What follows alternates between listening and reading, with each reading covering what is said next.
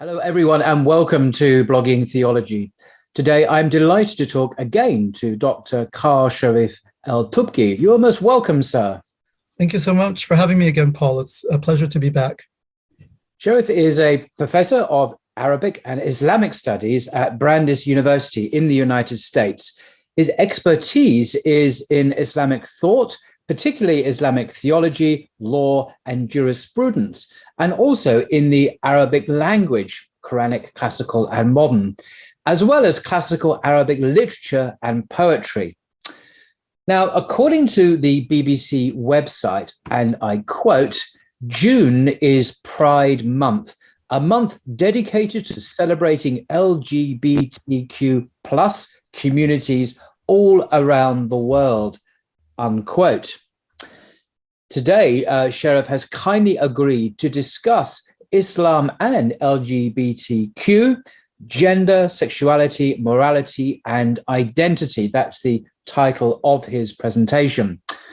Now, this is now an incredibly important subject for Muslims to understand because the West, the media, corporations, and governments now insist that everyone, including Muslims, give unconditional approval to LGBTQ plus people and communities. It's therefore vital that we have an accurate and reliable understanding of what Islam teaches from a respected Muslim academic. We need to ask, how did we get here? And realize the importance of getting our conceptual framework right, and explore the Islamic paradigm on sex and sexuality. So over to you, Sharif.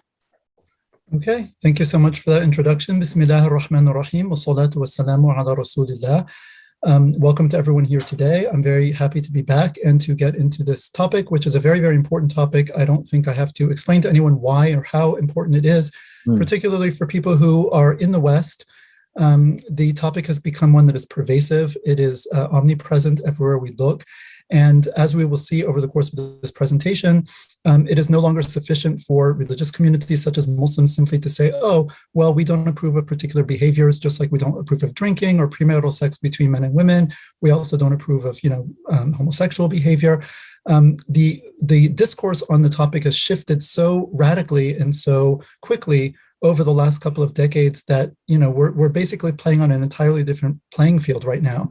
And there's a whole set of deeply embedded assumptions which have conspired to make this issue something that is very, very different from a simple judgment as to what is, say, halal or haram in terms of behavior. Of course, according to Islam, essentially that's, what we're dealing with when we're talking about particular behaviors. But there is so much more to the issue than that. That it is no longer sufficient for Muslims just to stop there, both in terms of explaining our position and our religion, frankly, to those who are not Muslim, and increasingly also within our own ranks, particularly among our youth who have grown up in the West or in Westernized environments. As we will see, the contemporary LGBTQ discourse is basically, it's put out as a moral discourse. We are given to understand that this is a question primarily of equality, of dignity, of human rights, and so forth. And that if one does not approve, for example, of particular kinds of behaviors or relationships, then one is actually opposed to all of these things that are otherwise wonderful. I mean, the Prophet, peace be upon him, said, "A'ti kulli dhi haqqin haqqah," give every person his due right. So we believe in giving people their rights. We believe in justice. Justice is very central to Islam. It always has been. But the discourse is put across that defines justice and equality and rights and compassion and dignity and so forth in very specific ways, which actually are at loggerheads with Islamic understandings of these concepts and also make mincemeat, frankly, of traditional Islamic understandings of things like gender, sexuality, sexual moral norms, and so forth. And so we really need to dig deep in order to have a proper conceptualization of what it is that we're actually dealing with today. Very often you have a westernized young Muslim person going to a sheikh from quote unquote back home, a traditional Muslim country, and asking the sheikh, oh, I think I'm gay, or what does that mean? Or can I? And the sheikh doesn't just says, oh, it's haram. And the child, the youth is asking about an identity, is asking about feelings, is asking about a political orientation, is asking about many different things. And the scholar is just understanding, oh, he's asking about sodomy, can he have anal sex? Like, oh, in the Sharia, that's haram, end of story. And there's kind of a complete miscommunication because they're coming from two completely different, what are now completely different paradigms of looking at, again, sex, sexuality, gender interactions, morality, what human beings are and what it means to be a human. So we're going to dig deep and get into all of this. Before starting, I just want to tell people this is going to be a lengthy presentation. There's also a lot of detail. There are a lot of slides, and the slides have a lot of information. It is necessary, I think, given our circumstances, to take the time to go through and to really understand these issues very deeply and precisely with the proper conceptual vocabulary and the proper terminology. And that is why Paul and I have decided to give it its due and to really take the time that's necessary. In addition, I have asked Paul to post the slide deck to connect it to the presentation so that it will be publicly available. Anyone can, download it as a PDF, to use it, to review it, to use it in your own teaching or halaqas or study circles or whatever. I think it's just important that the knowledge get out and that people have access to it. Yeah, so, I think it's going to be an outstanding resource for the coming months and years for people to come back to. It's going to be detailed, thorough. The presentation, the slides are very professionally produced, obviously from an expert perspective. So I think this is a wonderful opportunity to set the record straight. No pun intended. Right. Okay. All right. So without further ado, so the title of the talk, as Paul mentioned, is Islam and LGBTQ, Gender, Sexuality, Morality, and Identity. LGBTQ is enclosed in parentheses here, or square quote, in quotation marks, because I will be problematizing the term itself and the conceptual baggage that underlies it. And again, that's very important to the work that we need to do. So if anyone wonders why that's in quotation marks, that is the reason why. I'd also like to say that this talk today is a kind of expanded version of a talk I gave about 1.5 years ago online to a community in Houston, Texas. That talk is, if you go on YouTube, you will see it, and it has the title Gender, Sexuality, Morality, and Identity in Islam. And it's based on the same slide deck, except this deck is somewhat expanded. And so this would be, presumably the go-to lecture, once it's out. Yeah. If you come across both of those, this would be the more updated and the more expanded version. Yeah. Okay. All right. Good. Great. So the contents, we're going to first start by setting the stage. Now is June, the month of June, which has been identified or billed as Pride Month in many countries in the West and also other parts of the world. So we want to just look, how where we are today in the year 1443/2022, and then how did we get here? And then, as Paul mentioned, the importance of our conceptual framework. This is absolutely critical. Because as I already mentioned, the language that we use and the conceptual framework that we bring to bear on an issue are absolutely critical in terms of how we conceptualize and therefore judge that issue. And again, so many changes have taken place deep beneath the surface of our conscious understanding that we have to do a lot of digging and also expend a lot of effort in order to understand how we are really dealing with two very different conceptual paradigms now when we talk about Islam and an Islamic worldview in general, and on sexuality and gender in particular, and the kind of modern, Western, secular, modern / postmodern now worldview on the other hand. These are two very different kind of approaches, ways of looking at the world, ways of construing reality that depart from very, very different and often kind of diametrically opposed assumptions. And I think the more we realize that, the easier it will be for us in our own hearts and minds to kind of navigate some of these differences of opinion and clashes, frankly, which arise and will presumably continue to do so on this issue and others. And so after we talk about that, we will get into the Islamic paradigm on gender, sex, and sexual morality in general. And then we will go into homosexuality and transgenderism in particular. And we will do that from two angles. We will look at the kind of moral Shari'i considerations, so kind of what Islam teaches, what the Sharia says about particular actions. That's kind of from a sort of objective perspective, if we can say, the way things are in and of themselves regarding the moral valuation of particular acts.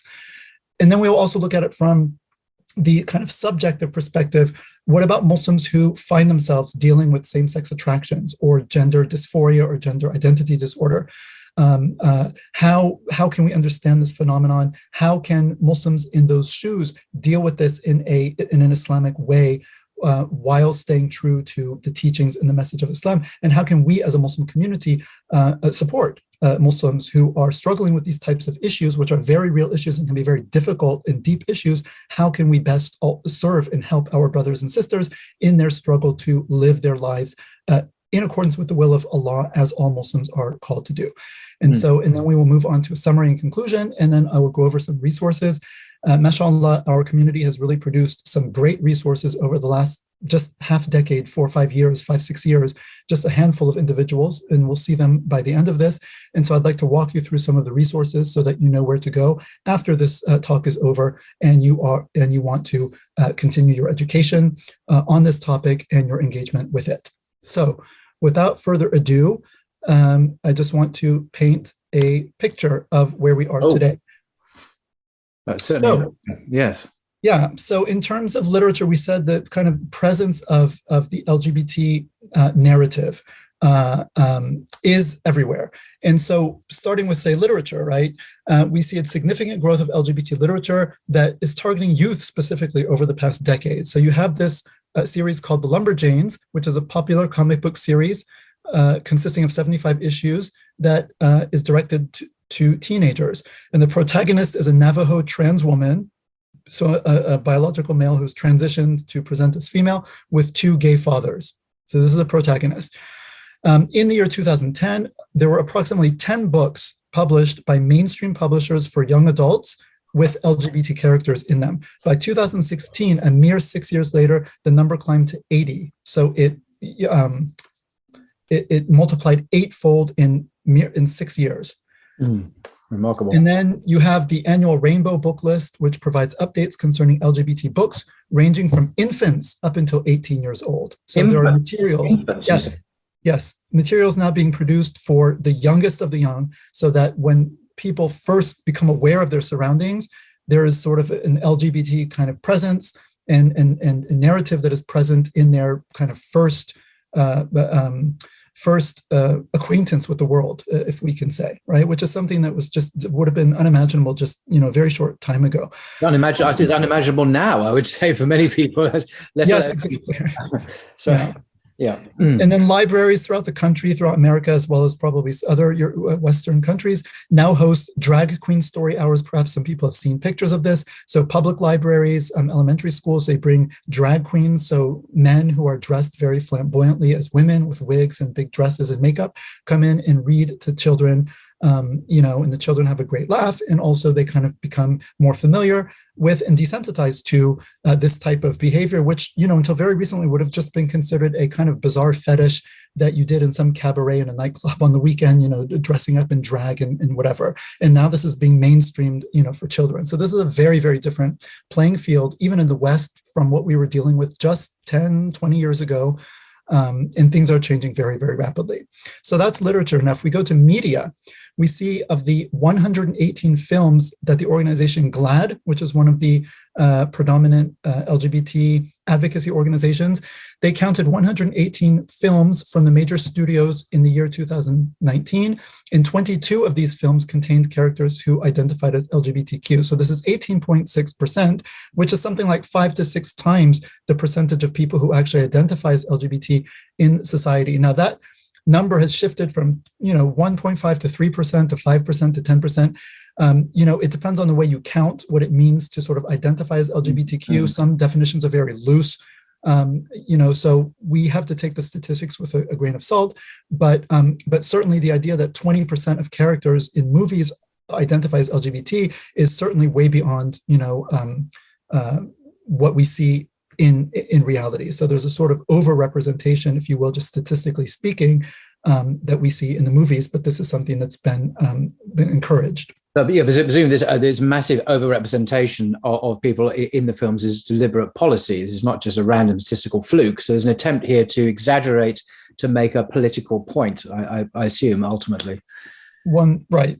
Yes. I mean, whatever the motivation behind it, seems like there is some type of something like that afoot here. So, and then a new database from Insider confirms the existence of more than 250 LGBTQ plus characters in children's cartoons dating back to 1983. 1983 is a long time ago, so I'm assuming the majority of these are probably the last 10, 15 years. But 250 since 1983, which is about almost 40 years. And if you look at the data from 2010 to 2020, especially the latter 5 years, right? So 2015 to 2020, the representation of overtly queer characters skyrockets. So indeed, it goes like this, and then it skyrockets in the last 5 years, which is right after the Obergefell decision is passed in the United States in 2015, which allowed for same-sex marriage across the country.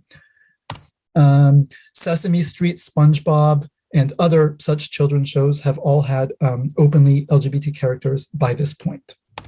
If we go now to schools, and I'm just talking about the United States here, California, Colorado, Illinois, New Jersey, Oregon, Rhode Island, and Washington now mandate specific LGBT education at the elementary levels or at some level of schooling. Other states have rolled out in quote unquote inclusive curriculum standards, but have not necessarily signed statewide bills, at least not of yet. Organizations like the SOGI education in Canada, SOGI stands for Sexual Orientation and Gender Identity. Education in Canada are devoted to advancing LGBT education in schools. And many people may have heard of the latest brawl with Disney, the Disney Corporation in Florida, when the governor of Florida actually moved to ban discussion and teaching of LGBT-related themes in Florida state classrooms in the first and second grades. So we're just talking about, first and second grades and before. And Disney, under pressure from certain groups, came out in force and said, we are completely against this legislation. It's homophobic. It's wrong. We're going to throw the full weight of our company behind trying to overturn it. And there's been a big spat back and forth now between Disney Corporation and the governor of. It's interesting that Disney has become heavily politicized now. It used to be, I used to watch it for cartoons and so on as a kid, but now it's actively involved in political campaigns to attack politicians and their representatives in putting forward legislation. So this is extraordinary how politicized corporations, even Disney, are these days. Right. And it's, interesting that you should mention that, because our very next slide, we're going to meet this genderbread person later on in the in the presentation. So we'll come back to him or her, the person. I noticed the brain of this gingerbread. Firstly, the gingerbread man has a brain, which is, I didn't realize they had brains. But anyway, this one has a multicolored brain as well. That surely tells you something. Right. And you mentioned corporations. So, going on to, actually we'll get to corporations in the next slide, but global affairs. So there's pressure growing now on Muslim countries as well to become quote unquote LGBT affirming. And so you can see here earlier this month, in June, Pride Month, the U.S. Embassy accounts in Muslim countries tweeted in support of Pride Month. And you can see here an example, the U.S. Embassy in Kuwait: all human beings should be treated with respect and dignity and should be able to live without fear, no matter who they are or whom they love. POTUS, the President of the United States, is a champion for the human rights of LGBTQI persons. Pride 2022, you are included. And so I'm just wondering, is POTUS also campaigning for the rights of Muslim men of polygamous marriage? I presume he's not, as it's illegal in the United States. I don't recall him campaigning for Muslim rights to have Quranically sanctioned marriages. But anyway, that's just my right, exactly. And we'll come to the, also we can look at the language here, right? All human beings should be treated with respect and dignity. And we would agree with that as Muslims, right? We agree with treating people with respect and dignity. The idea is that how is this understood? What do respect and dignity consist of? And we're going to realize that a big part of the challenge that Muslims face on this issue today is the kind of appropriation of language, very emotively resonant language like respect and dignity, and giving very specific definitions and meanings to those terms. It's loaded. It's loaded language. It's not neutral language, exactly. Descriptive, objective. It's heavily loaded with an ideology. And so it is meant to kind of force you to express that ideology in the very words that's used. Right. And the implication here, of course, is that if you're not fully on board with, homosexual behavior, relationships, family structures, and so forth, then you actually lack respect for people's dignity, right? Which that's a pretty serious moral charge, right? That's not a neutral thing to say, oh, you don't respect people's dignity, right? That's a very loaded kind of moral charge. And this is what Muslims and other kind of more traditional religious believers are facing now. And so we need to understand where this comes from and also how we can best conceptualize and respond to this. And so this, movement is also now, in some respects, has become a tool of demonization and even oppression. So AIPAC, the American Israeli Public Affairs Council, posted a tweet reading, "Do you support LGBTQ plus rights? Hamas doesn't. Hamas discriminates against lesbian, gay, bisexual, transgender, and intersex people." So the subtext here is that look at those evil, people over there who are not pro-LGBTQ, meaning they are not really part of modern civilized society, and therefore Western public should not support them or be sympathetic to their own struggles and their own plights, right, and their own oppression, because after all, they're not pro-LGBT, right? But the irony here, of course, AIPAC representing Israelis or Jews, the Jewish faith itself, the Jewish Bible, of course, would no way support any of these behaviors.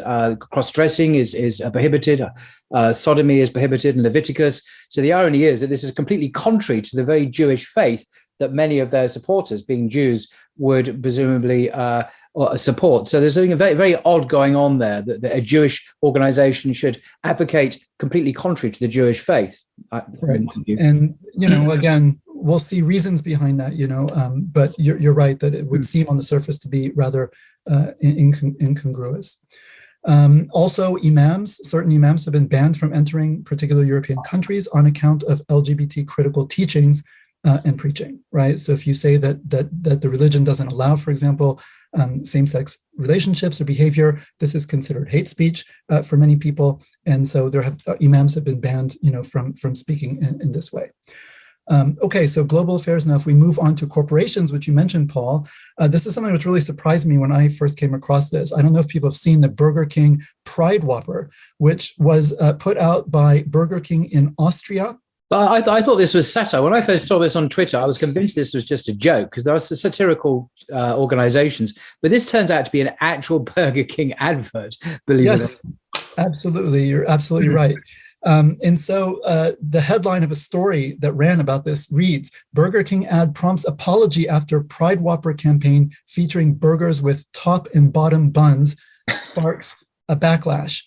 I don't know if people are picking up on this, symbolism here, but obviously you can see the two top buns and the two bottom buns. So it's like same, but also top and bottom is a not very subtle reference to the different positions that are assumed in same-sex, relationship between, basically anal sex between men, where one plays the top role and one plays the bottom role.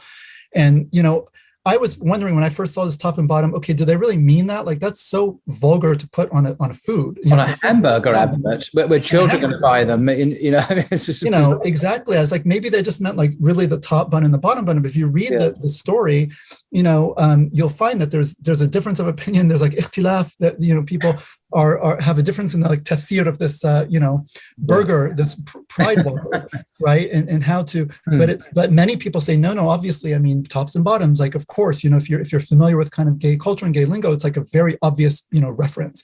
And so then we read, like in this article, the fast food chain's advertising agency issued an apology on Sunday for a much ridiculed tone-deaf marketing campaign announcing the Pride Whopper, a burger served with two matching buns. Now, you might think, okay, the apology, this has been ridiculed, tone deaf, that people might have objected to a major, decades old, respected international corporation. I guess maybe to say respected international corporation might be a contradiction in terms. But anyway, a well-known international corporation that has been selling burgers to the world for, decades now and has a big name, Burger King, is now selling hamburgers and naming them with terms that basically overtly reference sodomy, acts of sodomy, of male. I mean, let's call a spade here. That's what we're talking about, acts of sodomy. Yeah. So you would think that maybe people would be like, why are we being sold burgers that we're going to eat that are named after, anal sex? But you would be wrong if you thought that that's why there was offense taken at this. In fact, right, we read the ad, quote, includes a burger with 2 bun tops and another with 2 bottoms, a seemingly misinformed nod to sex within the LGBTQ plus community. Now, how do we understand this? Within days of the ad going live, people around the globe took to social media to comment on the campaign, citing the chain's failure to understand, quote unquote, how gay sex works, as well as critique corporate rainbow washing during Pride Month. So the idea is that, okay, in a real, relationship, right, you can't have 2 tops or 2 bottoms. The idea is that one person is the top and one person is the bottom. So this misrepresents the male-male sexual act because, you're presenting 2 tops and 2 bottoms. When why don't I get my head around it? So they've been a major international hamburger corporation has been criticized for not understanding the sexual practices of 2 or 3% of the population. I mean, this is kind of so weird that I can't really not representing it properly in not representing that act properly in their advertising for a hamburger. Okay. Right. It's a misrepresentation of the actual act, right? Because they don't know how gay sex works, because they didn't do their homework and they didn't consult with the LGBT community on it. And that's why we see how would I do your homework on this? But anyway, we'll go there. Right. So Burger King Austria, apologized. And so the post, they put out a post, and then the post continues, we've learned our lessons and will include experts on communicating with the LGBTQ community for future work, as promoting equal love and equal rights will still be a priority for us. So they've learned their lesson. If you're going to be representing, male sex acts in your food products, you need to do so accurately, and you need as you do. I mean, as you have, you mentioned sodomy when you're advertising for hamburgers. I mean, what's to object to that? And then we see again here, of course, the ultimate goal is a promoting of equal love and equal rights. So again, these terms which, have a lot of kind of emotive baggage, right? Equal love, equal rights, which, once you read that, well, who would be opposed to equal love? Who would be opposed to equal rights? And the idea is like no decent person would be. And if you are, then you're not a decent person, right? You're not a moral human being. And then the last kind of thing I wanted to point out here is LGBT and Islam specifically. Now, this poster that you see here, you can see the date on the bottom is May 17th, 2022. So just last month, this was the International Day Against Homophobia, Transphobia, and Biphobia. And this poster was produced under the auspices of a Canadian university and was displayed within that university and also in a number of high schools in Ontario, Canada. So you can see again, celebrate the power of love, right? The constant appeal to love. And then you see these 2 men about to kiss, a biracial couple, and then you see a heterosexual couple of color, and then you see a multiply abled couple, so someone in a wheelchair and then a able-bodied person. And then in the bottom left-hand corner, you see again 2, like a biracial Muslim, 2 Muslim females, women in hijab, and they're about to kiss. Now, I blotted that out because many Muslims, rightly so, were quite outraged at this image. And so I didn't want to, expose it further, but I did want to just give people a sense of what is actually going on. And we know they're Muslim, obviously, because they're wearing hijab, and they're literally being targeted for that. Yeah, okay. Exactly, yeah. And so, again, so the LGBTQ Nation put out they ran a story on this. University pulls image of women in hijabs kissing after Muslim community protests. So when the image first came out, the Muslim community was very upset. They were very offended. They were up in arms. And they started, and one person commenter said, "Shame on you for such an insulting mockery post to my religion." One commenter wrote about the call to, quote unquote, celebrate the power of love. Now, the university in question initially responded to the post by stating that they understood the image might be, quote unquote, upsetting to some Muslims and calling the topic, quote unquote, complex and intersectional, right? But in the beginning, they said they were not going to take it down as the Muslim community continued to protest and to sign a petition, which garnered, I think, several thousand signatures in a very short period of time. They actually eventually pulled it down due to Muslim pressure, which I was actually quite surprised by. Yeah, exactly. I mean, this to me, the remarkable thing about this story, I mean, apart from the sadly predictable poster, is the fact that this major institution, this library, did respond to Muslim pushback on this and decided to take it down. And that is remarkable. I wouldn't have expected that, to be honest, in the West. Right. Exactly. And it was not just, it was Islamic centers and, private individuals, but also high school students, Muslim high school students in Ontario public schools where this was posted, who staged walkouts and said, we do not accept this because our religion, again, we're looking at this particular act. The act is prohibited by our religion and it is disrespectful to our religion and therefore Islamophobic to try to force Muslim symbols, especially the hijab is like a symbol of purity and devotion, right? And to represent it in a way where two people who are wearing the hijab are engaging in something that is explicitly prohibited by the religion, as if you show someone a hijab, drinking alcohol or doing something else, or a man in a kufi and a beard, doing something that the religion prohibits. This would be considered kind of appropriating our religion and pushing into the service of something which it doesn't actually support. It does seem to suggest, however, sadly, that there's a hierarchy when it comes to phobias. So at the top of the tree comes homophobia, transphobia, and biphobia. We should be really, really, really concerned about those. Islamophobia is not so important because Islamophobia can be accepted as long as it's in the service of International Day Against Homophobia, etc. There seems to be a hierarchy here of people you can offend. Exactly, yeah. And the LGBTQ Nation article, it sort of ends dutifully with this statement, and we will see the degree of truth or untruth of the statement as we go through the presentation. But they say Muslim culture isn't inherently anti-gay. The Quran says nothing about homosexuality, unlike the Bible. Islamic history is filled with texts openly depicting homosexuality as a beautiful, matter-of-fact thing. And more American Muslims support same-sex marriage than do Christian evangelicals, Protestants, and Mormons, according to a Pew Research study. Now we notice here, the Bible says, the Quran says nothing about homosexuality. This is it is fake news. The word doesn't exist. The word is apart from the Pew Research study, which may be true. The rest of it is fake. It's fake news. It's a lie, basically. Right, and then the text being filled with openly depicting homosexuality. I know what they're talking about, and we can get to this later. But again, what they mean here by homosexuality doesn't really map one-to-one on what is being discussed here. And and we'll get to this. Acts versus desires versus intentions, and so on and so forth. Yeah. But anyway, they end it this way as part of, again, a rhetorical sort of flourish to show that Muslims, how does the article start? University pulls image of women in hijabs kissing after Muslim community protests.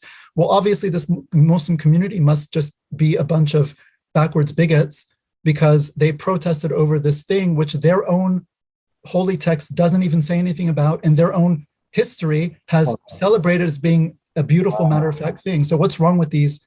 It's amazing. People, yeah. Right. And so again, we have to be very careful of sort of the rhetoric that is used to frame the issue in a very particular way. So this is kind of, where we are today, right? June 2022. The question is, how did we get here? How do we get here? For young people, this is pretty much all they know. If you're 20 or younger, you grew up in a world where gay marriage was a fact of life, where homosexuality was omnipresent on the television. And, but people like me, I'm only in my 40s, so I'm not that old, but this is all very, very new. I mean, I grew up at a time where this was still very, very taboo, and there was a very different conversation about it, which we will also get to as we go through, because again, there's been a very, very rapid and very radical shift in the discourse, which is important for Muslims to understand if they're going to be able to conceptualize and respond to this properly. So how do we get here? So this takes us back to the sexual revolution. Now, the sexual revolution begins in the 1960s, late 1960s, and this is sort of the most obvious proximate cause to where we are today. But there are antecedent causes. The sexual revolution, there are, things about it which started to stir in the 1930s. We'll get to this, and then came into full bloom in the 60s. And then even before that, developments that take place from the beginning of the modern period, 17th, 18th, 19th centuries also, laid the groundwork to get to a point where by the 1960s, in Western culture specifically, the sexual revolution almost looks like inevitable. If not inevitable, like it's just waiting to happen, right? And then it's waiting for a catalyst to happen. And then catalyst comes about, we'll see, in the form of the birth control pill and other kind of social movements that were afoot in the 1960s. But it's very important to understand the sexual revolution as part of this larger narrative. Now, the sexual revolution is basically, it represents a fundamental rejection of Christian, or more generally Abrahamic, religious, moral norms surrounding gender, sex, and sexuality. So up until the 1960s, at least, the official kind of moral norms in the West were pretty much aligned with Christianity. Premarital sex was very much taboo. It was not something, living together outside of marriage was completely unheard of in the West before the 1960s, at least in America, I think also in Europe as well. You did not just live with someone of the opposite sex outside of marriage. That was just not done. Like in the Muslim world today, it's unheard of. Like it's just not done. People might like have relations, but you don't, it's like hush hush. And it's not something that that's accepted. And it's certainly not something that you just would do so openly. Up until this time, also in the 1960s, people were very reticent about discussing matters that were related to sexuality. So on American soap operas, for example, in the 1960s, you could not even say the word pregnant on public television. Right now, there's nothing really wrong with that from our perspective as Muslims, but the idea was that even that was too forward. It was kind of too direct, and so they used euphemisms. A woman was said to be with child or expecting. You couldn't, if you had a movie in the theater where a woman's chest was shown, bare chest, for like 2 seconds, it was immediately slapped with an R rating. Restricted audiences, no one under 17. Without an adult accompanying them, right? This was considered very shocking. At the same time, you have, for example, pornography was completely forbidden. It was prohibited by law in the West. And I don't just mean pictures or videos. I mean also just written like salacious novels. Even that, like just, written descriptions that were very explicit, where actually you couldn't sell them legally in European capitals and in the United States.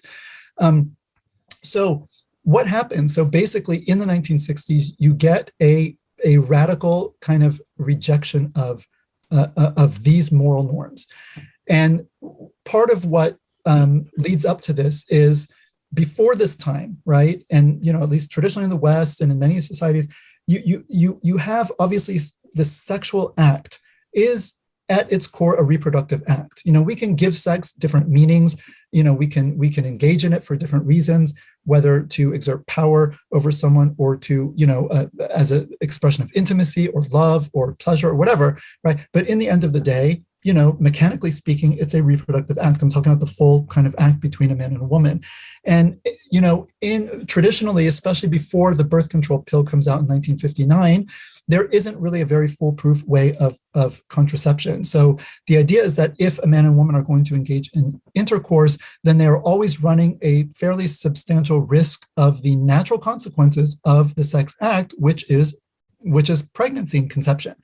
And, it doesn't make sense for any society to really have women, giving birth to children left and right, willy-nilly, where we don't know their fathers, who's going to be responsible for them. They don't have a lineage and so on and so forth. Girls are left to fend for these children on their own. Anyway, it's a big, it undermines sort of the very basic structure of society, which is based on the family, right? I mean, the family is the absolute core institution in practically all human societies, historically speaking, anthropologically speaking, and even in the modern West, although it's been pretty much destroyed or very much, undermined by this point. But the idea is that because sex and reproduction were so tightly bound together, they also were confined, at least, officially, so to speak, the official morality and social norms, they were confined to marriage, to the marriage bed, because the idea is that if people are going to engage in activity which could produce children, they should only do that, would only be morally responsible and acceptable to do so if they are in a situation where they are ready to receive that child, right? They can provide for it. It has a father to provide for it financially, a mother to take care of it, and so forth. Otherwise, to engage in this act, which could bring about children, is a huge thing to conceive a child, right? Without being properly prepared to do that is actually, it's immoral. It was considered immoral, antisocial. It was a direct threat to the social fabric, which it was, because it undermines the family. And so that's why things like premarital sex were, so taboo. Again, it happened, but it was not the norm. Sometimes girls did get pregnant out of wedlock. They would often disappear and, quote unquote, go visit grandma for 6-7 months, and stay in a home somewhere and give birth to the baby and then give it up for adoption and come back home from visiting grandma, 7 months later. And everyone kind of knew why, and no one really said anything because it was a big, big scandal, right? So what happens? So sex, reproduction, marriage, as well as morality, so religious morality, also kind of undergirds this whole system and says, because this is the nature of the sex act, right, which is based on the nature of the male and female bodies and so on and so forth, moral norms are such that, sex should be confined to a particular context. And Christianity is actually very specific and quite restrictive on that, even more restrictive than Islam, as we'll see. But Christianity is very, very specific, on this issue.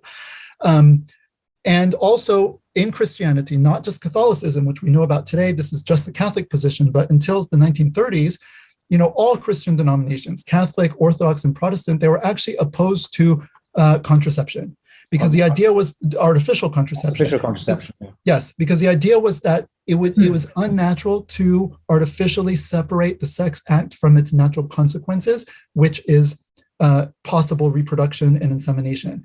And so in the 1930s, it was, in America in the 1920s, and in England and other places, contraception was actually illegal, and it only became legal in the 30s. And you had certain Protestant denominations that came to accept it as a morally viable thing for Christians to do. I mean, this is hard for us to imagine that, even mainline Protestant Christian churches did not accept even contraception. Here in the United States, until 1965, contraception was illegal in the state of Connecticut. You could not buy it. Wow. Right? Now, again, for us as Muslims, contraception is actually legal, and for a married couple. I mean, sex is only legal for a married couple to begin with, but it is actually we do have more latitude on that as Muslims than the traditional Christian position. But at least in the West, this kind of acceptance of artificial contraception is, I guess, the beginning, you could say, of the beginning of the separation between kind of the sex act and what tends to be its natural outcome. And then, what kind of contraception did they have in the 1930s? It wasn't necessarily that reliable. You had condoms, they were not very good. But the game changes radically in 1959 with the birth control pill. So the birth control pill was first marketed, maybe 58, but I believe 1959 anyway. And for the first time, people say, aha, now we have basically, if you take it every day, it's basically a foolproof way of birth control. So now we can really kind of just separate sex from reproduction. And if we can separate sex from reproductive consequences, then why should it be confined to marriage anymore when those consequences are not necessarily there? And so that old moral norm, which demanded that these all be tightly, bound together, doesn't seem to make much sense to people anymore. Now, I don't mean to imply that this was just because of the pill and birth control. I mean, obviously, there's a lot more that drives social change, and we're going to look at some of those factors also in a minute. The birth control pill became available all over the world, not just in the West, and it did not provoke. We did not see a sexual revolution take place in the Muslim world. We did not see a sexual revolution take place in China, for example, right? So in the West, there were other major transformations that had taken place, where all the dominoes were sort of in place. It needed a final catalyst. I was just say it's very interesting about China, because China is officially a communist state. And so you'd expect perhaps that a communist society would naturally ally itself to more libertarian and progressive movements like we have in the West. But China is actually a very traditional society when it comes to gender relations and sexuality. So there has to be something else that's going on in the West. So it's not just the advent of the pill and the availability of artificial contraception.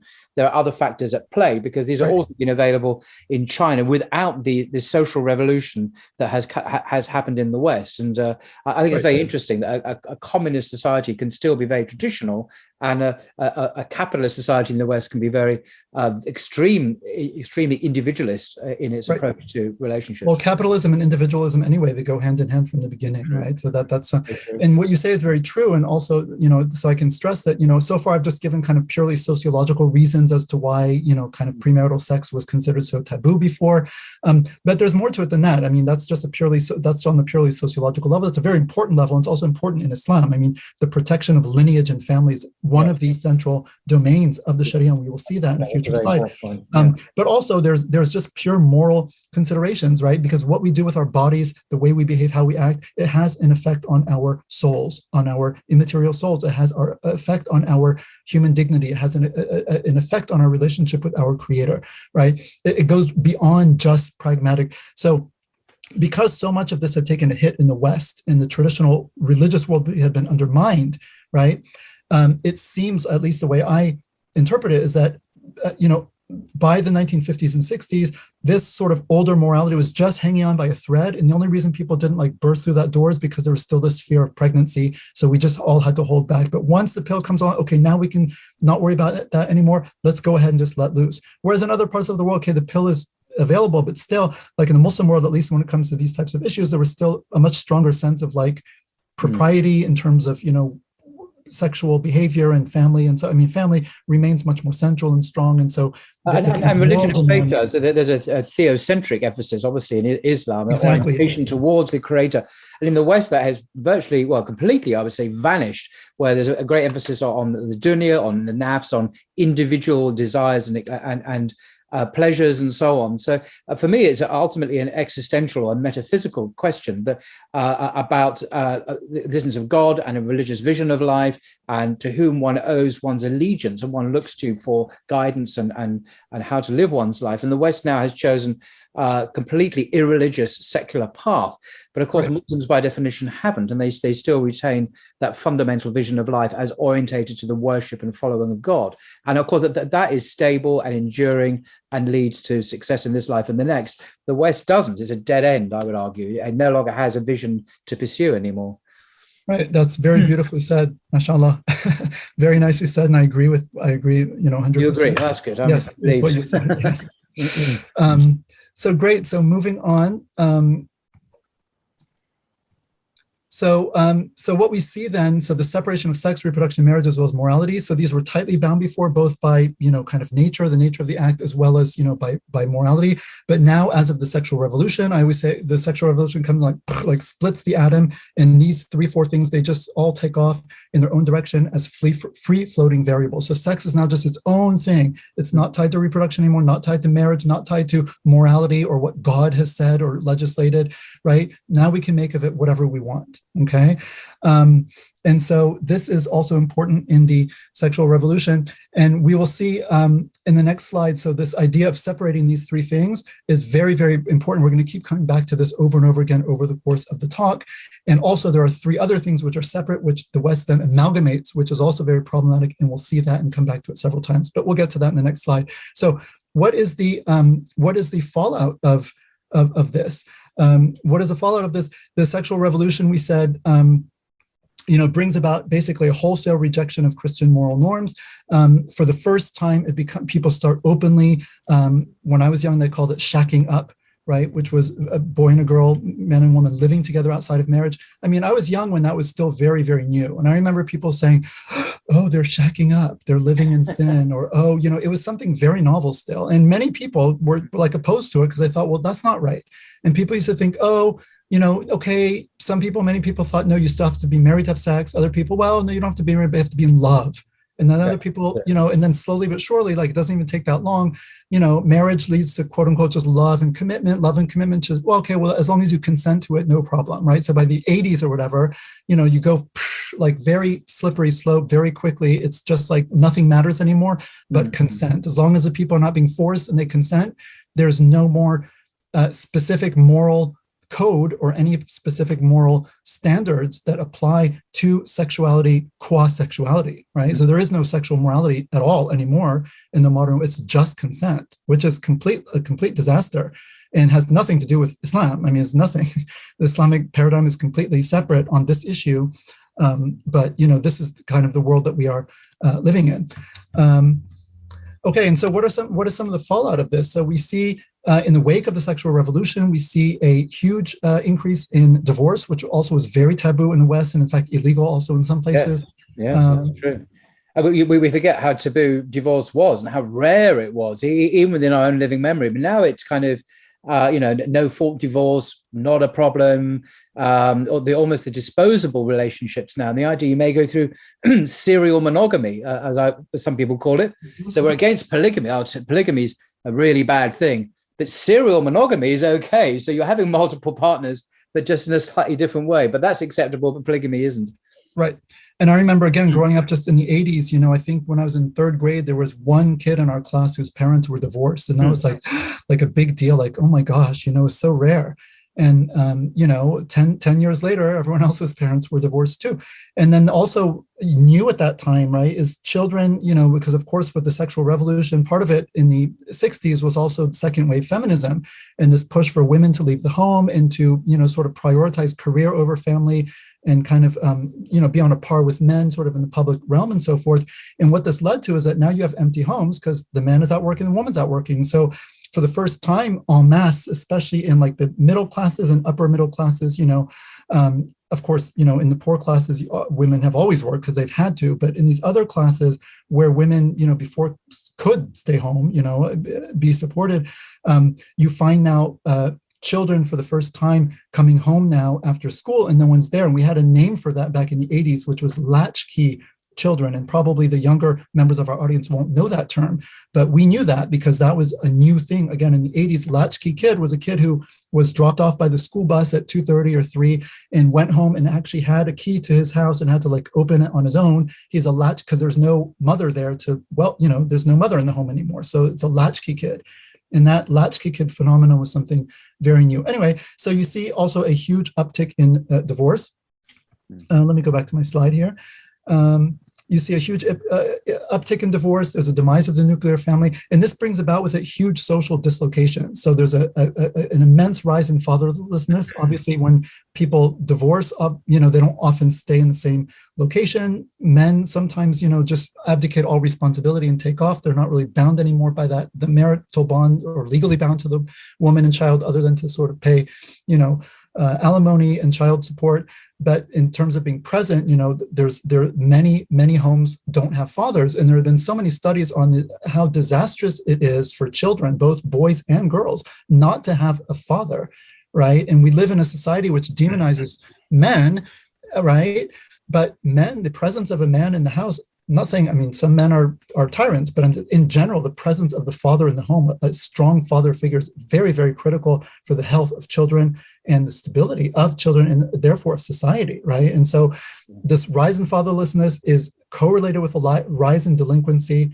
Yeah. Also, of course, a rise in single motherhood, and then also single female poverty, because it's these single mothers who are left with these kids who are often left fending for themselves, working and trying to raise them at the same time without the help of a father, materially and also sometimes financially as well. Anyway, so you have a lot of, and so when you look at are families perfect? No. Are we saying that, okay, before the 1960s, everything was hunky-dory and of course not. The idea is that the world is not perfect. This is not Jannah, it's not paradise. But the question is, what is the arrangement that is going to lead to the greatest amount of kind of human success, possibility of human flourishing, both again, physically, but also emotionally, morally, spiritually in this life and the next? That's what Islam is going for. And the idea is that a strong, stable family unit is absolutely critical for that. It's critical for the stability of society and the health of society in aggregate and for individuals. And because sexuality is so tightly bound, we'll see this later on too, because it's so tightly bound to the family system, that is why norms surrounding sexuality are so stringent. And really any society, I'd say sexuality is so central to who we are as human beings, right? And this is also a big part of the LGBT discourse, so central to who we are as human beings, individually and collectively, that no one is really truly nonchalant about it. Whatever moral norms you or your society hold about sexual norms, you tend to feel them very deeply and very viscerally. So if you grow up in a society where monogamy is the norm, or heterosexual norm is the norm, and so forth, like in the West until recently, then you have like a very strong reaction against things like homosexuality. It'll just seem like very bizarre and very weird and very like wrong. Now, if you grow up in the contemporary West, where homosexuality and heterosexuality have been equated, and all of the relevant differences between them have been done away with or denied or whatever, and you don't see why there should be a distinction, you're going to feel really strong about why you discriminating against, same-sex relationships. But people tend to feel very strongly about it because sex is very important, it's very powerful, and it's very central to human life. It's not something that really any society, including the modern West. And also, I think that the new, you've not called it by its name, wokeism, or the new, I think it's a religion anyway. It's not just an ideology. It has the characteristics of a religion. So it has its fundamental creed.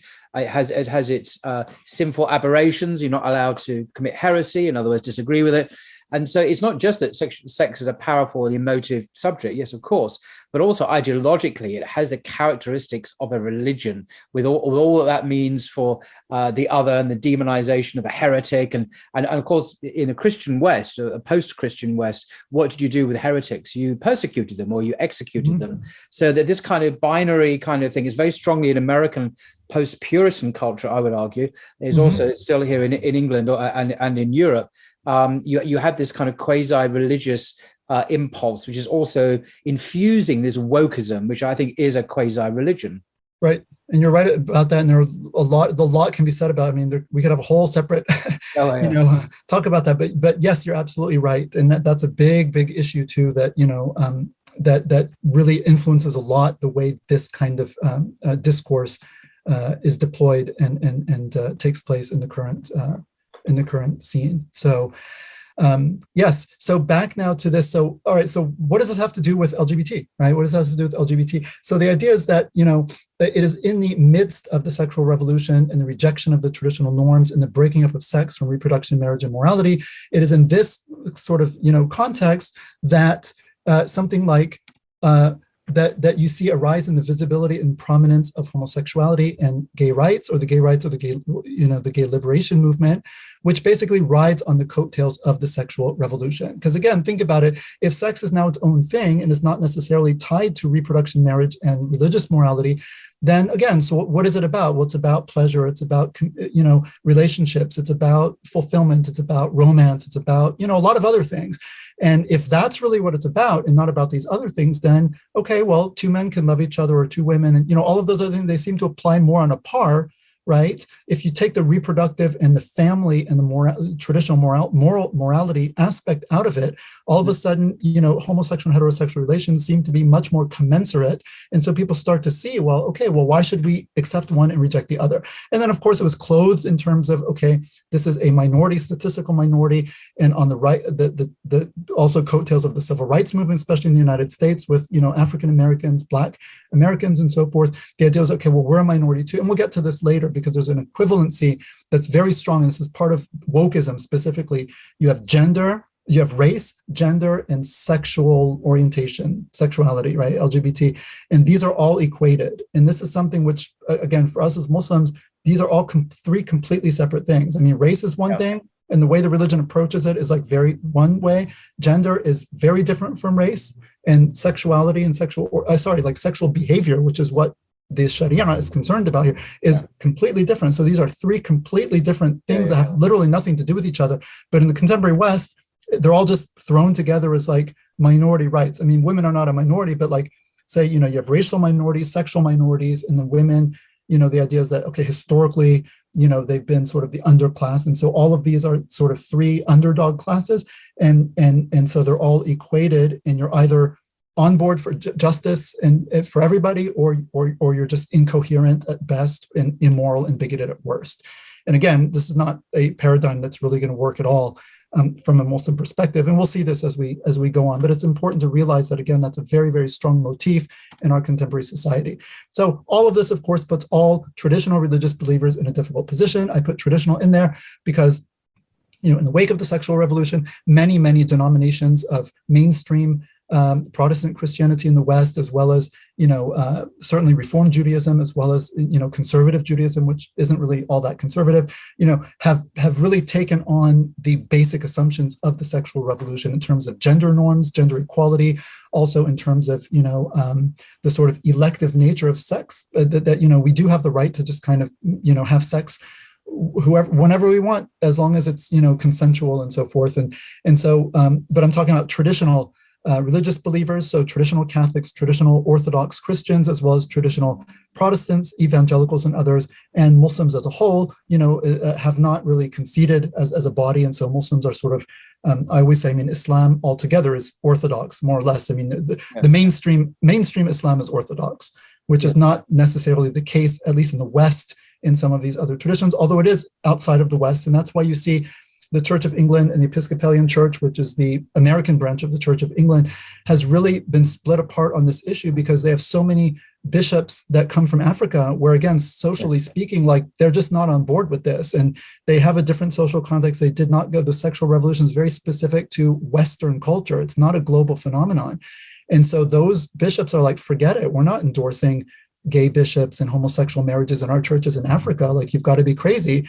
And you have your Northern Europeans, Swedes, and England, and, but for them, again, they're kind of inhabiting a completely different universe, which has been brought about precisely by, the sexual revolution. And so they say, no, but this is fundamentally unjust and it's discriminatory. And again, it's totally incommensurate. The paradigms, it's just like talking right past each other. And this is really why it's so important to have this conversation. So moving right along. So this slide, we're going to see it again. So I'm just going to go very quickly, but it's something I want people to really take home with them. I think it's really critical. If you get this slide, it's the key to unlocking the whole conundrum that we're in. So modern Western, I should say contemporary Western culture, right? Modern is like a long period, contemporary is just right now, and this is all very new, separates three things that are inherently bound up to each other and should be by nature and by religious law, we would say as Muslims, right? Allah created us as human beings. He created nature, he endowed it with a purpose. He also legislates morality. And so these are coherent and in tune with each other. And by both the nature of reality and by religious law and norms, sex, reproduction, marriage, and morality should be bound together. Now, I want to say that also as Muslims, we do not, Islam is the middle position. And I think from a Muslim perspective, traditional Christianity is comes across as a very, what they call sex negative religion. You have Augustine in the 4th century, right, who was a licentious man before he became a Christian. But once he became a Christian, he was so disgusted with his previous life of profligacy that he took a very, very negative view towards the body, towards sexuality. Also, there's a very heavy Platonic and Neoplatonic influence, which also very much downplayed kind of the materiality in favor of pure spirituality. And so Christianity... I think you're right. Augustine was much more influenced by Neoplatonism, the Hellenistic Greek philosophy, than by the Hebrew Bible, which doesn't have any of these inhibitions. The Hebrew scriptures, the Jewish Bible, in other words, doesn't have any of these sex negative. I mean, the Song of Songs, for example, in the Old Testament is very erotic, actually, almost obscene for some people. But for him, he was much more influenced by Greek philosophy, which with its denial of the body, seeing the body as a prison, and so to be really close and transcendent, you had to deny the carnal nature, the sinful nature, which inevitably meant sexuality. So yeah, absolutely right. And Augustine's influence over the Western Church has been phenomenal, absolutely phenomenal. Right. And it's very important because, again, I think so Islam, sort of understands itself and has been understood as Muslims as being a middle path. And, this sort of, traditional Christian view. I mean, Augustine said sex was basically a necessary evil. Yes. So it's intrinsically evil because it's of the flesh, and the flesh is fallen, right? And carnal, desires where the trouble began with back in the garden with Adam and Eve. And, anyway, all of the influences that you also just mentioned, it's evil in and of itself, but it's necessary for the propagation of the species. And according to Augustine too, even a married couple should not enjoy it. They should try to enjoy it as little as possible. It's like, just do what you have to do to make sure the species goes on, but you should try to enjoy it as little as you can. So there's nothing in Islam like this. In fact, sexuality, Islam has been considered traditionally a sex positive religion. And by that, it doesn't look that way from the modern stereotype that contemporary Westerners have. But that's also because the contemporary West has gone from one extreme to quite the other extreme, probably in reaction to the first extreme, partially in reaction to it, but also part of other factors that we'll talk about shortly. But, Islam has never, sexuality itself has always been considered something pure, good, holy, if you want to put it that way, but in its proper context. So Islam is very, very strict about, illicit sex. It takes a very strong position against it, but within the proper context, which is basically the context of marriage between a man and a woman, right? That in that context, it's actually considered an act of worship. And the Prophet, as we know, peace be upon him, he said to his companions, "You will be rewarded for coming unto your wives." And they were surprised by this, and they said, "What? Why would we be rewarded for simply taking care of our desires?" And he said, do you not see that if you were to take care of your desires in an illegal way, that you would be punished? And they said, yes. And he said, well, therefore, if you do it in a permissible way, then you will be rewarded, right? So you actually get reward. And so, having relations with one's spouse is considered an act of worship. One is supposed to be in a state of ritual purity, although the act itself vitiates the ritual purity, but you're supposed to get into a state of ritual purity before, because it's as if it's an act of worship. And in Islam, even the sunnah at the moment of climax, will just be explicit. One should say, Allahu Akbar, right? Which is to remember God, because it's his blessing that one is able to experience this. And our scholars consider that a foretaste of the pleasure of paradise, because it's the greatest physical pleasure, at least, that human beings typically can experience in this world. And for many people, especially even post-Christian Westerners, it's just completely, they can't wrap their mind around, okay, maybe we're cool with sex today, we don't have these hangups, but we've also thrown off Christianity. But if you want to tell me I should remember God while having an orgasm, I'm sorry, like that just doesn't compute. Mm-hmm. For even a modern, again, post-Christian, it's like religion is here and sex is there, and it's the largest church, never the twain shall meet. The largest church in the world is the Catholic Church, and all of the leaders of the Catholic Church are celibate men. They've never had, they just don't do this at all. It's completely, so that's even now, even though the church is more sex positive, it still in practice is led by celibate people who've renounced sexuality completely. And then compare that with the Prophet of Islam, upon whom be peace, who had a number of wives and it had the teaching, as you just said, it's integrated in a very positive way in the life of Muslims. Right. And also, it's important to know, so celibacy has always been considered a very high calling in Christianity. Now, Christians have understood that it's not for everybody. In fact, it's not most people's calling because it's very difficult, right? But if you are able to do it, and if you are, quote unquote, called to it, you have a vocation to celibacy, that's considered very, very high. And that's why the religious leaders are expected to sort of rise to that vocation. Of course, the central figures, you have the Virgin Mary, whom we also believe as Muslims was a virgin when she gave birth miraculously to Jesus, even if she married thereafter. So she's a central figure. And then Jesus himself, we don't, as far as we know, never married. So he was presumably a virgin too, because he never married. So your two central figures are people who were, sexually celibate, at least Mary until the time. These are role models for Christians. These are role models. Jesus and Mary are role models, and both of them, it would seem, were completely celibate. So, And very interestingly, the Quran affirms Mary in her miraculous conception of Jesus as a virgin, but it doesn't say that she remained a virgin her whole life. And the New Testament doesn't say it either. The New Testament suggests actually that she went on to have many children, because Jesus had many brothers and sisters, biological, not just in the extended sense, but in the biological, yes, through her, right. And I'm not aware that Muslim sources believe that Jesus got married either. So we probably believe that he didn't. I don't know if I've never heard anything to the contrary, but nevertheless, right. And although Jesus, of course, is very, very highly, one of the greatest prophets in Islam, right? You have the five, Noah, Abraham, Moses, Jesus, and Muhammad, peace be upon all of them, are the five greatest. The Quran explicitly repudiates the Christian idea of monasticism. It says, La rahbaniyya, the Prophet, peace be upon him, La rahbaniyya fil Islam, there is no monasticism in religion. And Allah says in the Quran, we read in the Quran, wa rahbaniyatan ibtada'uha ma katabnaha alayhim, monasticism which they innovated, that they introduced as a no divine warrant for us at all. Yeah, exactly, as a reprehensible innovation in religion that we, meaning God, did not prescribe upon them. So anyway, so Islam, and you also find, obviously, descriptions of paradise in the Quran do very strongly suggest that people will enjoy sexual congress in paradise, in addition to the other types of bodily pleasures that are mentioned, like eating and drinking various, delicious fruits and foods, and reclining on sofas of silk and so on and so forth. And then the greatest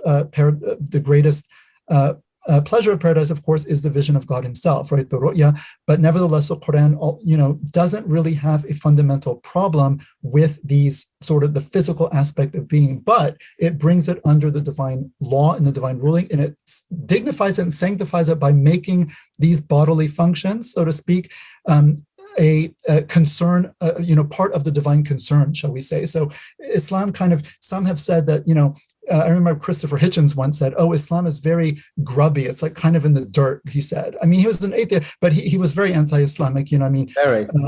He was, I remember, he was very pro-Bosnian back at the time of the war, but that was not a religion. He was very critical of the Islamic religion. But what he meant, he said, Islam's very earthy. And I think even though he's an atheist, he's still coming from this kind of Christian background. And what he doesn't realize that for a Muslim perspective, Islam is actually, the companions, the disbelievers of the Mecca said, your prophet even teaches you how to go to the bathroom. because in Islam, we have to clean ourselves a particular way, use water and so on and so forth. Like you don't just do it any which way, because cleanliness and nadafatu min al-iman, cleanliness is part of faith. And so the disbelievers made fun of the Muslims, like, what kind of prophet is even teaching you how to clean yourself? And he said, yes, that's right. He teaches us even how to clean ourselves, because this becomes also an act now that is endowed with significance, because there's a proper way to do it. There's a sunnah behind it, a way of following the prophetic guidance. And this is what guidance is all. It's comprehensive.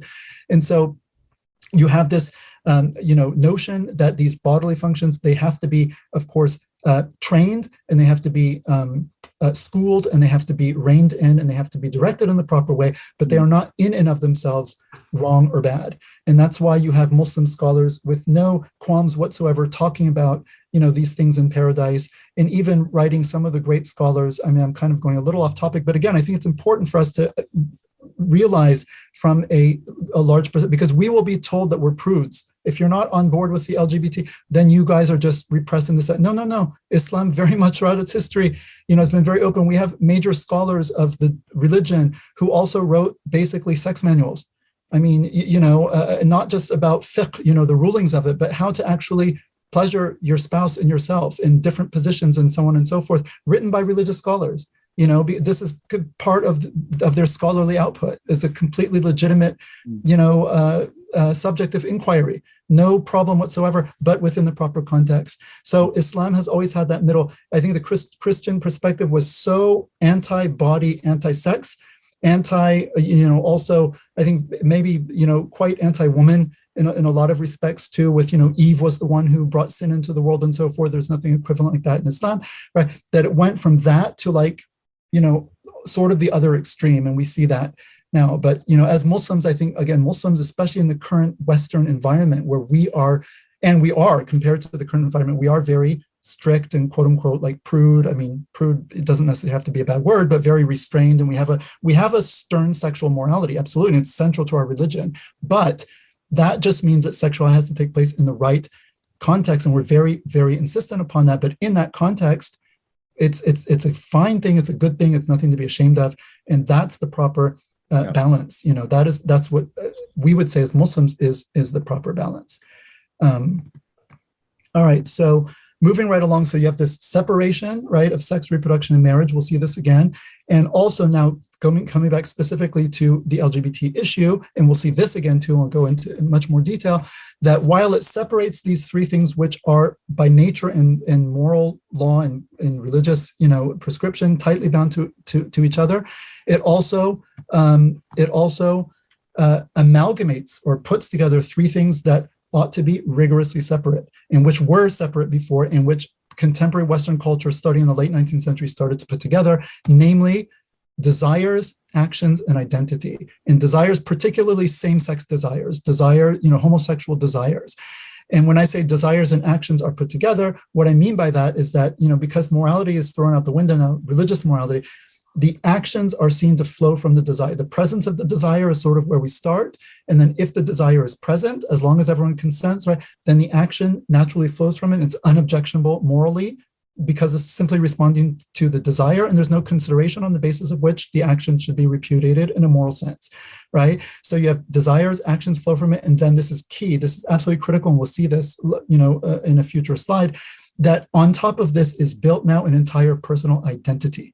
And this starts in the late 19th century, 1860 or so. The word homosexual is coined in German, Homosexualität, and then it's taken, that's actually, a Greek borrowing. But anyway, it was coined first in the German environment and then taken into other languages in the same form, essentially. I mean, there's a German word for it, but they coined it with that Greek.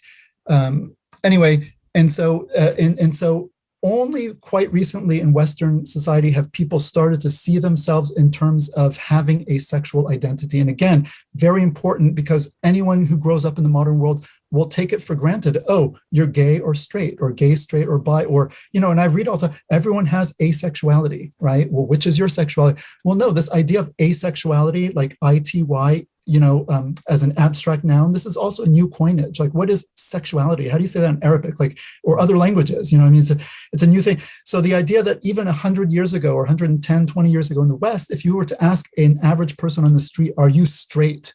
They would have said, what do you mean, am I straight? Like, they wouldn't have even identified as being quote unquote straight. No one really identified in terms of being either gay or straight. For us, again, it's so ingrained that you're either one or the other, or somewhere in between. So you're bi, but you have to be either gay, straight, or bi. Well, how come no other culture even has words, that correspond to any of this? Because they didn't have the concept.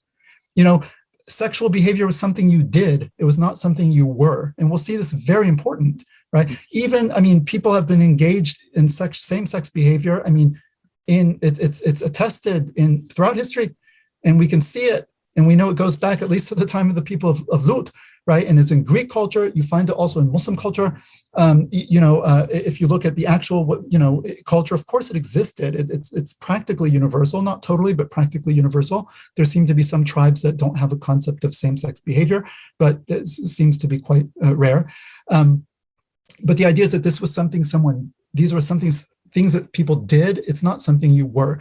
And the analogy would be other sexual behaviors for us today as modernized or modern westernized peoples, right? Someone may or may not engage in X act or Y act, or I don't know, masturbation or something like that. And, whether you do or not, it's like something you either do or you don't do. It's not something you are, and you would never think of identifying yourself based on, do you do this particular act or not? And we say, yeah, but homosexuality is different. Well, yeah, it's different to you because it's been constructed that way in your particular cultural milieu at this time and place. But even in the West, until quite recently, no one thought in terms of, of sexual. There was no such thing as a sexual identity. It's all very new, and it's all very culturally contingent, historically and culturally contingent. It's very important for Muslims to understand, because forces in the West, right, they present this as something that is universal, that is just natural, that is just the way things are. And if you're not on board with this, then you are simply, you're unnatural. Like, you're going against just how things are, and you're denying reality. And you say, listen, you can only go back a little bit. And even in your own culture, you have no such conception of this. And so by what fiat, by what right do you sort of, have the fiat to just say, well, this is now a universal truth? Okay. Anyway, let's go on, because we have a lot to do, and I want to make sure we can get through this. Yeah. So very quickly, so the sexual revolution, I said, is the most important kind of, and the most proximate cause of where we are today. But the sexual revolution itself has antecedents.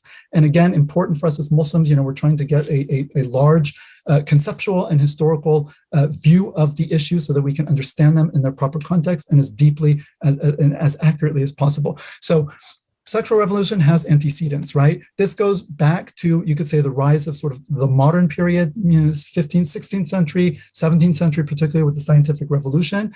Again, I'm not going to say much on this. At the bottom of this slide, you're going to see a talk I've given on these things in much more detail, so I'll refer you to that. But with the scientific revolution in the 17th century, you have the rise of a materialistic, mechanical view of the world, right? The world is now seen as just being this kind of clock ticking along, material stuff out there. And one of the results of this is that God essentially is cut off from his creation. Not really, of course, because if we're not for God's will, the whole creation would cease to exist in the blink of an eye. But in people's minds, right, in their worldview, they no longer see God's hand in his creation, right? Whereas before, there things were created with a purpose, and they were given a teleology, a purpose by God, and they were seen to have a particular nature that was imbued, through divine agency and so forth. The universe as a whole, as well as human beings collectively and individually. And this starts to fall by the wayside in the Western consciousness with the rise of a kind of materialistic and mechanical worldview. So you have a loss of inherent meaning and purpose, right? And this is important because if there's no meaning out there in the world, there's no intrinsic meaning, no inherent meaning, and there's no inherent meaning in human existence or my personal existence, then either you live in a world without meaning, which is one of the main themes of modernity. How do we grapple with kind of the meaninglessness of it all? Which is why you have so much absurd art and pessimistic art, because people are really staring this meaninglessness in the face, right?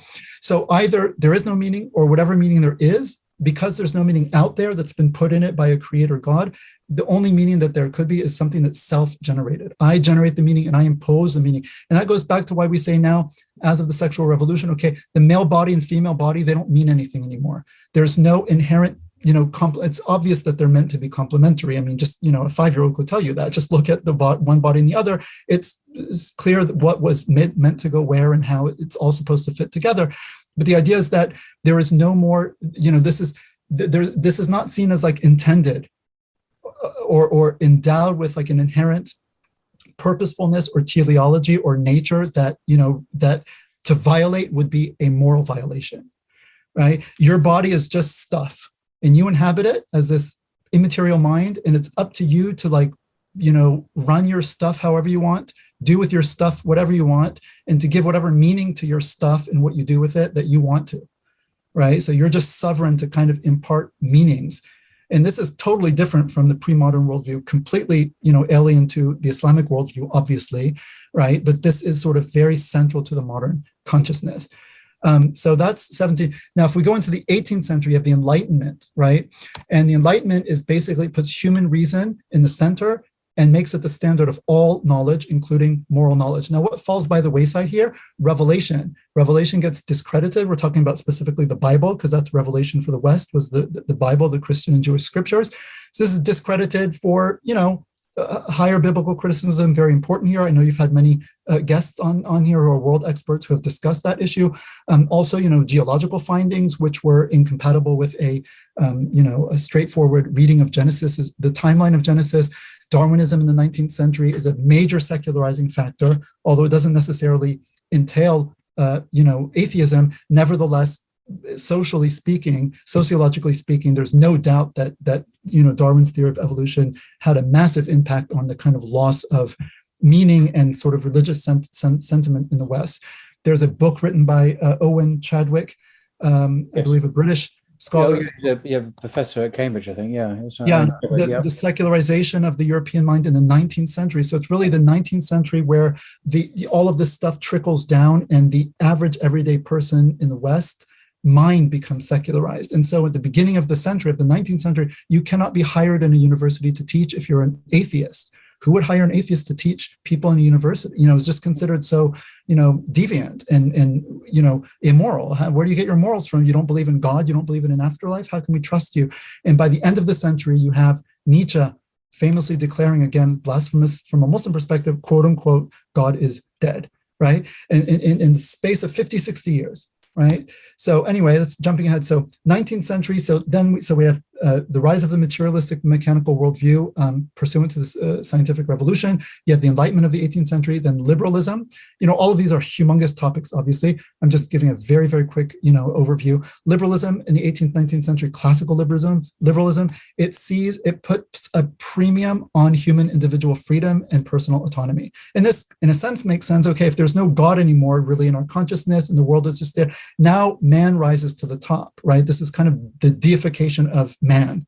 Mm-hmm. So we are at the center. We are sovereign. We can rule the world. We're no longer standing under a God. The world is not standing. We are the masters. We're in control, and we demand absolute, maximum freedom and autonomy as a species to do whatever we want, to the planet, with the planet, whatever, and also in our own societies to structure them the way we want in our own lives as well. We have this ultimate freedom and autonomy. So freedom, of course, everyone, appreciates freedom when you talk about political freedom from tyranny and so forth and oppression, of course, but the modern psyche has a very particular notion of freedom, which goes well beyond that. It's almost a fetishization. I am here.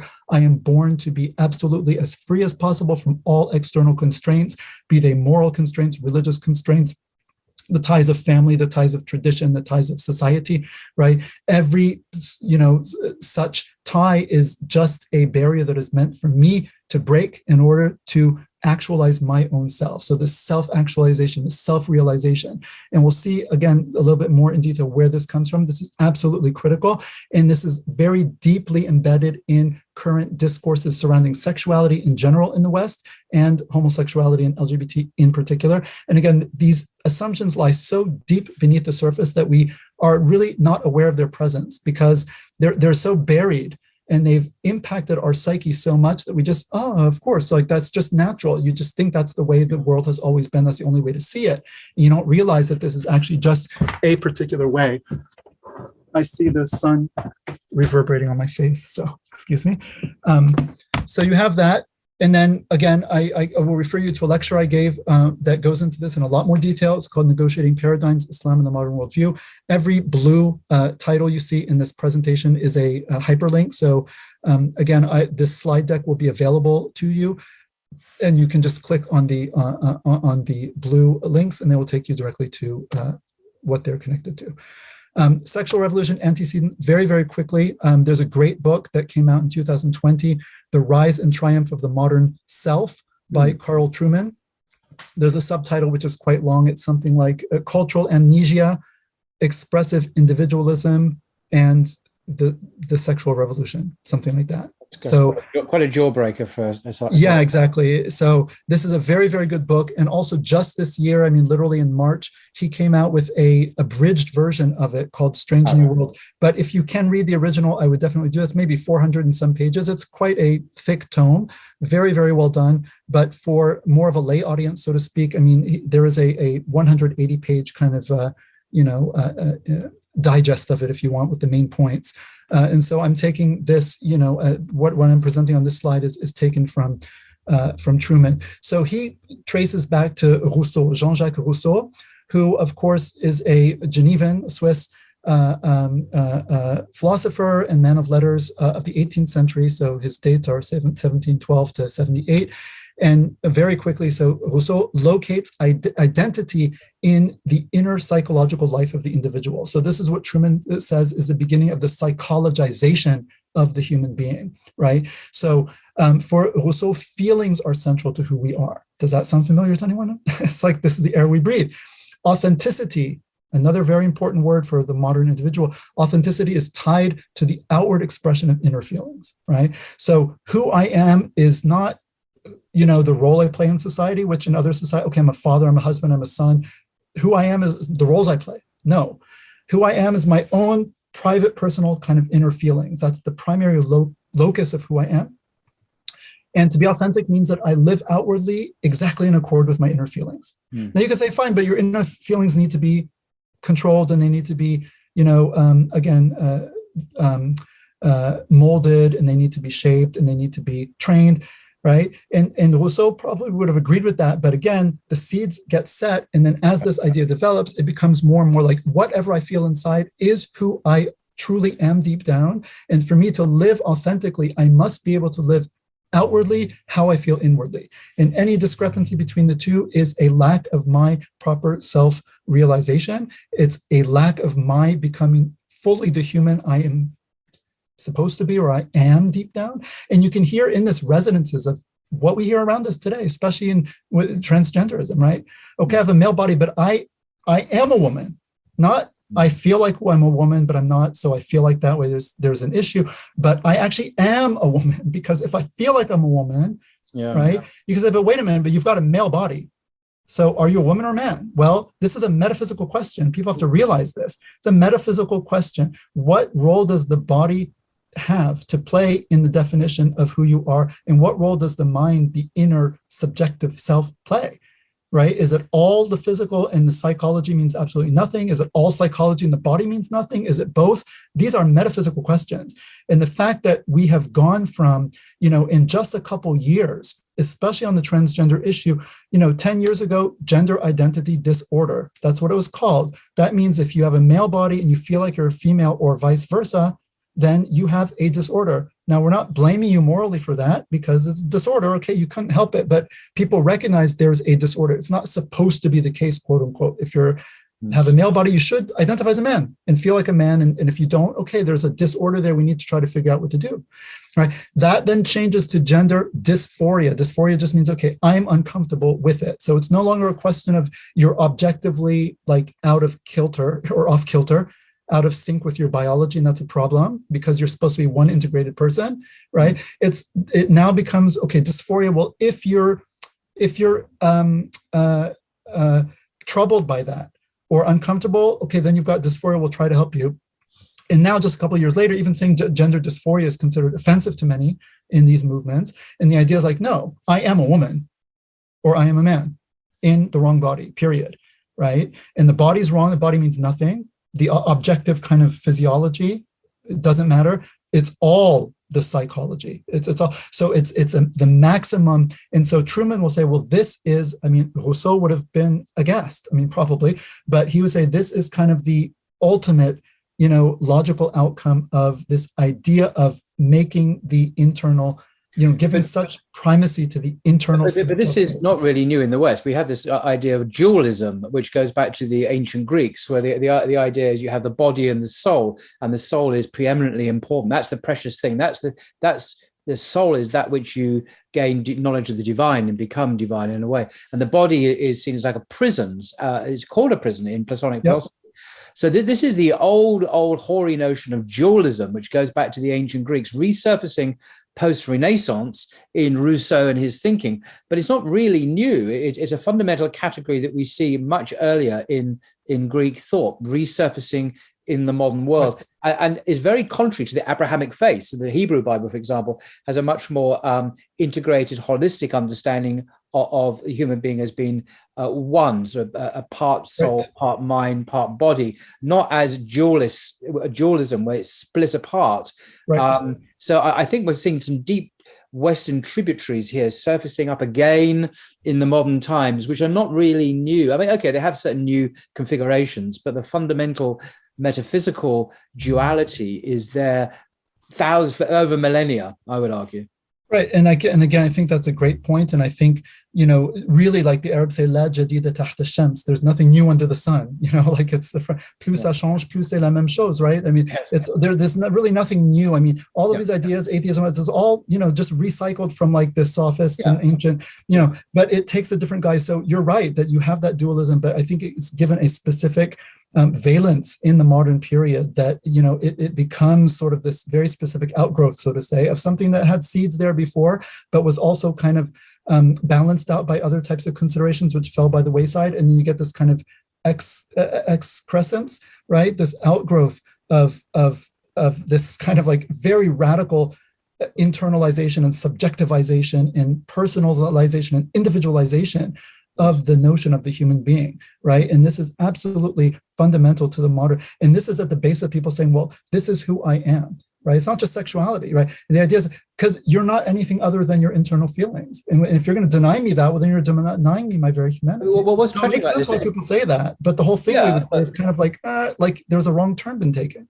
But it helps us to understand. What's tragic about this is that because we've been here before in some ways. Yes, there are unique configurations, as you say. That the West keeps on having to go over the same ground over and over again and relearning the same lessons. There's no stability or continuity in the Western tradition. It's this complex composite of different traditions, pagan, Christian, Jewish, and so on. And they keep on throwing up the same paradigms, and we have to go through the same heartache and catastrophe again and again, learning the same lessons. And Islam obviously presents itself as a final dispensation, but it offers stability and a kind of divine wisdom in the social order. So we don't have to keep on searching for solutions to these problems. We've got the perfect template, which is in part the life of the Prophet, peace be upon him, but also the teaching of the Quran and so on. So but Muslims are spared this agony of these convulsions of going over the same thing over and over again, because they have the sunnah, I suppose, that they can follow. Exactly. And that's why the sunnah is so important. It's really the firm, al-urwat al-wuthqa in the Quran, that it's the firmest handhold, right? Holding on to the religion, holding on to the rope of Allah, hold on altogether to the rope of God and do not separate from it. Do not separate from each other, because that is what brings you to safety. Otherwise, you're just going to be adrift, literally, and drown. Exactly. And I think what you said too is very important about the integrated nature of we are body, we are mind, and we are soul. We are all three together. And the idea is that is why in Islam those three are never separate. If you look at the Muslim prayer, what is it? We pray with our bodies. Our bodies are moving. We're praying with our tongues and our minds because we're saying and reciting certain things. And obviously, the most important thing, where is the heart? But that's not the only thing. It's all three together. And from a Christian perspective, it's like, well, who cares where you're standing? Why do you have to wash before praying? Why would you wash before you pray? Well, no, because you have to be in a state of physical ritual purity. Well, why? Jews understand the Bible, the prophets Moses and so on are all depicted as doing wudu before they prayed. Absolutely. This was the norm, biblical norm. But today it's completely, like many other things in the Bible, completely forgotten by contemporary Christians. And submission, ultimate, attitude of submission is to take your head, which is the highest part of you, right? And it contains your brain, and your face is the most noble part, and to put it literally at the lowest point, which is what Jesus is portrayed as doing in the Gospels. Jesus is portrayed as doing that. Many of the prophets as well. And when you do it, you're saying, Subhana Rabbi al-A'la, glory be to my Lord, the highest. So he's the highest, and you're putting your highest part in the lowest, and that's the proper relationship, because he's the master, and he's the creator, and you're the creature. And that's where true freedom comes from, the Islamically. Freedom from nafs, freedom from the dunya, which enslaves and takes us over, whereas the world looks to the dunya for freedom, and of course doesn't find it, because it's more of the same. So and not only is it freedom, the ultimate true freedom, but also it is the ultimate realization of the actual human teleology, because in the Quran, وَمَا خَلَقْتُ الْجِنَّ وَالْإِنسَ إِلَّا لِيَعْبُدُونَ, I did not create jinn and mankind except to worship me. So worshiping and submitting to God is actually our deepest nature and objective nature, right, implanted in us by our creator. And so this notion of the fitra, right, the fitra, which is the original human disposition, the Prophet, peace be upon him, said that every child is born on the fitra, and then after that its children teach it, different religion, Judaism, Christianity, Zoroastrianism, something other than like just the pure kind of, because these other religions, they started but then they changed, right? Anyway, and so it's important that, you just look at the Muslim prayer. That's why it's integrated. And that's why all of life, you come to sexuality, it's neither, it's not God. In the modern world, takes sex to be almost like God, but it's also not the devil. It's, it's given its proper place, and it's brought under the realm. So that's very important. And as you had said earlier, this comes more from probably Greek, certain tributaries, and not really from the Hebrew. It's very clear if you know a bit about Greek philosophy and Greek thought, that this is very familiar territory. It's not that new at all, really. Right. Okay. So very quickly now, moving along. So Marx, and again, Marx, a huge figure. This is like a half a line, right? But in general, religion is a sign of weakness, and freedom, can only be achieved through the abolishment of religion. So this is very familiar to us as modern people. Again, we are usually, unaware of the degree to which our psychology is really influenced by Karl Marx, Friedrich Nietzsche, Sigmund Freud. These people, it's like they live on. It's like they have left such a sediment in our minds and consciousness. Yeah, absolutely. If we realize that, we can say, wait a minute, but I don't want that. I don't have to, Anyway, Nietzsche, 1844 to 1900, the quote unquote death of God, basically leads also to this notion of the death of human nature. If there's no God to provide stability to the world and meaning, then also human nature is kind of untethered from its source. And so we read in the Quran, وَلَا تَكُونُوا كَالَّذِينَ نَسُوا اللَّهَ فَأَنْسَاهُمْ أَنفُسَهُم. Do not be like those who forgot God, so he caused them to forget themselves. And this is, you see this in modern Western history. People turn their backs on God, and then they don't know who they are anymore. Exactly. And the irony is, Friedrich Nietzsche actually was very perceptive in many ways. He shared the Muslim critique of many aspects of Western and Christian life. The kind of the death wish, the denial of the sexuality. He understood all that extremely well, and he had actually many positive things to say about Islam as well. This is the irony, and yet he persisted in his atheism and sought refuge in a kind of Greek kind of virtue ethics in a way, heroism, but no, he was not all. A lot of what he said was actually very insightful, although he obviously had a fundamental problem at the heart of his worldview, though. Absolutely. And again, 2 lines is not at all to give Nietzsche his due. I mean, because he's quite profound and prophetic in the sense that he really foresaw what the West had done, and that's his whole the marketplace, the guy going out the right. So he was telling people, you European Christians or post-Christians in the late 19th century, you don't understand the implications of the Enlightenment, quote unquote, killing of God, right? And you're just riding on the fumes of Christian morality and civility, but you don't understand the implications of what you've done. I do. Now, he didn't go back and say we should believe in God, but he foretold, that what this would lead to. So anyway, Sigmund Freud then comes along and he sees sex as absolutely foundational to human personhood and happiness. Freud is extremely important. I mean, his theories have been debunked for like decades and decades, but he lives on in so many aspects of our culture and our psyche. And so he's really the one who says, again, God is gone, right? He was an atheist. I mean, all of these, Marx, Nietzsche, Freud, these are all hardcore atheists, not Husserl, but these other, they're all atheists, right? And this is not neutral. If you ask a Muslim, is your view of the world and the way you perceive things, and is it influenced by your belief in God? Well, of course, yeah. I mean, it's profoundly influenced. So how can someone be an atheist and that's not going to profoundly influence the way they look at the world? We cannot just take these thinkers as like neutral, right, and think that their atheism is not very germane to the ideas that they come up with and the way they perceive the world. So we have to be very careful of that. Anyway, so Freud makes sex absolutely foundational to human personhood and happiness. However, he realizes that it's a very powerful force and that civilization, the possibility of civilization requires it to be contained. But so he sees this fundamental struggle. So he wrote that word civilization and its discontents, and it's that sexual discontent. And he said even infants are sexual, right? So this is, again, so Freud is very, so we see through Rousseau and through the 19th century kind of increasing psychologization of the human person. And then with Freud, we get the sexualization of that inner psychology. So you are like very much your inner psychology, right? And now your sexuality is at the core of that inner psychology. And then in America, you get people like Kinsey, the famous psychologist in the 50s and 60s, who continued Freud's work and also did actual empirical research on the sexual life of babies, which I won't go into, but he continued precisely this trajectory and had a huge influence, obviously, on the sexual revolution in the 1960s. Absolutely. And so I didn't put him on here, but definitely Alfred Kinsey is very central to this. Nietzsche, Freud, and Oscar Wilde, they concur basically that moral notions are essentially a matter of taste. This is very important. It's also referred as emotivism, and this is discussed at length by Alistair MacIntyre. A British guy, a British philosopher who's living in North America. But his book, After Virtue, which I read, is absolutely extraordinary. If you want to understand a very profound and in many ways a very positive understanding of moral theory at a fairly advanced level. He used to be a Marxist, actually, and became a Catholic through his study of Thomism. That's the philosophy of Thomas Aquinas, and hence the word virtue, which is. But he's a brilliant philosopher, Alistair MacIntyre. Still very much with us, I think. Absolutely, yeah. So, but this notion that I was going to say actually, Freud making sexuality the center of the personhood.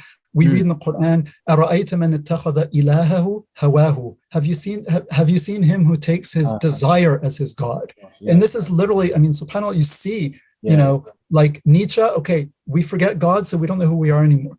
Freud, we don't have God, so we take our desires as our God. And like this, literally what they're doing, like this is like a confirmation of what the Quran is saying. Well, the Quran is an obvious thing to say, but the Quran is incredibly profound and insightful to all these things. Yeah, exactly, right. And so this idea also that it's a matter of taste or emotivism, right, is similar. That it's just a question of and we'll get to this too, because we read verses, and this is very important for Muslims too, right? You can't just look out and say, oh, this appears to be good, or society says it's good, because in the Quran, right, it says, أَفَمَنْ زُيِّنَ لَهُ سُوءُ عَمَلِهِ فَرَآهُ حَسَنًا فَإِنَّ اللَّهَ يُضِلُّ مَنْ يَشَاءُ وَيَهْدِي مَنْ يَشَاءُ. What about one whose evil deeds or foul deeds have been made to look beautiful to him? They've been beautified for him so that he sees them as good. Wow. So you can see something as good and beautiful, but that's not because it is good and beautiful. It's because zuyyina laka, it's been made to seem that way. And who's doing this tazyin? Who's doing this adornment of it? It's Satan. And that says in the Quran too, right? That this hubbu bird, when it comes from Bilqis, the Queen of Sheba, back to Solomon, it says, وَجَدْتُهَا وَقَوْمَهَا يَسْجُدُونَ لِلشَّمْسِ مِن دُونِ اللَّهِ وَزَيَّنَ لَهُمُ الشَّيْطَانُ أَعْمَالَهُم.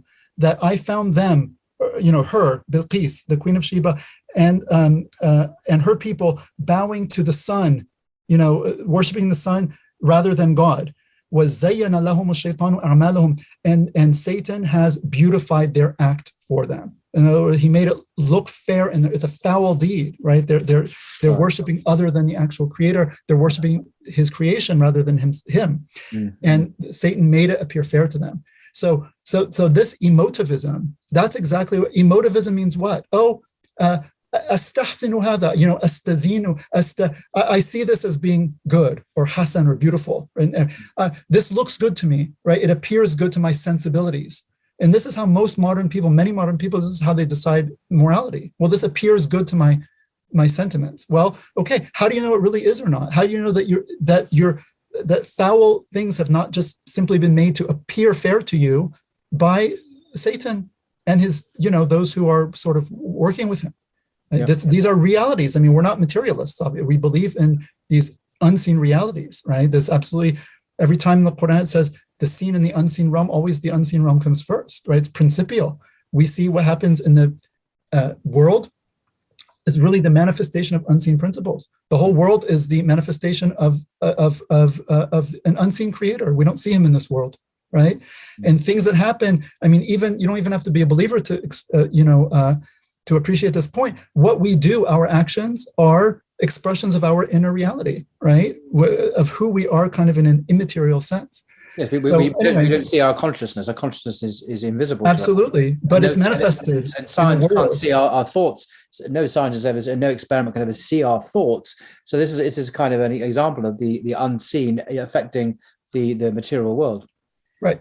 And then you have Wilhelm Reich and Herbert Marcuse, both of these German, very important figures also, who was 1930s, mostly 30s and 40s, Marcuse a little bit later, really pushed very openly for sexual liberation, even back, starting from the 30s with Reich. These are very dubious figures. School in the 30s, which the Nazis closed down, but they continued after that. And exactly, yes. And you really see that there's this radical push. And again, we said that sexuality and sexual norms are very tied to the family, and they were not unaware of that. It was not just like, oh, we want to have fun, and they didn't see the implications. These people were very much against the family. They wanted to destroy the family. Their names have been associated with what some people call cultural Marxism. It's a particular way of describing this kind of movement in today's world. And then you have a number of other feminist thinkers. I didn't actually put them on here, but you have Simone de Beauvoir, obviously, in France in 1950. She comes out with her book. You have Betty Friedan with the feminist mystique. Yeah. You have, Germaine Greer in the 60s and 70s. You have Shlomit Firestone.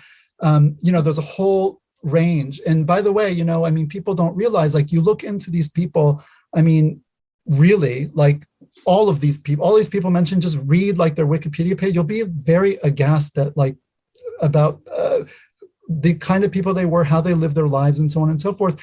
Simone de Beauvoir, who's sort of put forth as this big feminist icon, she and Michel Foucault, who's also practically a prophet to a lot of these kind of modern post-colonial academics and woke, kind of people, right? They campaigned in France to get rid of, to lower the age of sexual consent to include children. Both of them did.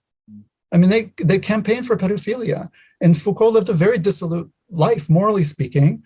And he actually died after catching AIDS at a BDSM-themed bathhouse in San Francisco.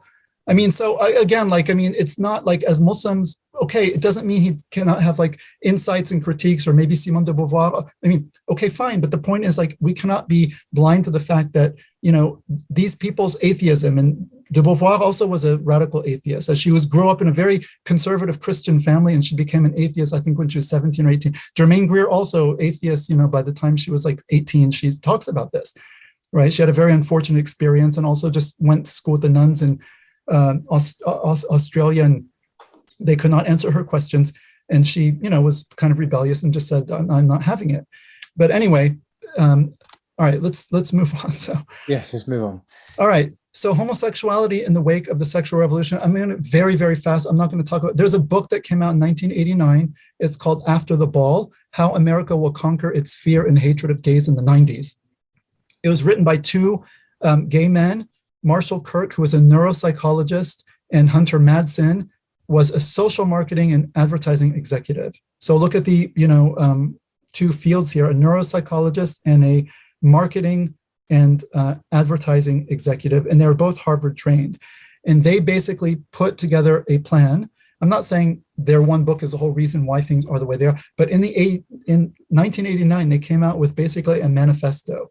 How are we going to get America, and by extension, the rest of at least the Western world, because America is, of course, the peak of its power at that time, right, to basically overcome its rejection of homosexuality and so on and so forth. It's a very fascinating read. It's also a maddening read, I think, if you're a religious believer, because you see that they basically put a plan which was implemented lock, step, and barrel. Everything they said came to be done. And they actually said, I mean, this is quoting from the book. This is their own words. They say, the campaign we outline in this book, though complex, depends centrally upon a program of unabashed propaganda. These are their words, firmly grounded in long-established principles of psychology and advertising. And these are Harvard-educated psychologists and advertising executives. And, one thing they say, one major aspect of this pillar is desensitization. The principle of desensitization builds on people's primal instincts, whereby a flood of gay-related advertising presented in the least offensive fashion possible gets the job done. And then they say, if straights can't shut off the shower, they may at least eventually get used to being wet, right? So this was all very intentional. And then they also say, they talk about conversion, and they say, we mean conversion. Now look at again, straight quote from the book. We mean conversion of the average American's emotions, mind, and will through a planned psychological attack in the form of propaganda fed to the nation via the media.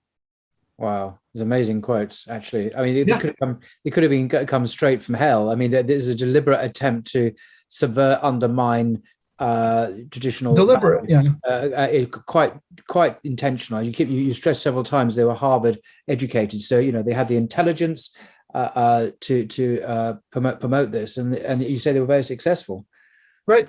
And I just want to I want people to also just realize that again, we should not just naively take the situation that exists around us as just, oh, well, that's what it is, right? Like many Muslims who kind of just parrot what they hear, especially in Western societies, and parrot the discourse and all. It's like, do you realize that your discourse and your entire moral sensibility has literally been crafted by people with a very particular, intention to craft it in a very particular way, right? I'm not saying the whole thing is just these two men, right? But like what they said, and if you read the book, I mean, they say, again, they themselves say there are all of these kind of dysfunctionalities about the gay community, and they critique it themselves. They have like 10 points about all of these things, and they say, we're not going to show that to the public.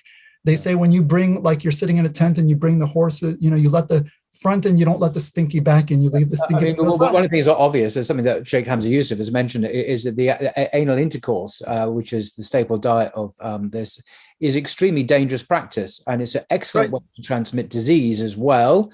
As we learned in the 1980s. And so this current emphasis on public health and so on, advertising against smoking and so on is all very good, of course, but this one practice gets away scot-free, even though it's an excellent way to spread disease, obviously AIDS, the virus, and other means. So but that's not highlighted or mentioned. That's overlooked completely. So, right. Okay, so finishing off. So there's another book, which again, I'm just putting on here, A Queer Thing Happened to America, and What a Long, Strange Trip It's Been, by Michael Brown, 2011. This is a big, thick 600 tome, and also it kind of chronicles the last couple decades, and also full of quotes from, sort of gay activists, LGBT, organizations and stuff. And a lot of it is very, very shocking. And it's not stuff you kind of read in the public, but it's things that have been said and written publicly, but are not really, shouted from the rooftop, so to speak. And so you have to dig a little bit. But when you see some of the things that are admitted by people when they're kind of speaking kind of off the record, or even by Madsen and Kirk on the record, like they wrote this book, it really kind of makes you do a double take. And so it's worth, doing that. And one of the resources that we're going to talk about at the end, you can actually get a very good summary in 2 podcast episodes on these 2 books. So you don't have to actually read good 1,000 pages that they both. I'm not familiar with these 2 works. Yeah. Okay. All right. So very quickly, from Truman's, I have a couple quotes from Truman's book. It says, it is difficult to overestimate the importance of this move to make sexual desire central to human identity. In modern society, everything from the common use of terms such as straight and gay in everyday conversation to the underlying assumptions of international human rights law presupposes that this is the case. That what is the case? That sexual desire is central to human identity, right? That basically our desire is our God. And the idea that human flourishing is virtually synonymous with sexual fulfillment is a commonplace.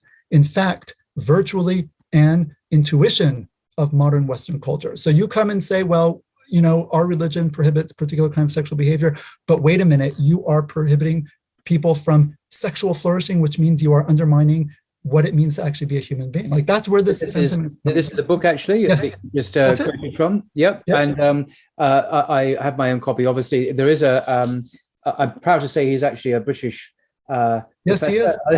living in the United States, where he is a professor of biblical and religious studies at Grove City College. But this is definitely worth reading.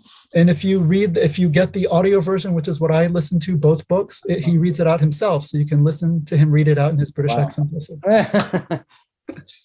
Yep. All right. And then the next one, moving right along. If we are at root defined in large part by our sexual desires, if sexual desire or orientation, as we now say, is who we are, right? Not just what we do, but who we are, then sex must be political, because rules governing sexual behavior are rules that govern what is and is not considered by society to be legitimate as an identity. So again, this identity question is absolutely central, and we have to understand the importance of it, and also why as Muslims it is such a problematic category.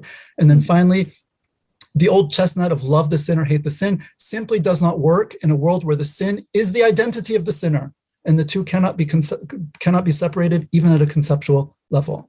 Okay, very, very important here. I'm going to now go faster. I mean, we spent a long time setting the groundwork, but I think it's been important to do this because, again, if people have absorbed what we've been talking about, now we're going to get into Islam and what does Islam say? We've already adumbrated it. So we're going to look at the Islamic paradigm on sex and sexuality. And now we have a context in which we can fit that in. And so we can go through this much faster because, of course, this will be familiar to Muslims, but hopefully when people hear this now and see these verses, you'll also see it in a different context, right? Because you've seen, and again, this is going to be uploaded. People can take a break, stop, go have coffee, come back and finish this tomorrow. Or tea if they're English, but yeah, sorry. Yeah. You don't have to listen to all of this in one go, right? So yeah, okay. All right, creation of the male and the female. So we're just going to go from the Quran, but again, reading it in terms of what we've been talking about. وَمَا خَلَقَ الذَّكَرَ وَالْأُنثَى, and by his creation of the male and the female. So God created a male and he created a female, right? It's part of his purposeful design in creation. وَأَنَّهُ خَلَقَ الزَّوْجَيْنِ الذَّكَرَ وَالْأُنثَى, and that he created the two mates, the male and the female. So they're mates of each other. They're meant to go together.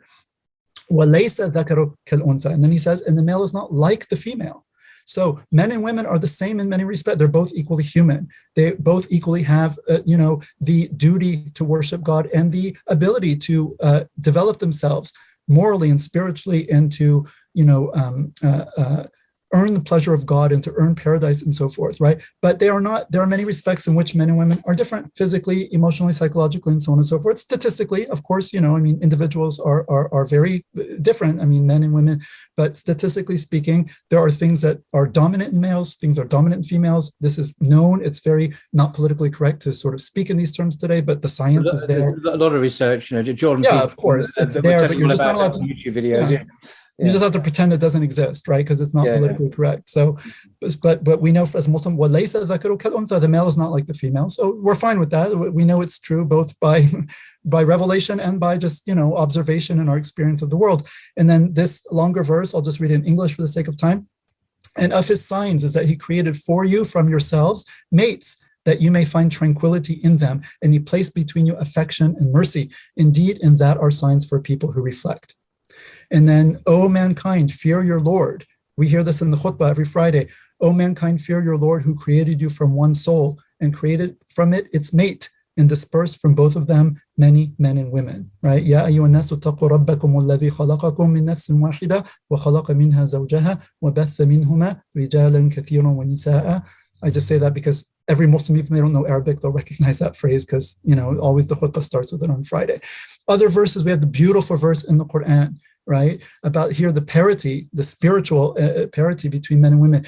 Surely men who submit to Allah and women who submit to Allah, men who have faith and women who have faith, men who are obedient and women who are obedient, men who are truthful and women who are truthful, men who are steadfast and women who are steadfast, men who humble themselves to God and women who humble themselves to God or Allah, men who give alms and women who give alms, men who fast and women who fast, men who guard their chastity and women who guard their chastity, men who remember Allah much and women who remember Allah much, right? 10 different qualities, men who do it and women who do it.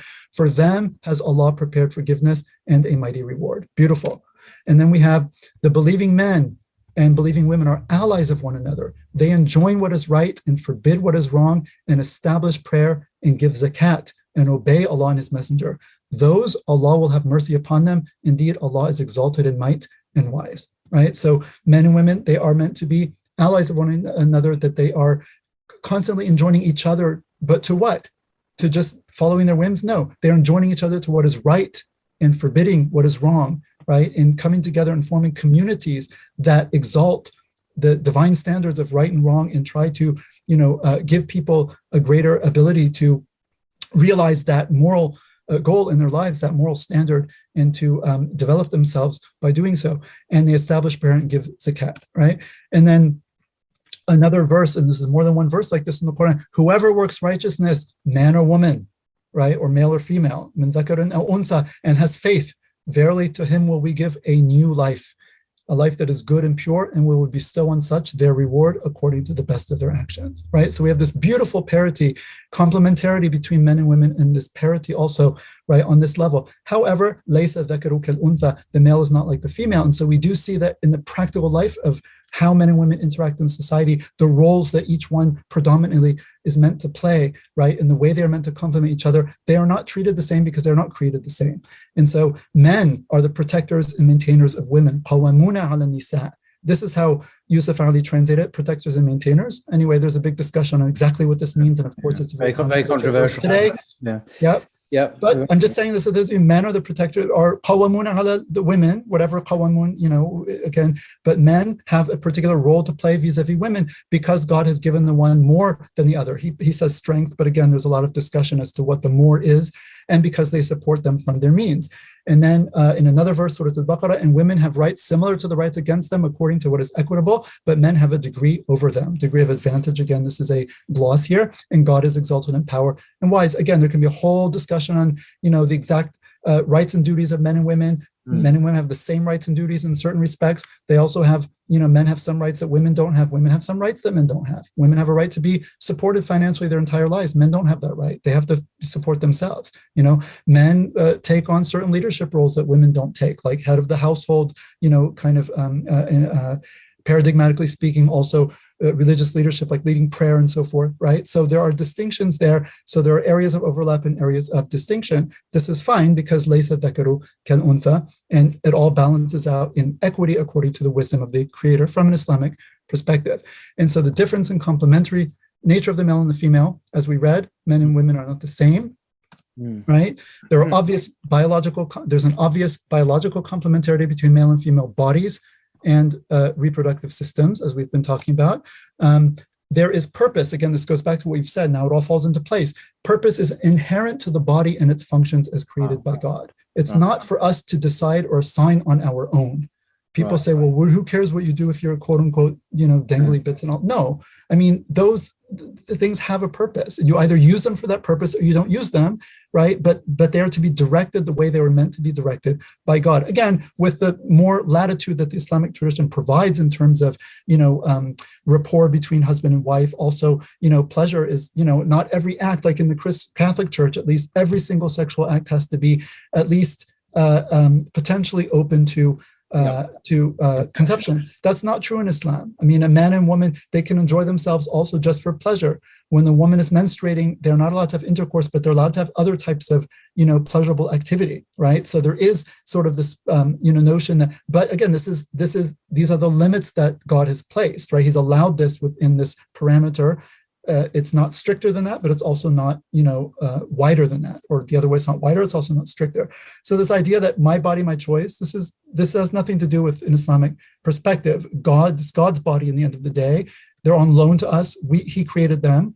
And you can choose whether to obey him or not to your own advantage or disadvantage, respectively, but it's not up to us to make up the rules or to impose our own meaning onto things, because we do believe that they do have the meaning that's been imparted up to them by their Creator, because we're not atheists and we're not materialists and we're not deists either.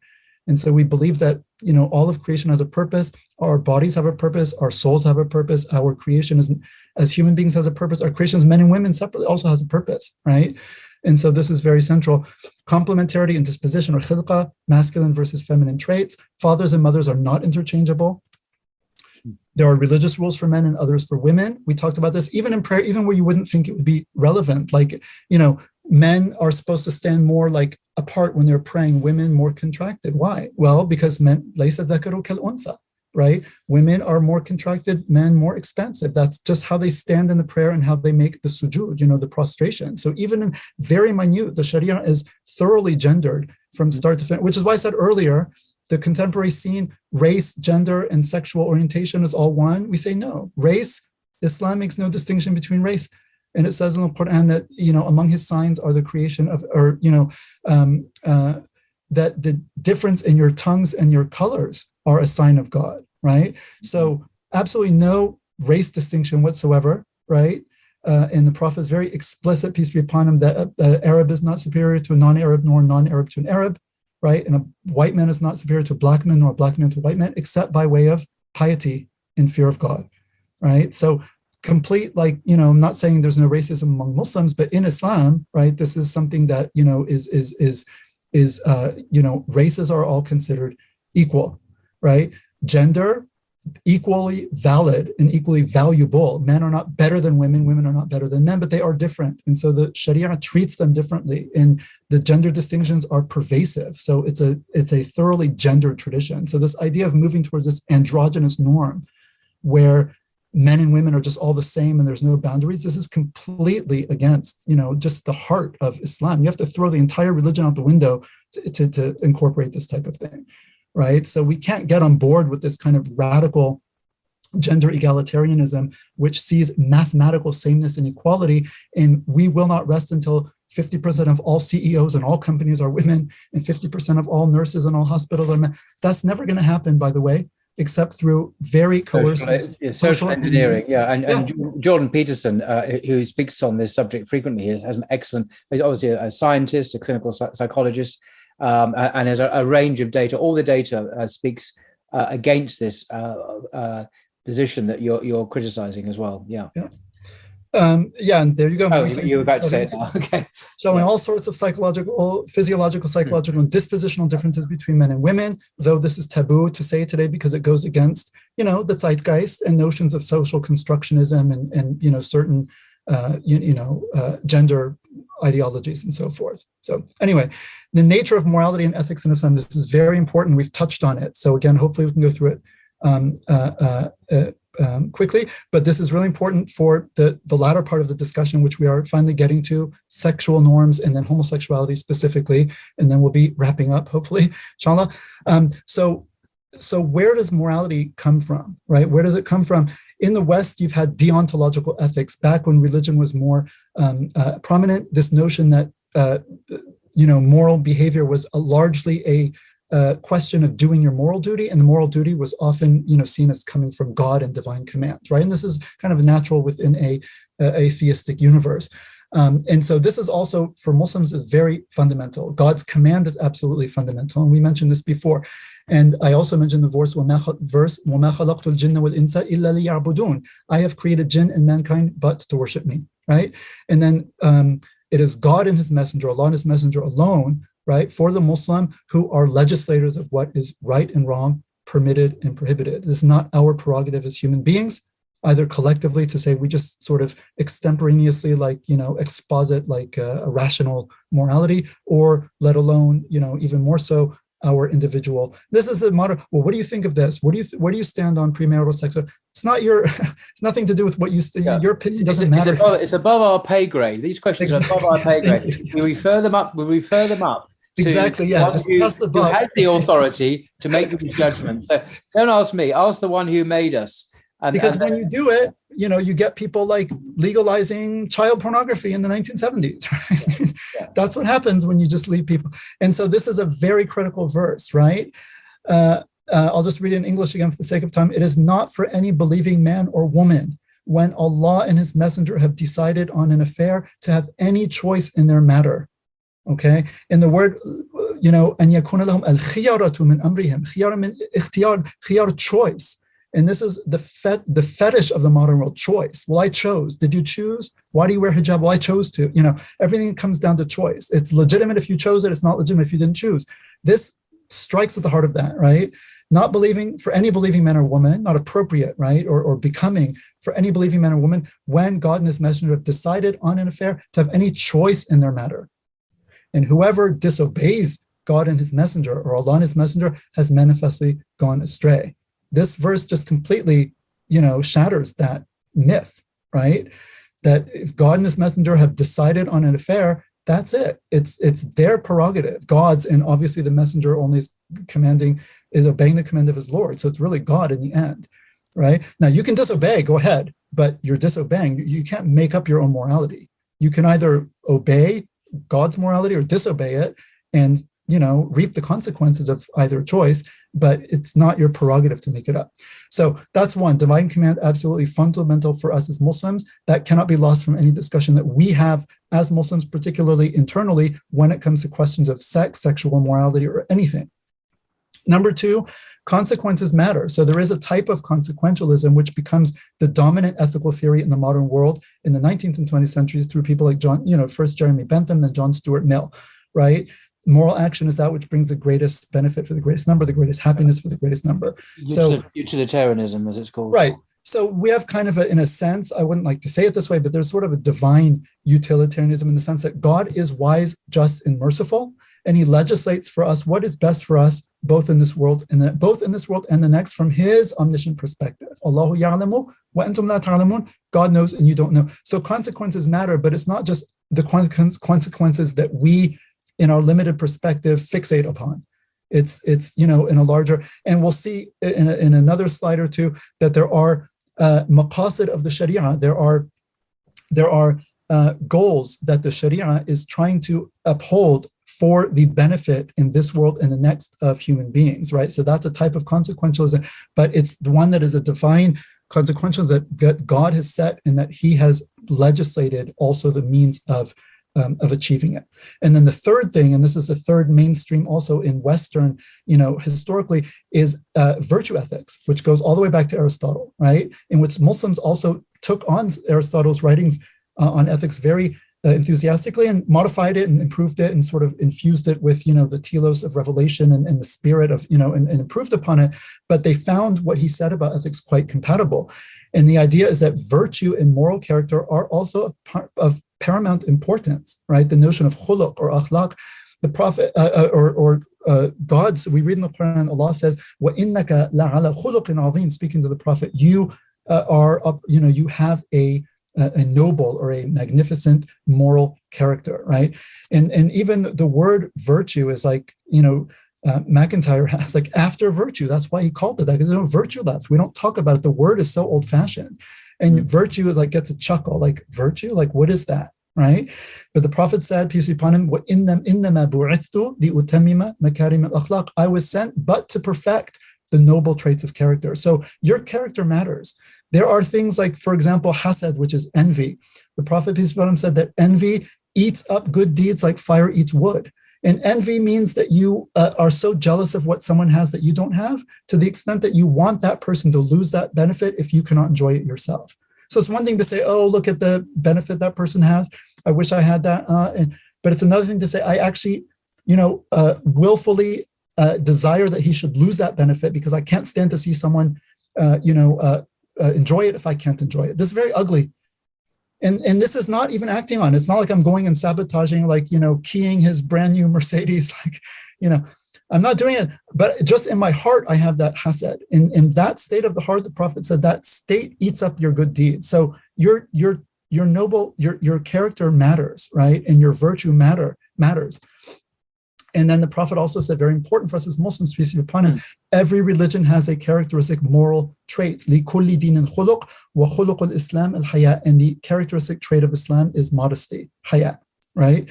And then finally, to round this off, he said, if you have no shame or modesty, then do as you please. إِذَا لَمْ تَسْتَحْيِ فَاصْنَعْ مَا شِئْتَ. Okay.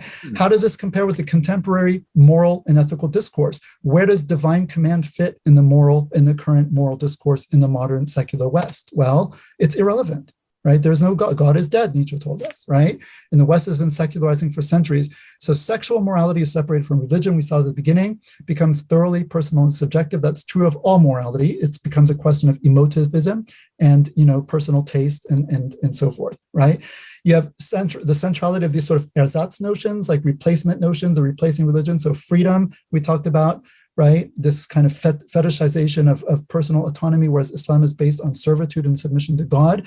This notion of autonomy, right? If you know what it means, auto is self, nomos is a law. Autonomy literally means, and this was Kant who really talked a lot about autonomy, it means to give oneself the law.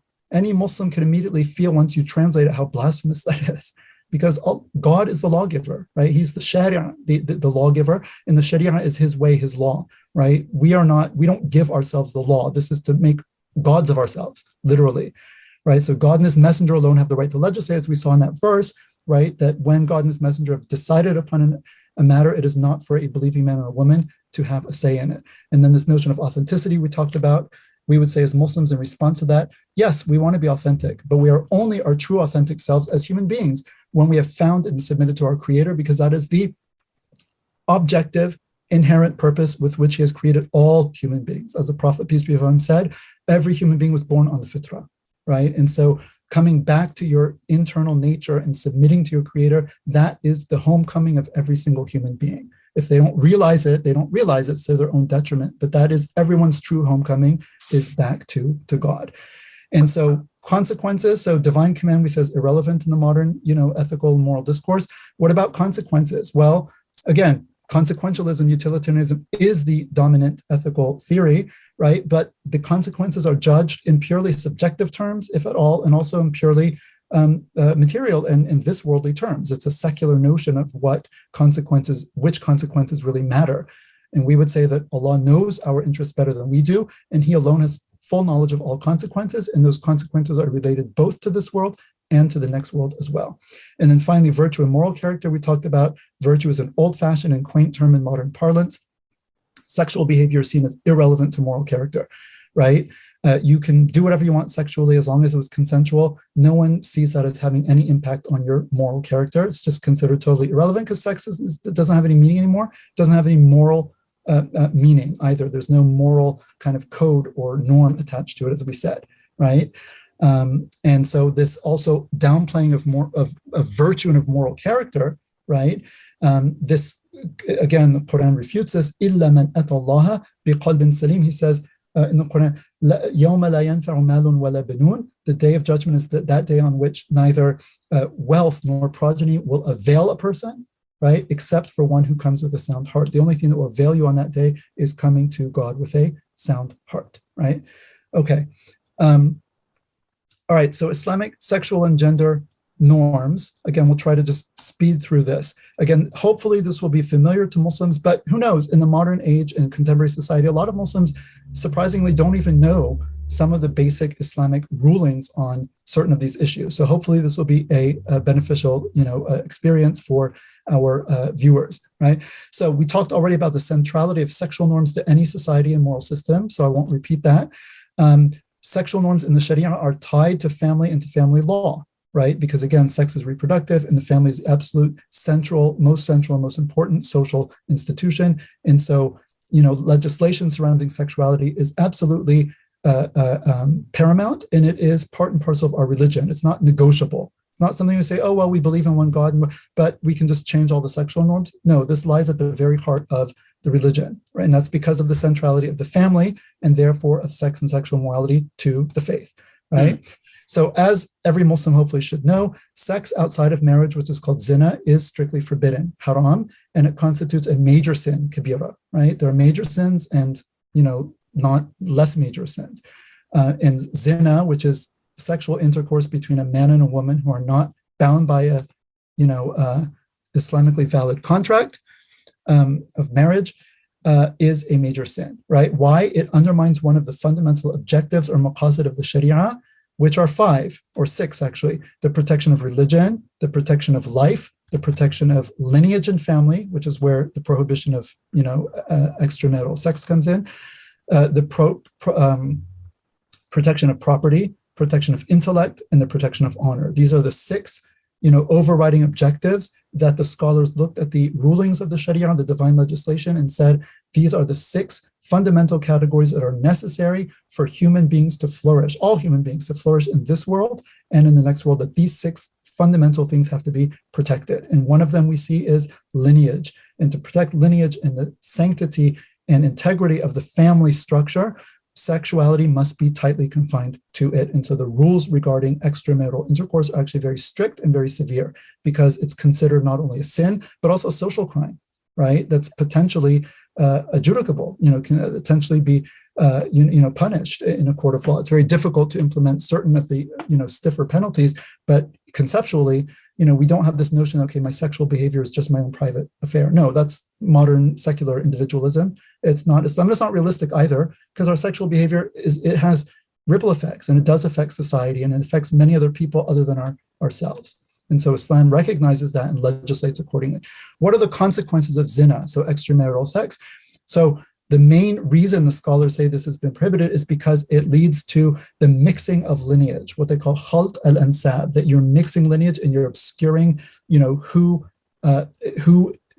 belongs to whom and to what family. And this is considered fundamental for our identity as human beings and also for our social relationships. So many rights and duties in traditional societies and in Islam, devolve upon a person through their actual blood relations. And so it's very important for me to know, if I'm a man, is this my child or not that I have to spend on, right? Who do I inherit from? I inherit from my relatives. I have to know who they are, right?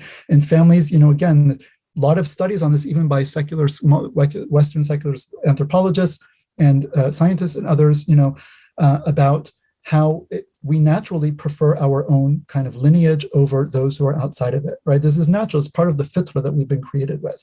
So consequences of zina, premarital sex, right? We didn't get to homosexuality yet. It's an aspect of it, but even between men and women, it undermines the institution of marriage, which leads to the breakdown of the family unit, and by extension, the breakdown of society. So it has massive consequence, not just a personal issue.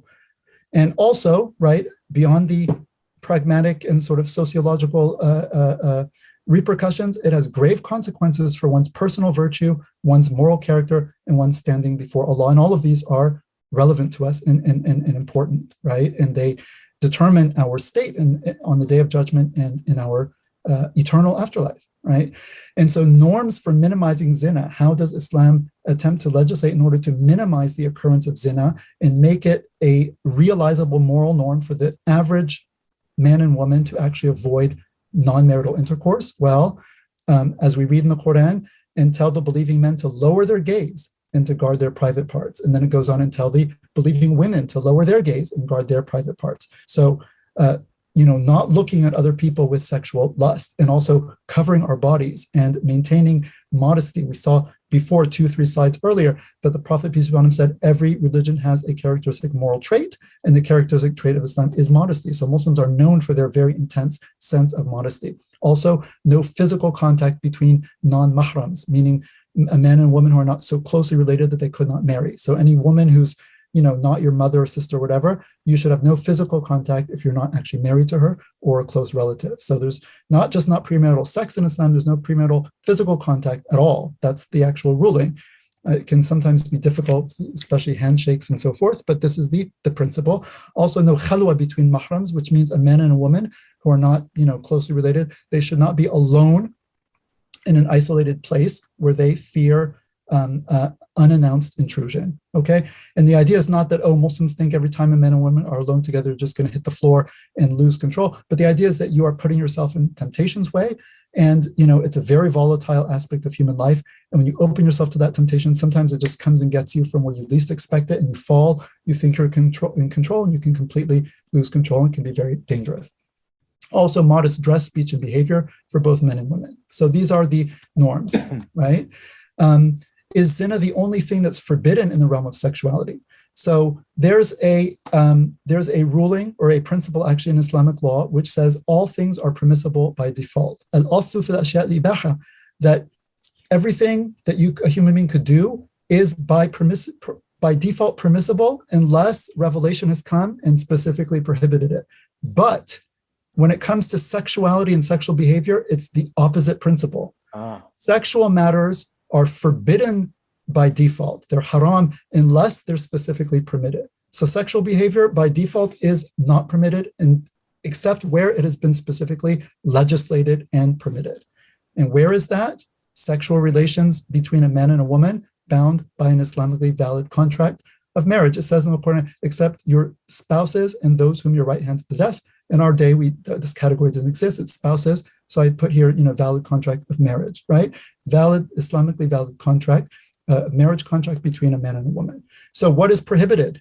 Everything else, okay? So if you're not man and woman, you're not married, then any sexual activity, or if you're obviously two men or two women, you can't be a man and a woman married if you're two men and two women, right? So everything else would be prohibited. Sexual acts short of intercourse, right? If you're not within that relationship. Anal intercourse, categorically prohibited, even between a man and a woman in marriage. That prohibition on liwat or anal intercourse is for all people, not just for gays. It's for exactly, absolutely. It's a blanket prohibition, right? The rectal cavity is not the place where the male organ was designed to go. Period. I mean, again, we believe these things were designed with a purpose. It's common sense when you think about it, but yeah, indeed. Right. It's not meant to go there, and it's considered a gross misuse of the body to put it there. And so it's not permitted even between a husband and wife. And then exposing one's aura or one's private parts to other than one's spouse without need, such as medical and so forth. And we know the aura for the man is from the navel to the knee. And for the woman, there's different levels of it, all of the body except the face and hands in front of non-marriageable males, a more relaxed aura in front of family members and women and so forth. But the idea is that you cover your body, especially your primary sex organs, you don't uncover them except in it for need, right? So Muslims don't have, are not supposed to have like open kind of locker rooms and people walking around naked and so forth. This would be considered a breach of Islamic morals and etiquette. Masturbation, according to the majority, also prohibited. So solo sex. So the idea here is that sex is meant to be somehow by design to be inherently heterosexual, obviously, men and women, but also inherently interactive, right? And so engaging in sexual behavior by oneself, according to the majority, right, there's some discussion about it, is also prohibited, right? Obviously, this has nothing to do with consent because, actions like that are obviously consensual. I mean, zina also is consensual. So this modern fixation on consent is not relevant. I'm not saying you can force someone to have sex with you. But I'm just saying the presence of consent does not render a sexual act licit if it's otherwise prohibited. That would be ridiculous. And so in addition, anything that leads systematically, or that systematically threatens to lead to illicit relations, like touching, gazing, with the eyes, khalwa, being alone, with a person of the opposite sex, immodest speech, dress or behavior, all of these things are also prohibited because they can lead down this very slippery slope. And it says in the Quran, وَلَا تَقْرَبُوا الزِّنَا. It doesn't just say don't commit zina, it says don't even come close to zina, don't even get near it, right? What does it mean in the Sharia to protect family and lineage, right?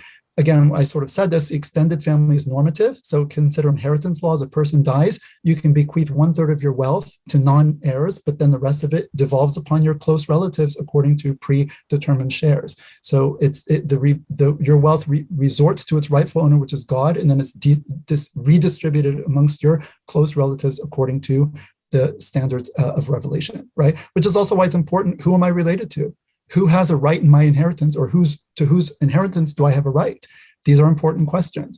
Blood ties through lineage, and therefore natural reproduction is of prime importance. This is very critical. Consequently, and this is important too, the prohibition of most means of artificial reproduction are prohibited in Islam as being tantamount to zina. Now, this doesn't make sense from a Western perspective. Why? So what does this mean? A man and a woman are married, okay? The woman has healthy eggs, the man has healthy sperm, but maybe her fallopian tubes are blocked, so the sperm can't get to the egg, so they can't conceive naturally. In this case, a married man and a woman, healthy eggs, healthy sperm, she carries the baby. In this case alone, the doctor can artificially inseminate by the majority and implant the baby, the zygote in the woman. She carries the baby and gives birth to it. So the doctor helped, but what? The baby's born of a married mother and father, and his biological mother also carried him. This is the natural way. This is the way that God set up for humans to reproduce. That cannot be breached. So sperm donor from outside the couple, egg donor from outside the couple, surrogate mother, all of these are prohibited because they are seen as bringing about the effects of zina by crossing lineage and blurring natural family lines. And one thing that's relevant to this discussion, we often hear, because technology now allows for this kind of artificial reproduction, right? Technology is never its own moral argument. It's never, just because we can do something doesn't mean that we should. And whether we do or do not use technology or use it in a particular way comes back to your moral system. And for us as Muslims, the Sharia is our moral system. And it allows me to be sitting in Boston, you in London, and we're conversing using this modern technology. No scholar would say this is a problem.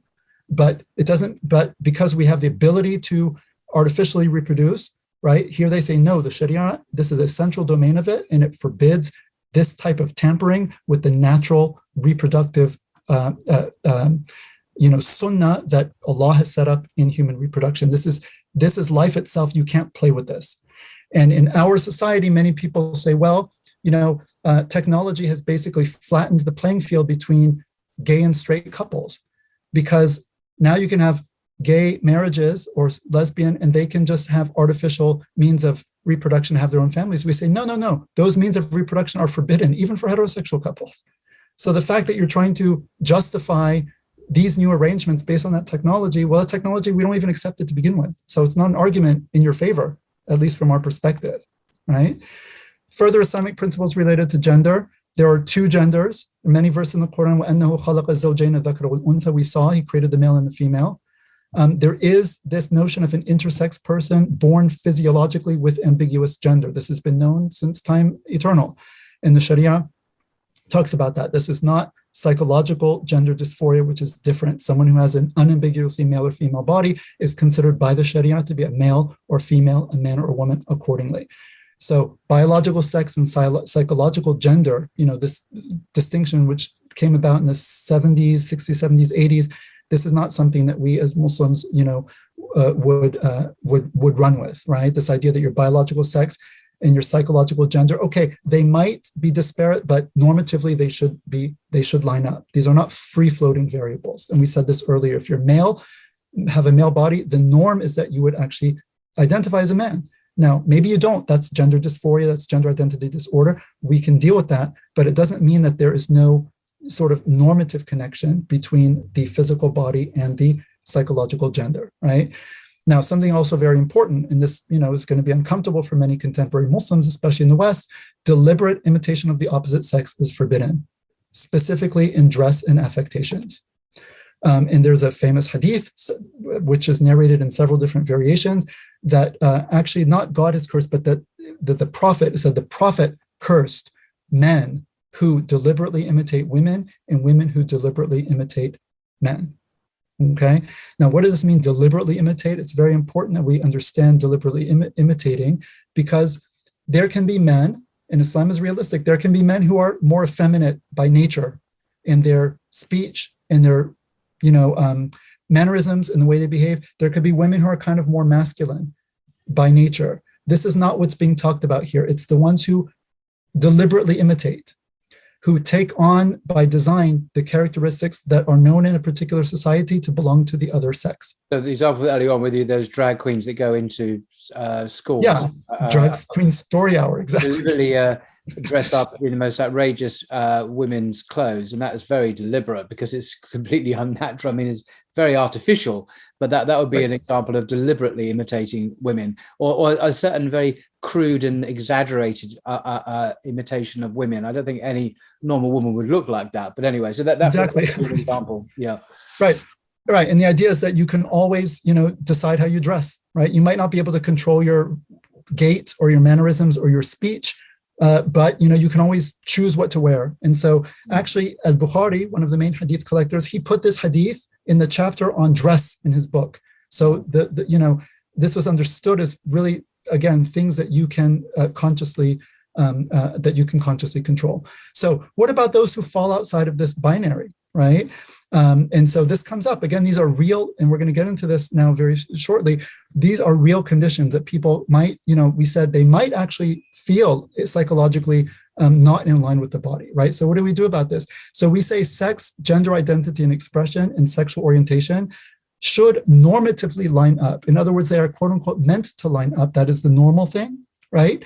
And it is the normative thing. So this gender-bred person, which we'll see again in a minute, right, where gender, sex, male, female, gender, man, woman, sexual orientation, gay, straight, gender expression, masculine, feminine. These are all considered like 4 free-floating variables. They may or may not match up, and you can mix and match however you want, and they're all equally normatively fine. We would say no, right? Normatively, they should all line up, but we understand that for some people they won't, and people are not morally responsible for that to the extent that it's not something that they have chosen or brought about on themselves, right?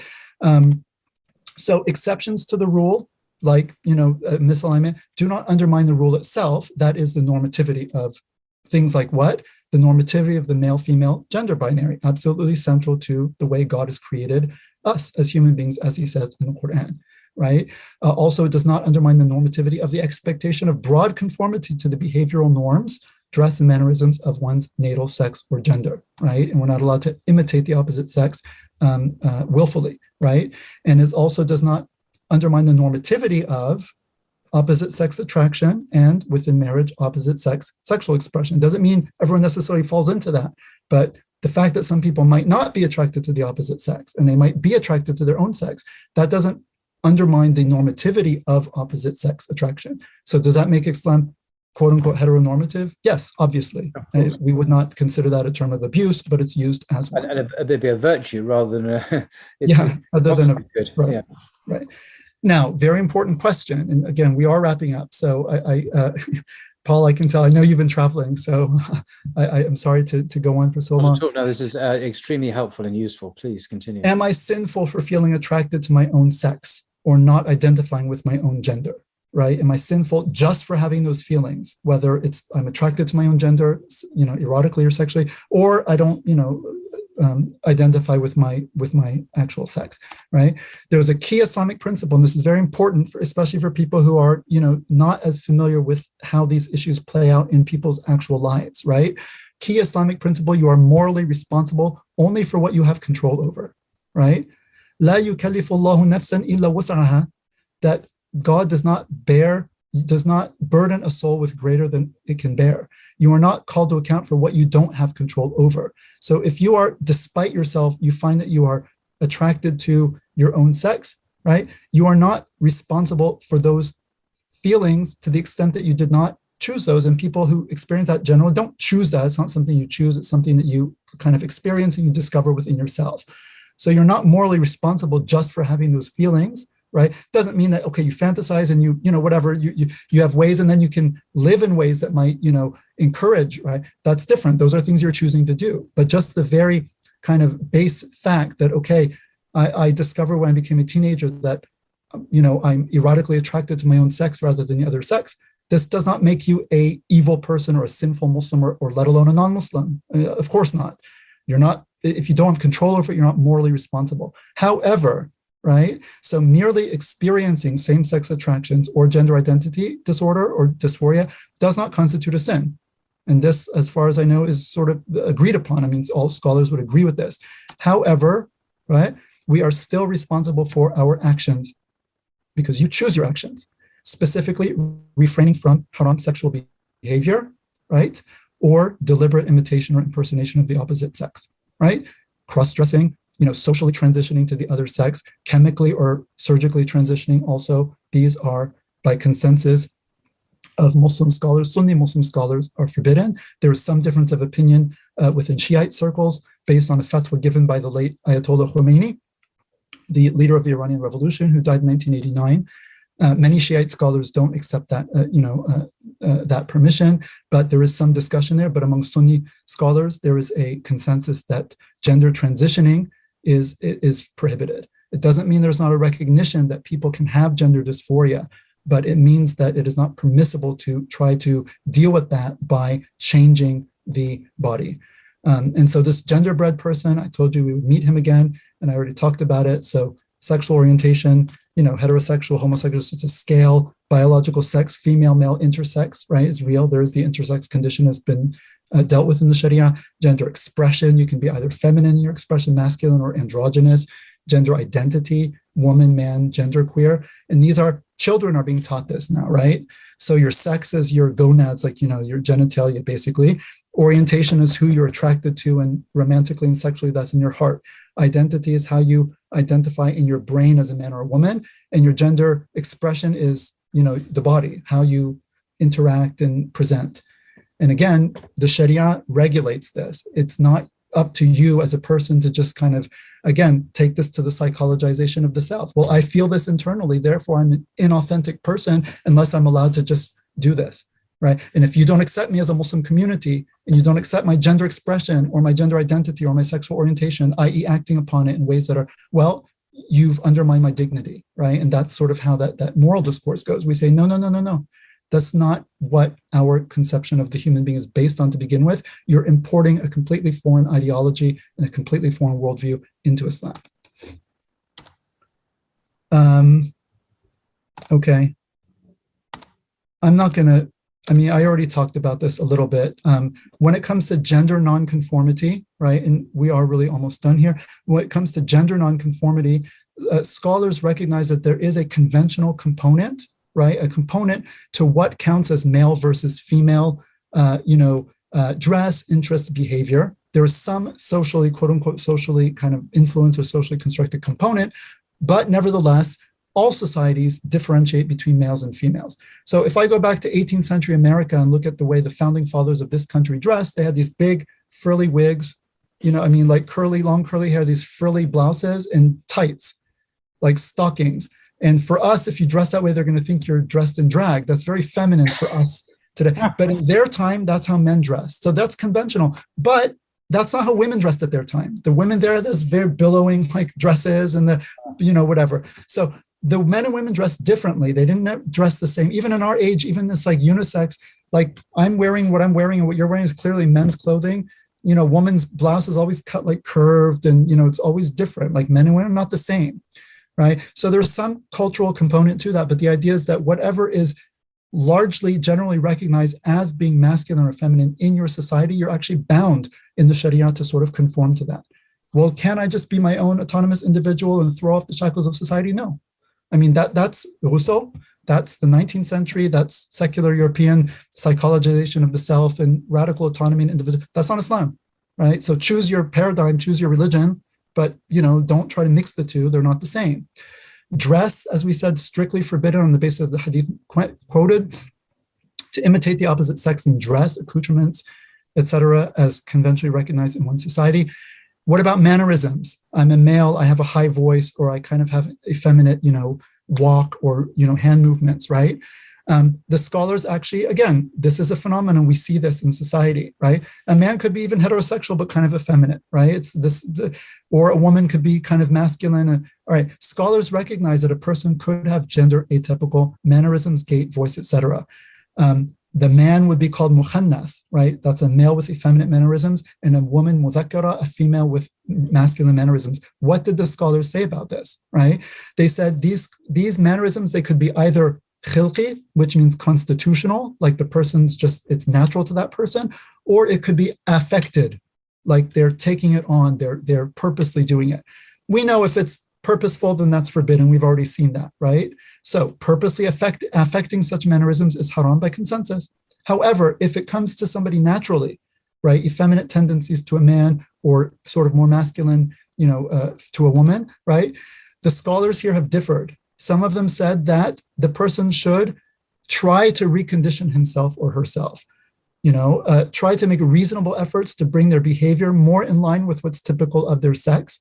And if they don't try to, then they're sinful for not trying. But if they try to and they can't do it after a reasonable effort, then the blame drops and, that's fine.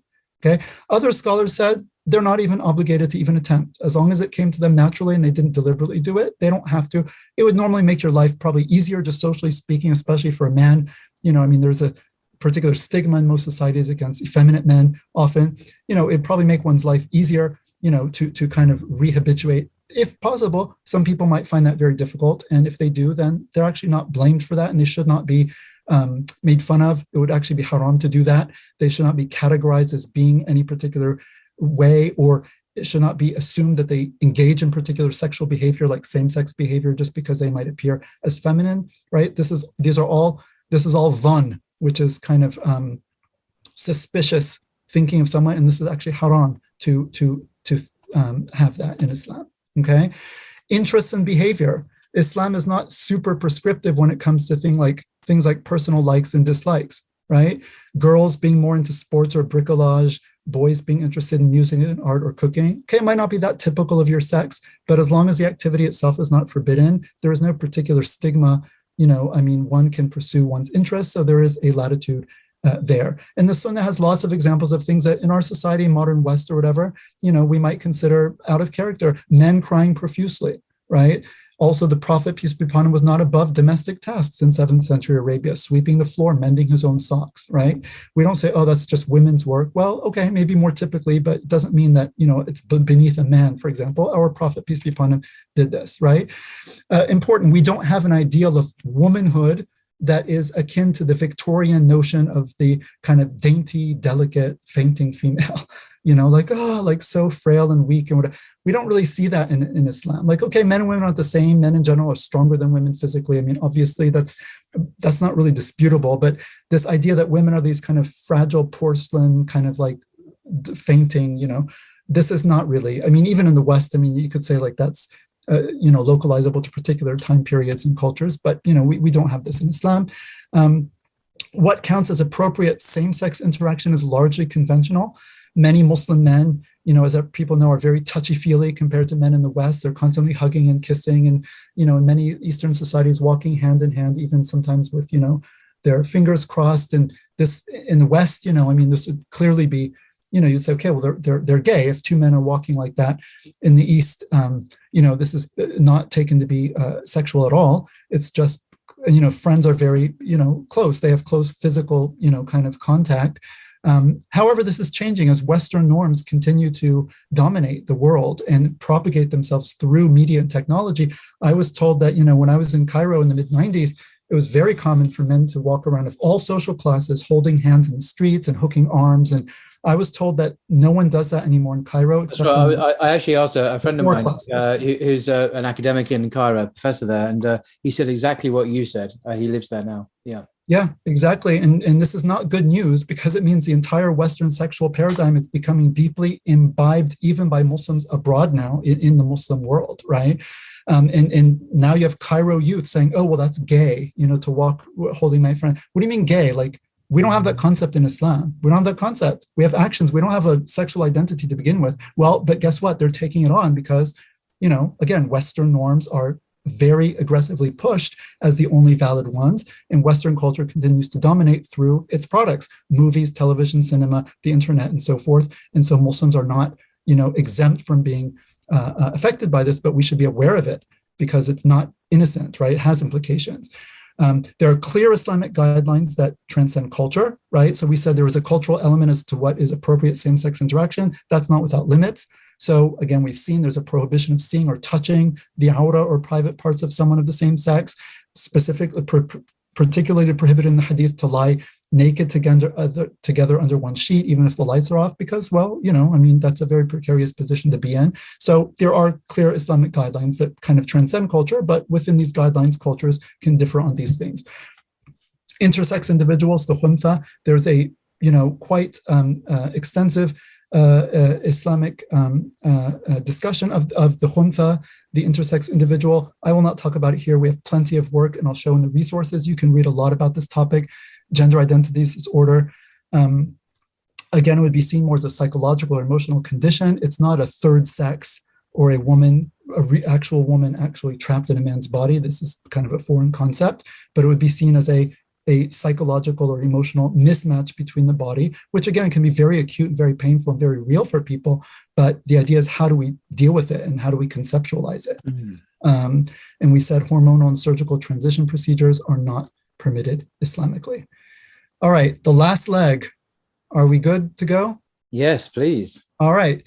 So what is homosexuality, right? We figured, wasn't this what the whole talk was about? Well, yes, and we've been building up to this, and hopefully, again, all the pieces will fall into place. What is homosexuality? The contemporary background. We always have to question our terms. There's a principle in the Sharia that one can only judge a thing when it is properly conceived. Al-hukmu ala shay' far'un an tasawwurihi. So if you want to say what something is or isn't, or give a moral judgment or legal, we have to have a conceptualization first of what is it. So when you say homosexuality, what is that? I don't even know what that is. I don't have an Arabic word for it. So what is it? LGBT, again, I put it in quotation marks in the beginning because I'm questioning the category, right? I can't translate that into Islamic terms. So we have to understand what we're talking about. So homosexuality in contemporary parlance, and even the word homosexuality now is old-fashioned and considered offensive by many people, and like the LGBT, who identify as LGBT.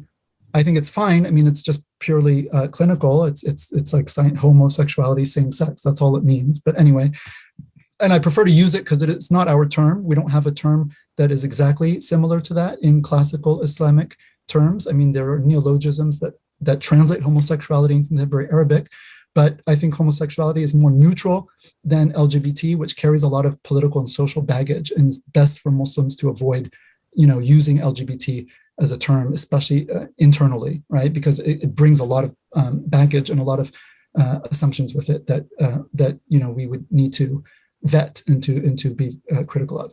So homosexuality in contemporary parlance, it usually refers to feelings of romantic and or sexual attraction to members of one's own sex. That's one element of it. Another element, engaging in, on the basis of these feelings, engaging in romantic relationships and or sexual behavior with members of one's own sex. So we saw this before, action or attractions and desires, and then behavior that follows thereupon.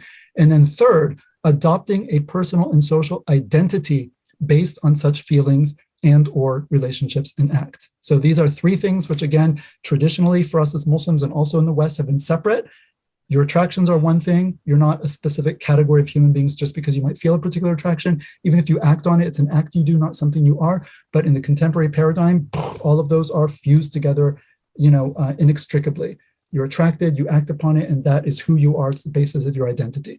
So we have to be very careful as Muslims not to take on terminology which brings on board with it this inextricability, because we have to keep these separate. Otherwise, Islam makes no sense, and we cannot operationalize our categories of thought or our Sharia categories if we do that.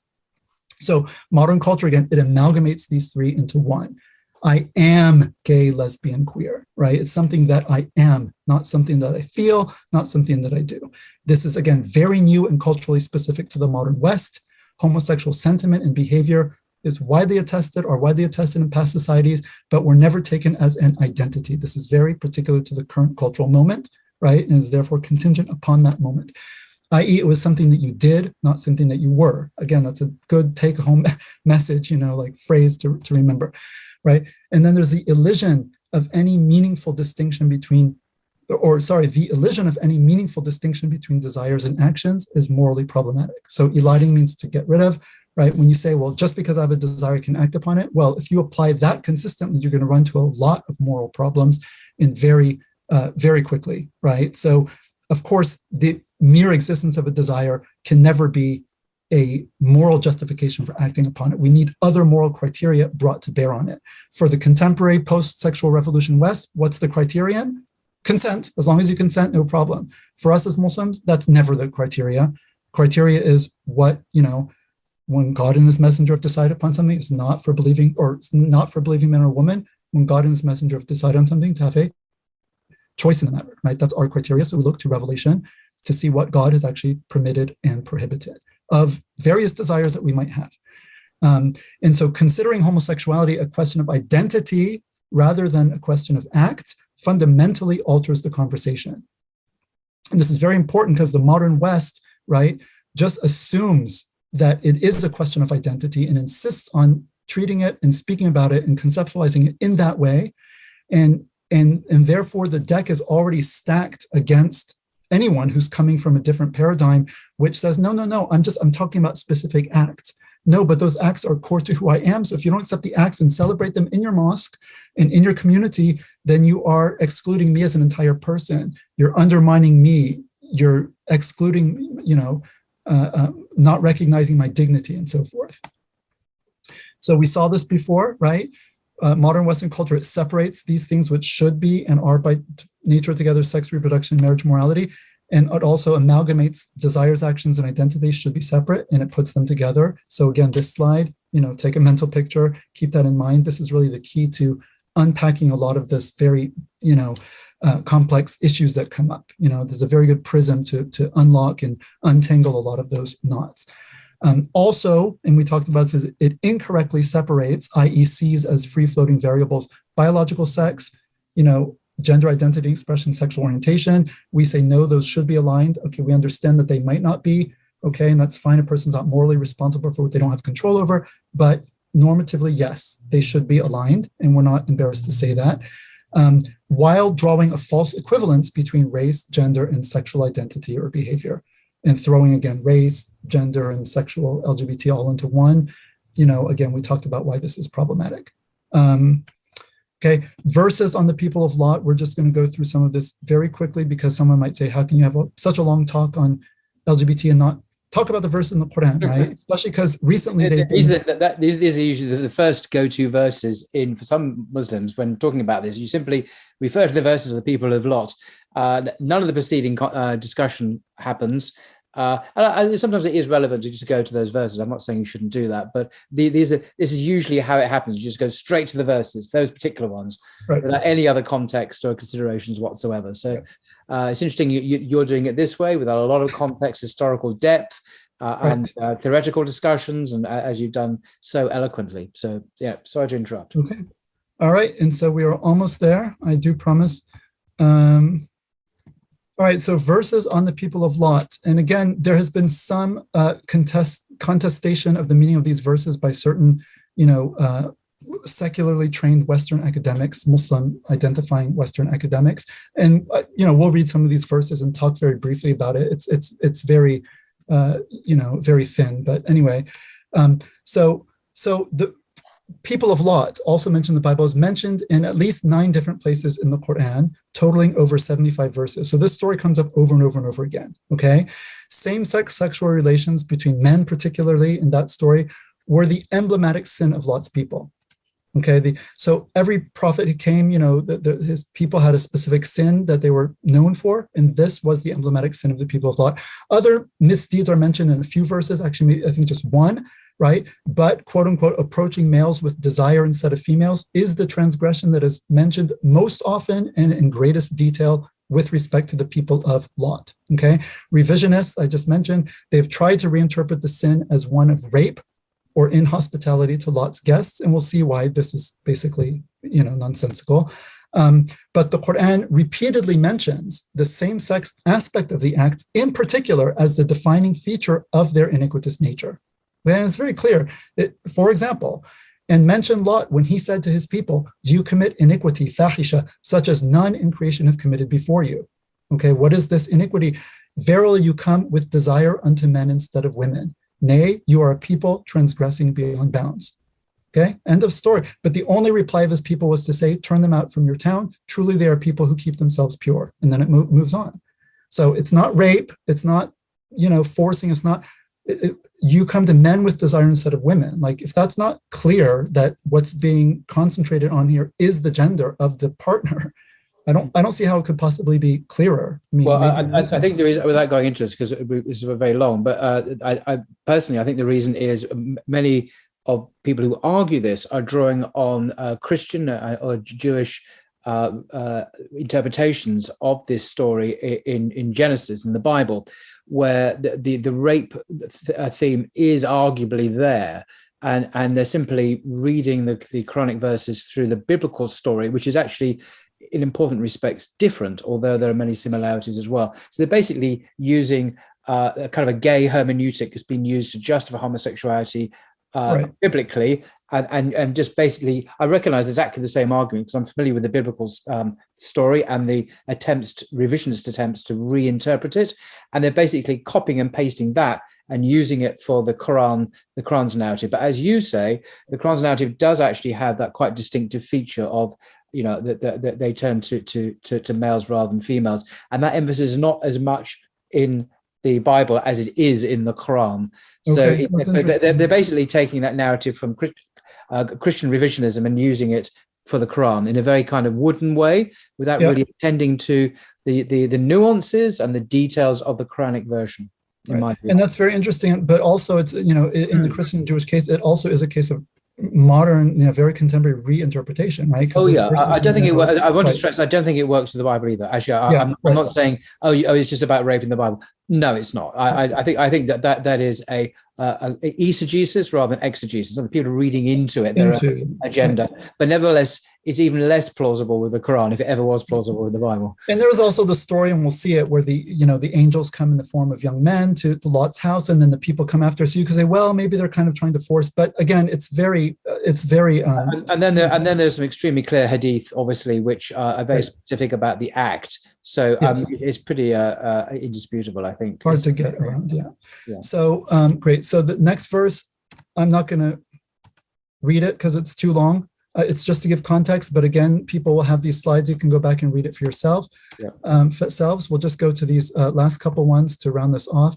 And mention Lot when he said to his people, do you commit iniquity, fahisha, with eyes wide open? Do you indeed come with desire unto men instead of women? Nay, but you are a people behaving foolishly.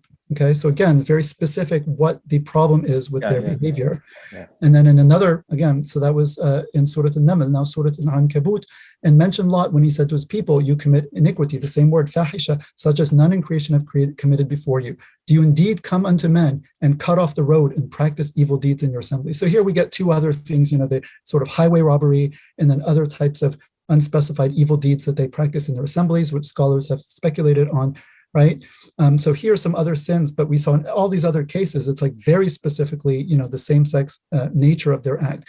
The reply of his people was but to say, bring upon us God's punishment if you are among the truthful. So they're quite haughty and sort of, you know, not very concerned that this might bring on God's punishment, as if they're challenging him. And when our messengers, and I just mentioned the angels, came to Lot, he was anguished on their account and constrained from helping them. And he said, this is a trying day. And his people came hastening unto him. And before that, they had been working evil deeds. He said, Lot said, O my people, these are my daughters. They are purer for you. So fear God and disgrace me not with respect to my guests. Is there not among you a right-minded man? They said, you know well that we have no claim on your daughters. And indeed, you know what we want, i.e. your male guests. Now, this is one of the, verses that the revisionists will point to say, okay, well, look, this is the rape, you know, this is the implied rape scene. And you say, but wait a minute, but Lot's response is, these are my daughters, right? They're purer for you, right? So these are men, here are my daughters are women. What's the difference between the guests and the daughters? It's their gender. And if you assume that these men want to rape the guests, it's not reasonable to think Lot is saying, well, oh, don't rape my guests because that's inhospitable, but rape my daughters instead, you know? Doesn't make any sense. Right?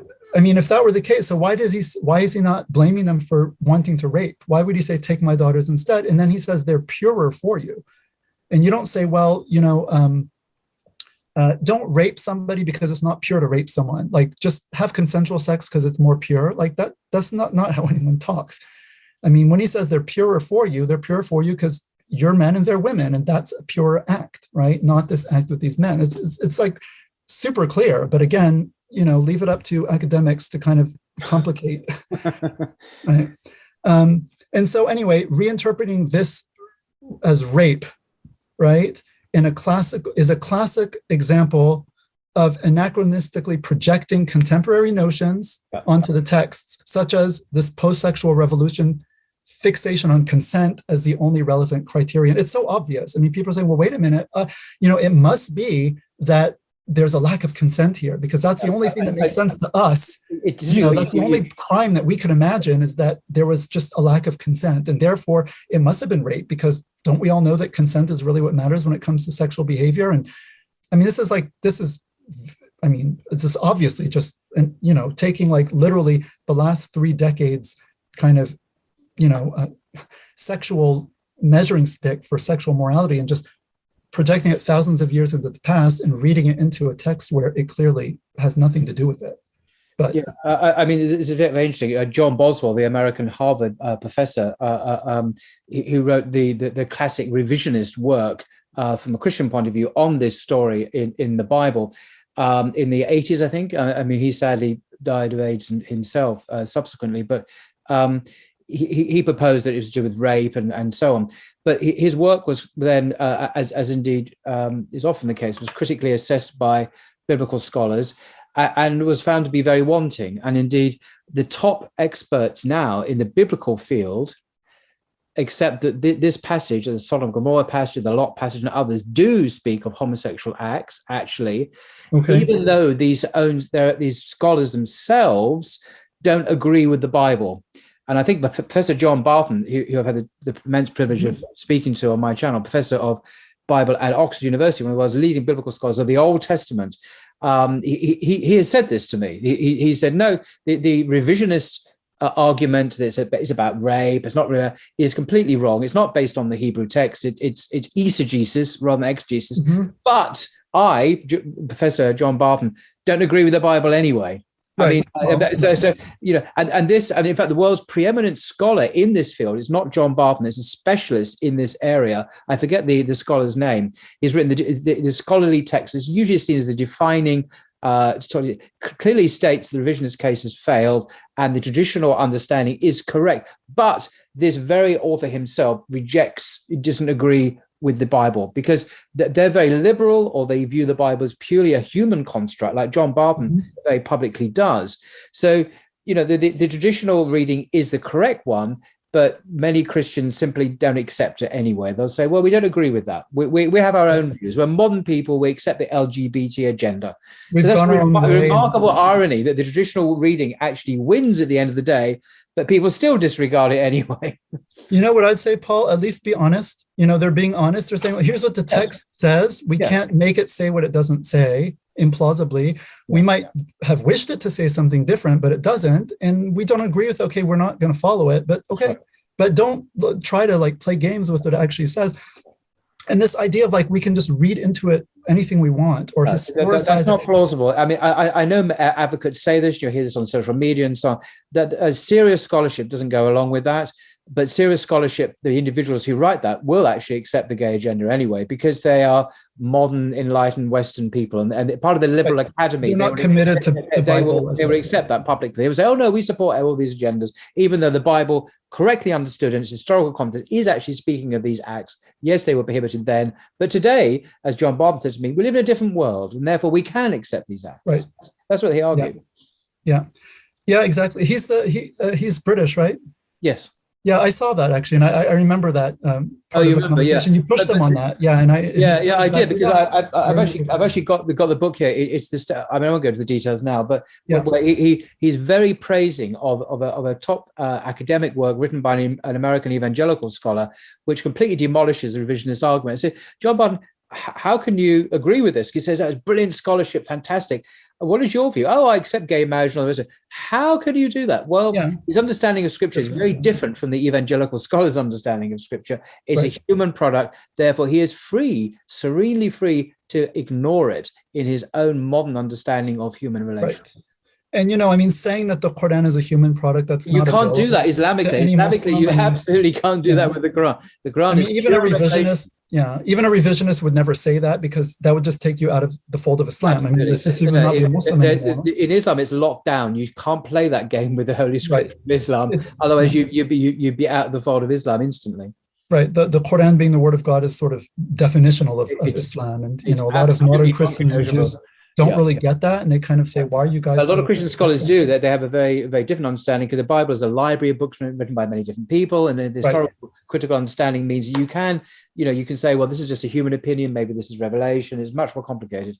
Right. And so what Muslim revisionists will do, because they don't have the option of saying, well, it's just a human text, they'll say, well, of course it's the word of God, but nevertheless, God spoke to people, you know, according to their Near Eastern context, and they'll try to historicize it. I mean, of course, you know, we do take historical context into consideration. It's part of the Sharia, but there are very specific ways of doing that. You can't just do it like at, you know, with no kind of dawabit or, parameters.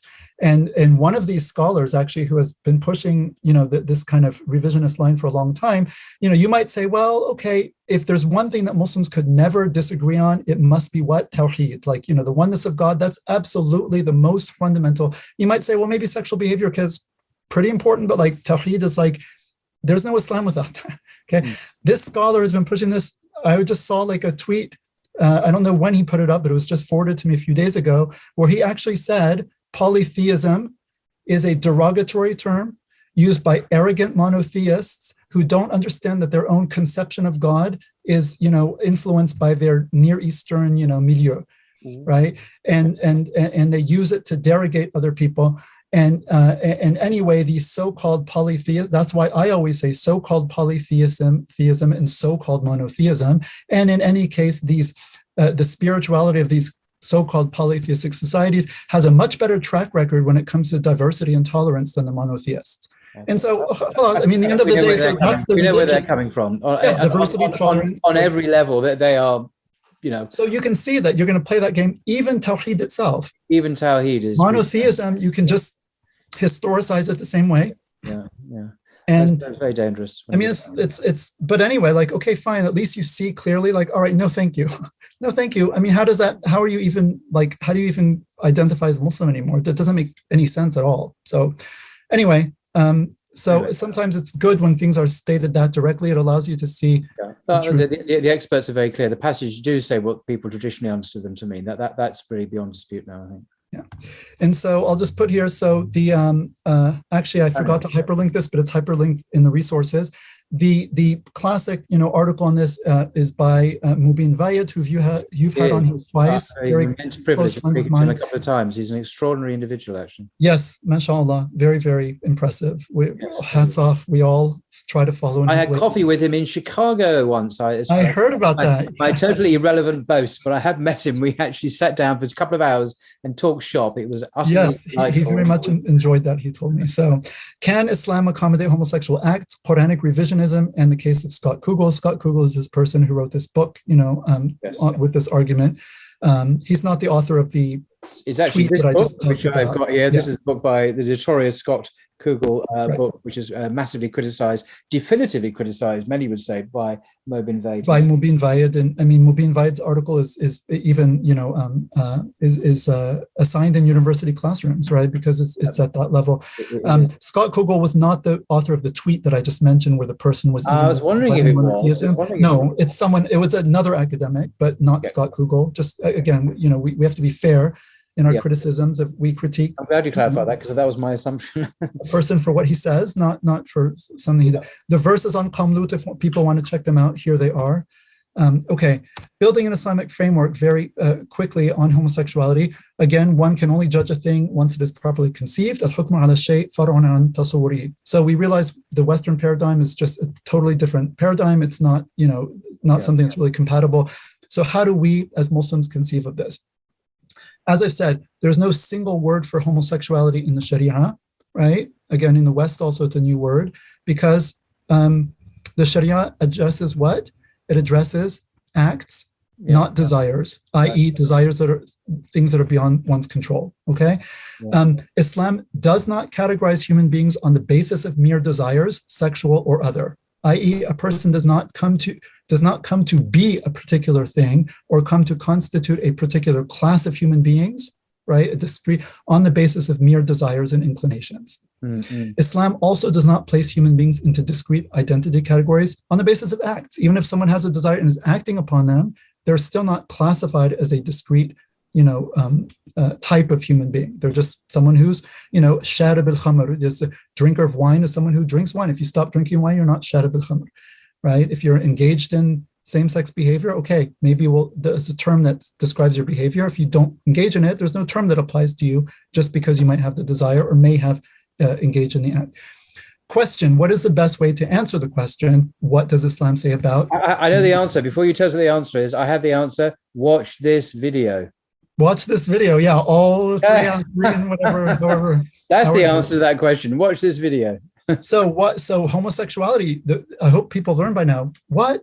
That's a foreign term. I don't understand what it means. We have to break it apart. So what do you mean by homosexuality? Question your terms always. So we have to distinguish between desires, acts, and identity. Again, in Islam, these are all 3 separate things. They have 3 separate rulings, 3 separate considerations, 3 separate conversations. They're not just wrapped up into one. What are the implications of accepting a Western sexual identity framework? Again, we've already hit this home on this several times. The identity framework changes the discussion. It elides moral concerns, puts them completely to the side. And it frames the issue as one of social justice, defined subjectively, as opposed to one of God's command, Allah's command, which is paramount, obviously, for us as Muslims, and which itself embodies perfect justice. We cannot be more just than God. We cannot be more compassionate. He is Ar-Rahman Ar-Rahim, right? And when I say it changed the conversation, when I was growing up in the 80s, it was still common for people to say, LGBT didn't exist, by the way, only homosexuality. I mean, the acronym, I think, came in the 90s. And people would say, what do you think of homosexuality? This was commonly asked in the 80s. And it was understood, again, the larger, assumptions of the culture, it was understood that you were asking about the actions, right, and you were asking what was your moral opinion of them. It was understood that the question was asking about the morality of the actions. And most people would have said, I think it's wrong. That was like the normal thing to say in the 80s. Now it's not, the word homosexuality is not used. Asking where you stand on it is like unacceptable. Right? We've replaced it now with LGBTQ. The reason why I say Muslims should avoid this term is because it is an identity term. I mean, it is inherently an identity term the way it's been used. So the only question today, and it's not really a question because there's only one answer that you can have, is where do you stand on LGBT rights? So it went in 30 years from what do you think about the morality of a particular act to where do you stand on the civil rights of a discrete minority? Forget about what the acts might be at all. It's just a question of, do you believe in equality, freedom, and justice, or are you a bigot who hates people? I mean, that's how it's like, that's the conversation today, right? And this is a direct result of the identity paradigm, primarily. So, the last part of this then, how can we build an Islamic framework? How does the Sharia classify sexual acts? Well, there are halal and haram. So permissible and impermissible. That's the basic distinction in the Sharia. What's halal? We've already seen this. A man and a woman bound by an Islamically valid contract. What's haram? All else. We've seen that, okay? Haram acts, sexual acts, are further divided into gross enormities, which are called kaba'ir, plural of kabira. We saw kabira earlier. Kaba'ir is the plural. So what are the gross enormities when it comes to sexual behavior? There are two. One is male-female zina, which is vaginal intercourse between a man and a woman, not married to each other, okay, or bound by a contract. And male-male liwat, sodomy. I mean, specifically between two males. Between a man and a woman, it's also forbidden, but it's, it's a different category between two men. So these two actions, zina and liwat, fornication and sodomy, are considered gross enormities. And then you have other sexual acts, which are neither of these two, which are actually non-penetrative. And for that reason, they don't reach the level of being sort of gross enormities, although they are also forbidden. And so this would include all non-penetrative forbidden sexual acts between members of the opposite sex, members of the same sex, just the whole gamut, including what's known as sihaq, which is a specific word, and it means grinding. So literally female sort of genital grinding, i.e. lesbian acts. So all of these, any type of non-penetrative sexual act between other than a married man and woman would be considered prohibited. And gross enormities are penetrative intercourse between a man and a woman, vaginal, and male-male penetrative intercourse, the one that Burger King, is celebrating with the Whopper. Oh, I was trying to forget about that. You just reminded me of it. Yeah, well, I'm never going to be able to go to Burger King again and eat a hamburger there. Not that I do particularly, without thinking about those stuff. Anyway. Well, yeah.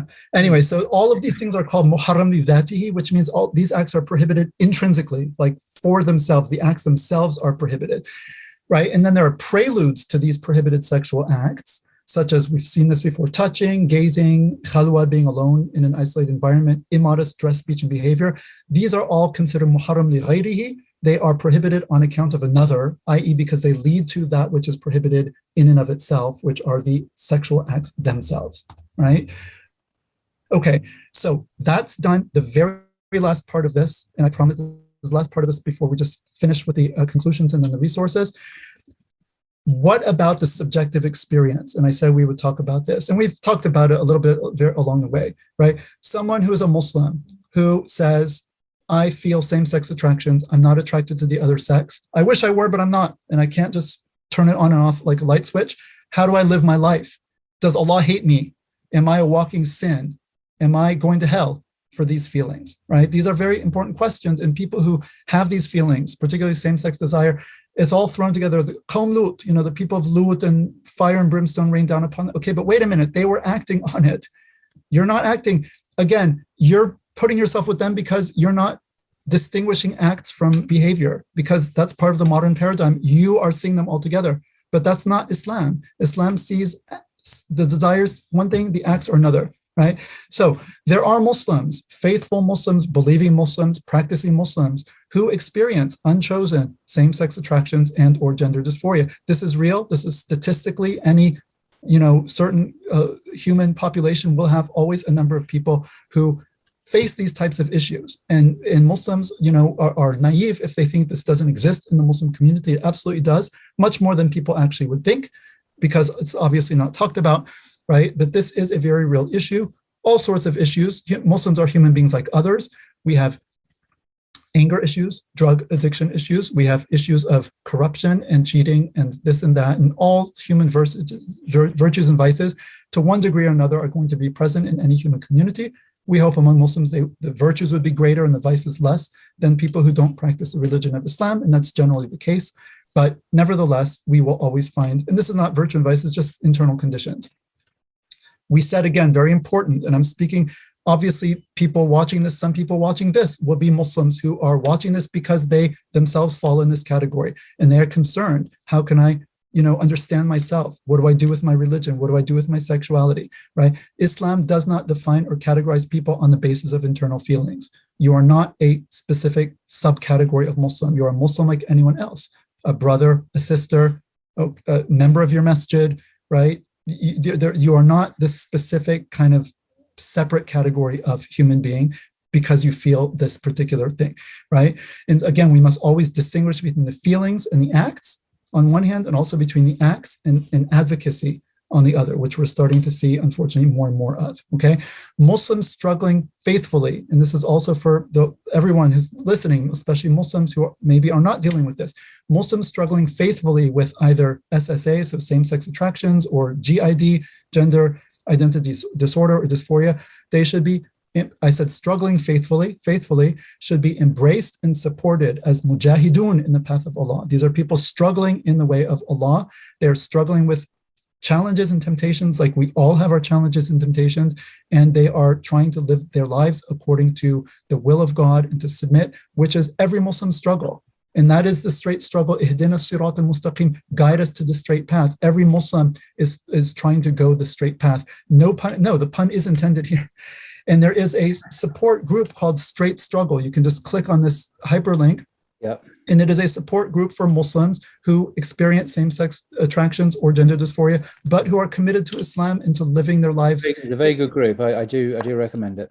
Right. And so they are coming together to support themselves and share resources and so on and so forth. And there's also a group based in the UK, Strong Support, Brother Ali Al-Jafari. This started about 2 or 3 years ago. So you have these two support groups, right?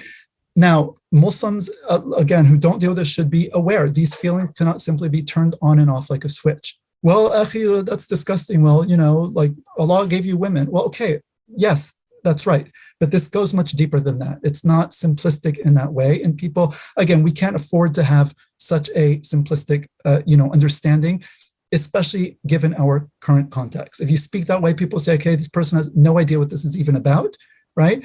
And therefore, anything you say on the issue is just going to sound, ridiculous to many people, including many sincere Muslims, by the way, right? Again, the gay identity paradigm is very, very, this is a very critical thing that, the identity paradigm is a big trap. It is a trap for the community because it completely upends the moral discourse of the Sharia. It upends the moral discourse because now the Sharia is excluding people's core identities and undermining their dignity. This makes mincemeat of the Sharia. Also, this can be a trap for the person, him or herself, right? You're born in the modern world. Okay, well, this is who I am. Islam would say, this is not who you are. You're a Muslim. You're a servant of God. You're a creature of God. You don't have to identify with your sexual drives, even if you have exclusive same-sex desires. Okay, that's something about you, something you have. That doesn't define who you are at your core, right? Again, I hope you can see now, this is a modern social construct of the contemporary West. This is not universal. It is not Islamic. Yesterday or today, this does not exist in other times and places. You won't find corresponding vocabulary in most other languages in the world, today. or in the past. If it's today, only because they're translating from Western languages, because again, the dominance of the Western paradigm, right? But if you are someone who has grown up in the West, then you have no other language except, oh my gosh, I feel this, I'm gay, this is who I am. You have no other language to process it because that's the only language that's available to you in the cultural sphere. And this talk hopefully has helped you to see that, wait a minute, that's a very contingent and specific way of construing this experience, right? And it can be construed other way, and these desires can be shuffled around and they can be given a different meaning in my life, and they don't have to form the core of my identity. And and it could in fact be very liberating not to have to carry around this burden that, okay, this is kind of who I am at my core, right? Especially when it conflicts with acting on it, conflicts with the religion. This puts you in a very difficult situation. But that identification, don't take it for granted, right? Now, other Muslims who are hearing this, don't say, if someone comes to you with it, oh, well, don't identify. Okay, easier said than done, when for 20, 30 years or whatever, or 15 years, all you've grown up in this kind of identity paradigm. And if this has been your struggle and you've come to see yourself as a quote unquote gay person, right? It's not just by hearing one talk or reading one article that you're going to just undo all of that. And, oh, okay, tomorrow I don't identify anymore. I have these desires, but they're just desires and not who I am and all. Okay, this takes time. This takes, really a lot of thinking and redoing one's emotional and, internal, rearranging one's furniture and all of that. Don't expect someone to just oh, well, Dr. Sharif said this was just Western contingent, whatever. So, yeah, well, it's true. But again, we're all products of our time and place, and we have to look at this realistically, right? I've mentioned before, and we're coming to this now, this is going to be the end. We have a wealth of resources in our community to help faithful strugglers on this path, right? A beautiful article that I think all Muslims should read, especially in the West, whether they deal with this issue personally or not. It's called From a Same-Sex Attracted Muslim, Between Denial of Reality and Distortion of Religion. Beautiful piece written by Brother Yusuf, who has been the, yes, I think it's been published in there as well. Yes, it is. It's a Sex Matters, Love, Marriage, and the Sunnah. That essay, isn't it? This book is also, I do recommend this generally for general discussions of sex in the Islamic tradition. And of course, Paul has it right at his fingertips, right? Every relevant book, Truman and everything I've mentioned. Where's your McIntyre? I didn't see it after Virtue. Of course, right there. Okay, right there. I have two copies, actually. Brother Yusuf, he revised it. Anyway, sorry, carry on. Brother Yusuf has been the moderator of the Straight Struggle support group for 20 years. Yeah, and he wrote this very beautiful article. And then a game changer, in my opinion, is A Way Beyond the Rainbow podcast. Brother Wahid Jensen, 88 episodes. 88 episodes. Wow. Deals with this topic from every possible conceivable angle that you can think of.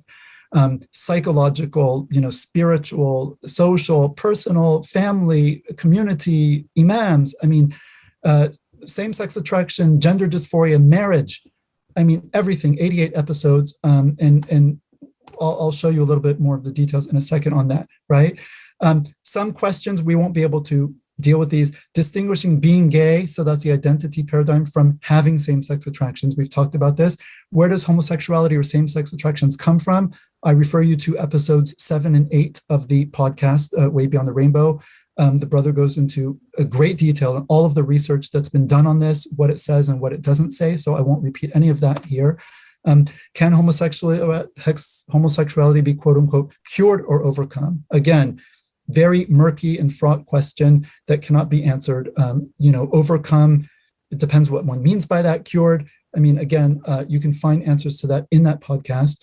Can someone with same-sex attractions ever hope to marry Islamically, i.e. to an opposite sex partner, have a family? Some perhaps not. Again, this is a big question, and there are several episodes dedicated to this in the podcast. So I refer you to that. Just on that, I know it's coming to the end, but just on that very question, it's quite interesting. I once read an article by a quite a respected gay journalist, actually, who said it's the big secret of the gay community, is that most gay men can actually function heterosexually, and because it's relatively uncommon to have people who are 100% gay. There's always, most gay men can, if they wished, function heterosexually. And of course, the most famous example of that would be Oscar Wilde, who actually had a family. He was married and had children. He could function heterosexually, although he was gay. So people forget that and think, well, if a person is gay, that is their whole identity and their whole possible expression of sexuality. It's usually not actually. And there are people who I know who identify as gay, but I know that they have a heterosexual component because they told me they do, but they don't identify that way. So this is very, very true. It's quite so. In a different age, many of these people would have married, perhaps, and had children, but in today's age, they don't because they don't have to. That pressure. They would have married, had children, maybe had these desires. If they were pious, they would have refrained. And they could function satisfactorily as heterosexuals. Played around on the side, but it was not who they were, but today you're told if you feel like one drop of you're attracted to someone, okay, well then you're just a closet homosexual and that's who you are and you're denying your you're bisexual and you must express both. So, the whole thing has been configured very differently then. It didn't have to be this way, but as you repeatedly said, it's a very historically contingent and recent development in just one part of the world, the West, which because of its geopolitical power now is hegemonic over the planet. But it wasn't always that way. In fact, 5 minutes ago, in historical time, it wasn't. It was very different. Absolutely. Yep. And again, that goes back, the identity paradigm is absolutely, it's the key to all of this. I mean, it really explains, everything that we see.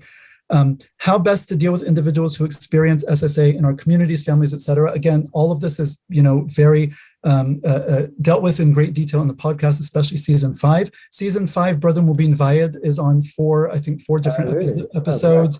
Imam Dawood Walid is on. Sheikh Mustafa Omar is on, who's done great work on this issue and has researched a lot into same-sex attraction, gender dysphoria. He's spoken very eloquently. So a lot of the sort of well-known scholars in the West and thinkers are actually share their experiences on this. So again, I won't repeat here because we don't have time. And again, I can refer you to the podcast. How best to deal with non-Muslim colleagues, classmates, etc. when it comes to this issue.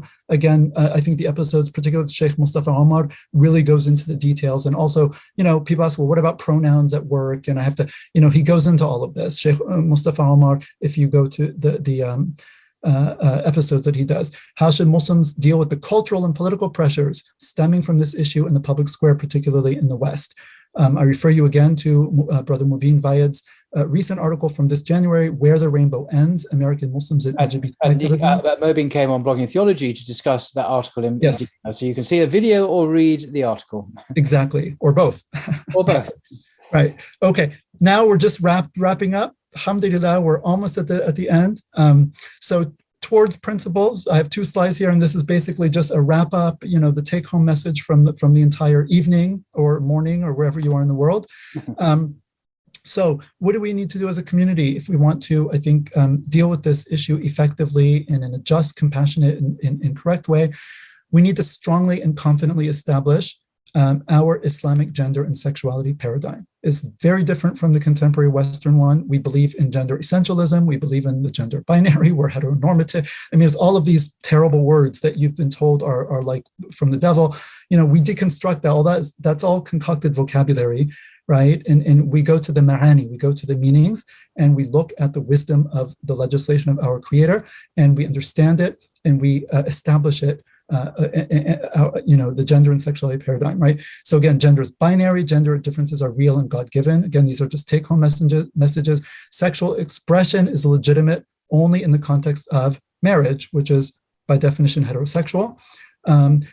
We should also critique and deconstruct, as we've tried to do, Paul and I, in this podcast.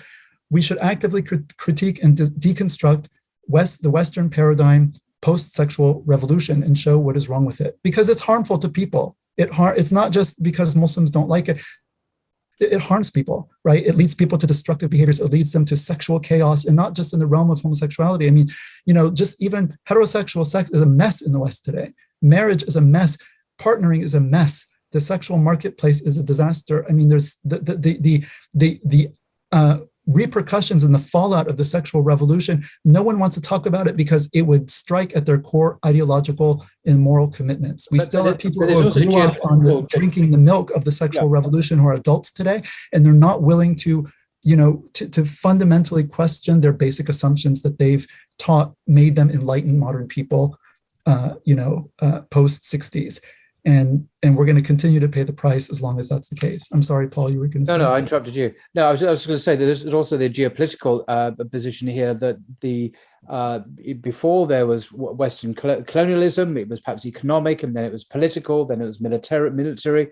But today, Western colonialism, in my view, is heavily ideological, and they can have the other things as well, of course, but it has a new virulent form of ideological colonization where, like you mentioned the tweets where the American government is tweeting the Muslim world, which is considered highly provocative, of course, by many in the Muslim world. And this is a new form of colonialism, which is this LGBT colonialism, which is non-negotiable. So the rest of the world must convert, submit, obey unconditionally to the latest Western colonial project, which is changing all the time, by the way. This is why it's so tiresome, isn't it? It's always changing.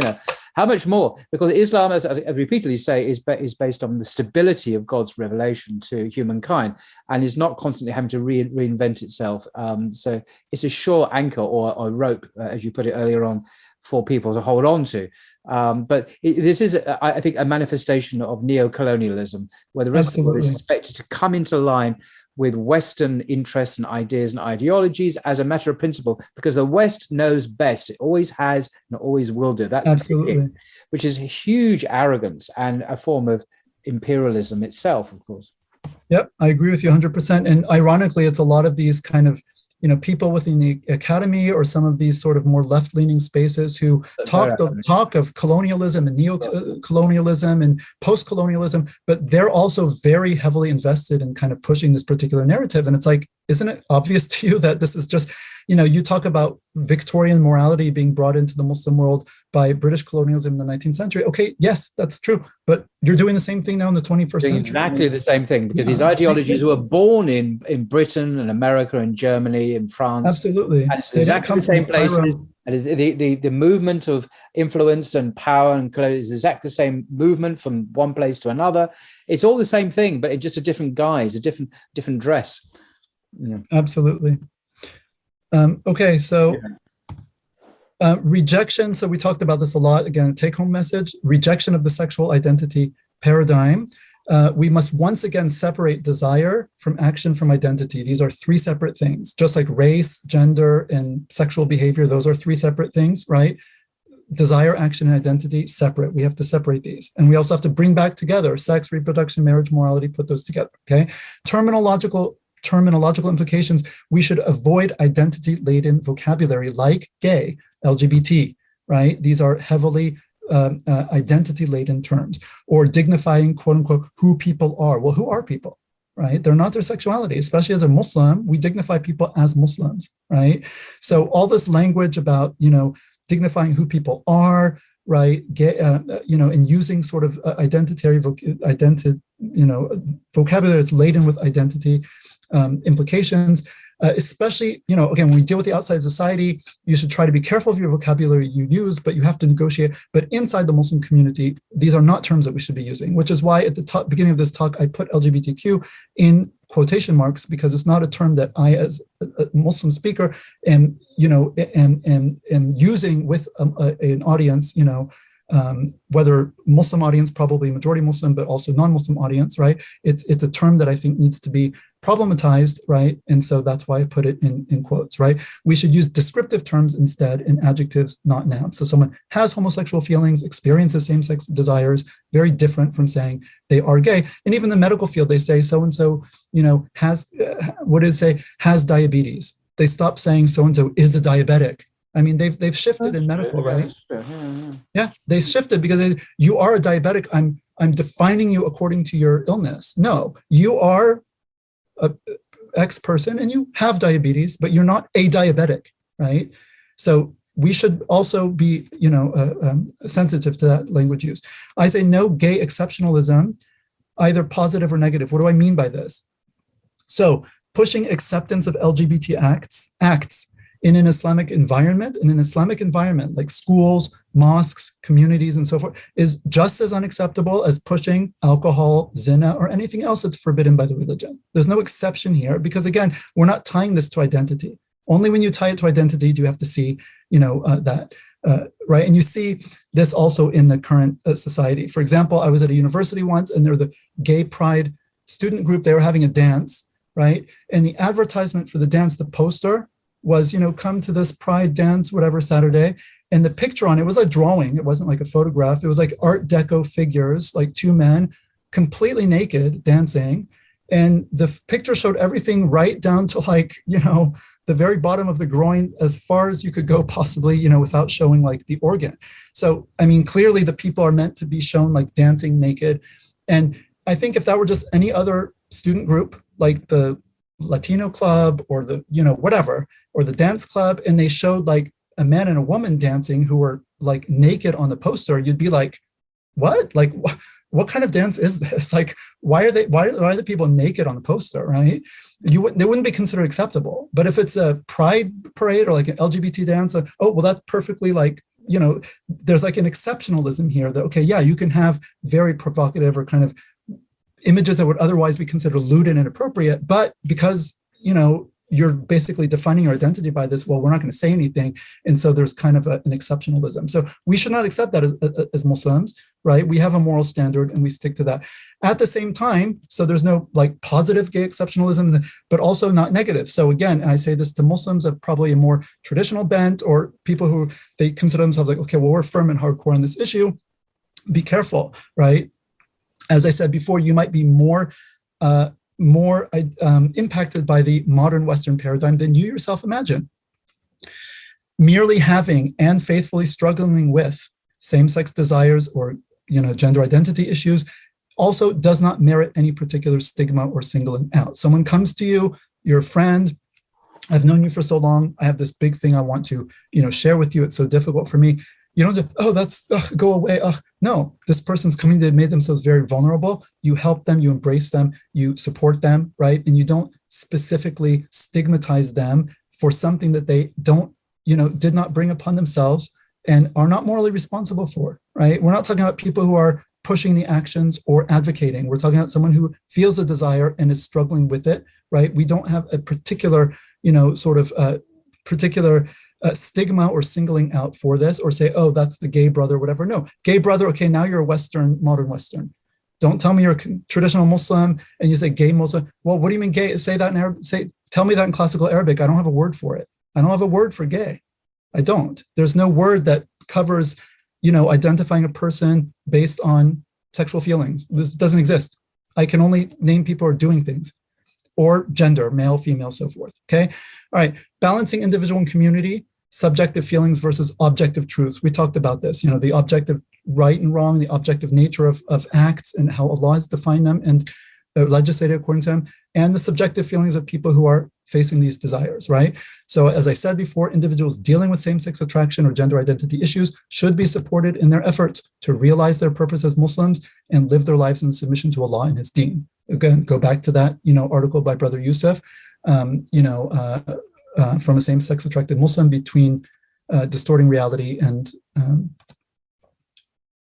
denying reality and distorting religion, okay? So we should have private support and consultation to people who deal with these issues, right? Someone comes to you, they should be able to go to an imam, to their parents, to trusted individuals, right? Like with any other problem they might have and need support, they should be able to find it within supportive and compassionate and loving communities, right? But this is private. Like if I have a drinking issue or anything else, right? I'm going to go and speak about it private. I'm not just going to come in and wear it on my shirt and sort of set up a table at the mosque. That's a very different thing, right?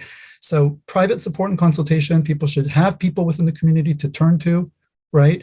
As opposed to public, quote unquote, accommodation or inclusion. Again, I put these in quotes because these are buzzwords. Accommodation, inclusion, right?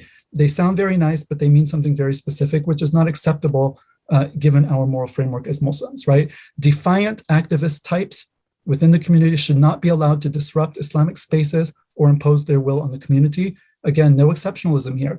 You want to come to the Eid celebration and set up a wine table, that's not going to be tolerated. You drink on your own time, that's your own business. You don't come and push it on the community. No exceptionalism when it comes to sexual behavior that is prohibited by the religion. Supporting the faithful struggler, we've done this, show empathy and understanding for what is often a very difficult and emotionally taxing issue. support the person in general, spiritual and other ways, mentorship, general advice, listening ear, shoulder to cry on, right? But also, again, this is someone comes to you privately, know your limits. You are not a spiritual guide. You're not a professional psychologist. It's a deep issue and you don't know the details of it. So what? Direct them to resources, such as all the resources we have in our community, such as A Way Beyond the Rainbow, podcasts, and these other resources, and maybe offer to discuss. But know your pay grade, as Paul said earlier. Don't go beyond your pay grade. And then finally, maintaining the straight path, clarity, compassion, conviction, the 3 C's. We've come up with this in some other groups, right? You are not more merciful than Allah, right? So people say we need to be compassionate. Of course we do. And true compassion is guiding to the truth and what pleases the Creator. This is what is going to be best for people in this world and in the next. This is true compassion. Compassion is not to usurp the place of God, overrule his legislation because you know better, right? This is something that people who, they come with this argument from compassion and justice. You're not more compassionate and just than Allah. He is Al-Adl, he is Ar-Rahman Ar-Rahim, and none of us can claim those titles for ourselves. Be humble and kind, but never apologetic about Islamic beliefs, right? We're not apologetic. Islam is clear. It's from the Creator. It's a birthright of every human being to know about it, to be told and to be invited to it. And Allah guides whom he wills. It's not in our hands, right? Islamic teachings, very important take-home message, and this is the last one. Islamic teachings on sexual ethics are not an embarrassment or a problem. Listen, youth in the West, right? Islamic teachings on sexual ethics and gender and sexuality in the whole gamut are not an embarrassment or a problem. They are the only solution to our problems. They are the solution that the West itself desperately needs, and we all desperately need. And it is for us to realize that and take it on and articulate it in the best and most beautiful way. As we read in the Quran, "Ud'u ila sabili rabbika bil hikmati wal maw'izati al hasana wajadilhum billati hiya ahsan." Call to the way of your Lord with hikmah, wisdom, and beautiful exhortation, and dispute with them in the best possible way. Right? This is the command that we have been given. And on this, I will just resources we have actually seen them from a same-sex attracted Muslim. Between Denial of Reality and Distortion of Religion, Brother Yusuf. Please, I think everyone should read that. It's not very long, beautifully written. Way Beyond the Rainbow podcast. I'll show you some details on it in the very last slide. We've seen Brother Mubin's piece, Can Islam Accommodate Homosexual Acts? Quranic Revisionism in the case of Scott Kugel. This is a masterly scholarly study. I mean, really, hats off. It's really extremely well done. And you will learn so much about Islam and about categories and about the contingency, about sexual categories.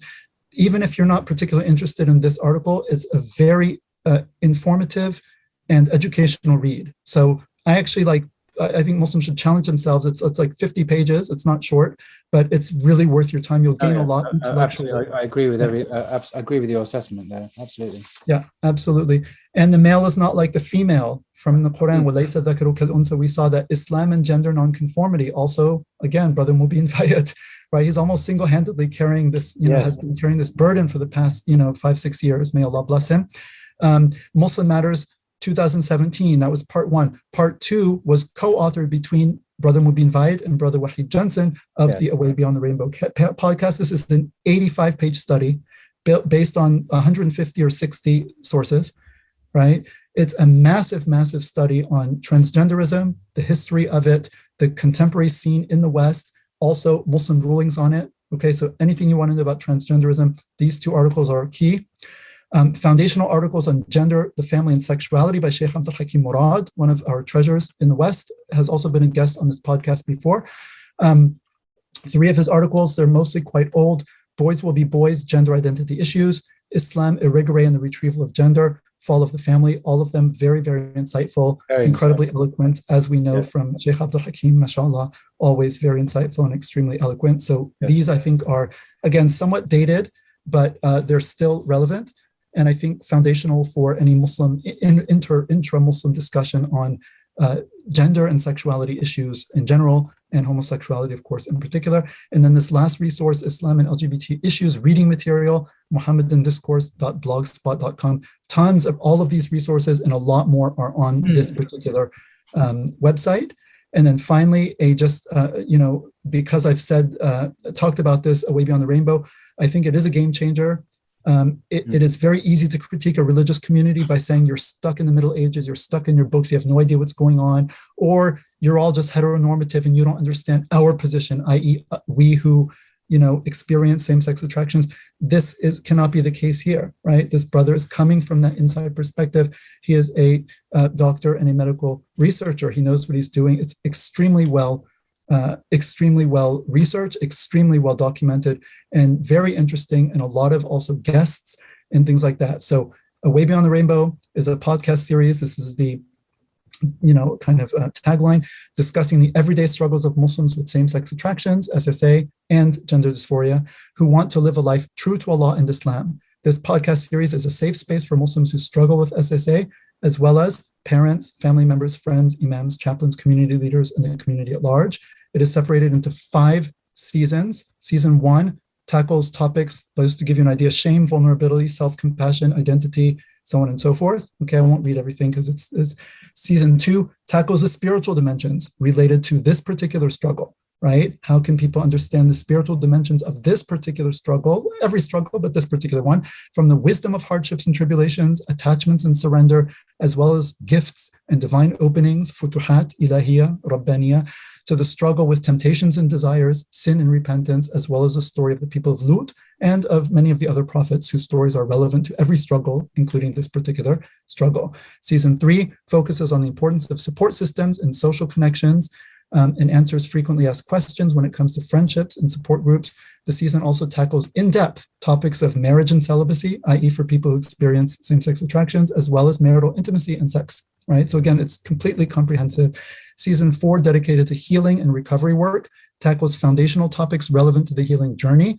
And this is actually relevant to people who don't even experience same-sex attractions, just general, complex trauma. He takes a lot from this sort of contemporary psychological perspectives, but from an, Islamic angle. Emotional attachments, dependency and codependency, and then, sexual compulsions and addictions, as well as sexual abuse. So these are things are unfortunately relevant to a lot of Muslims, have experienced sexual abuse, whether they experience, same-sex attractions or not.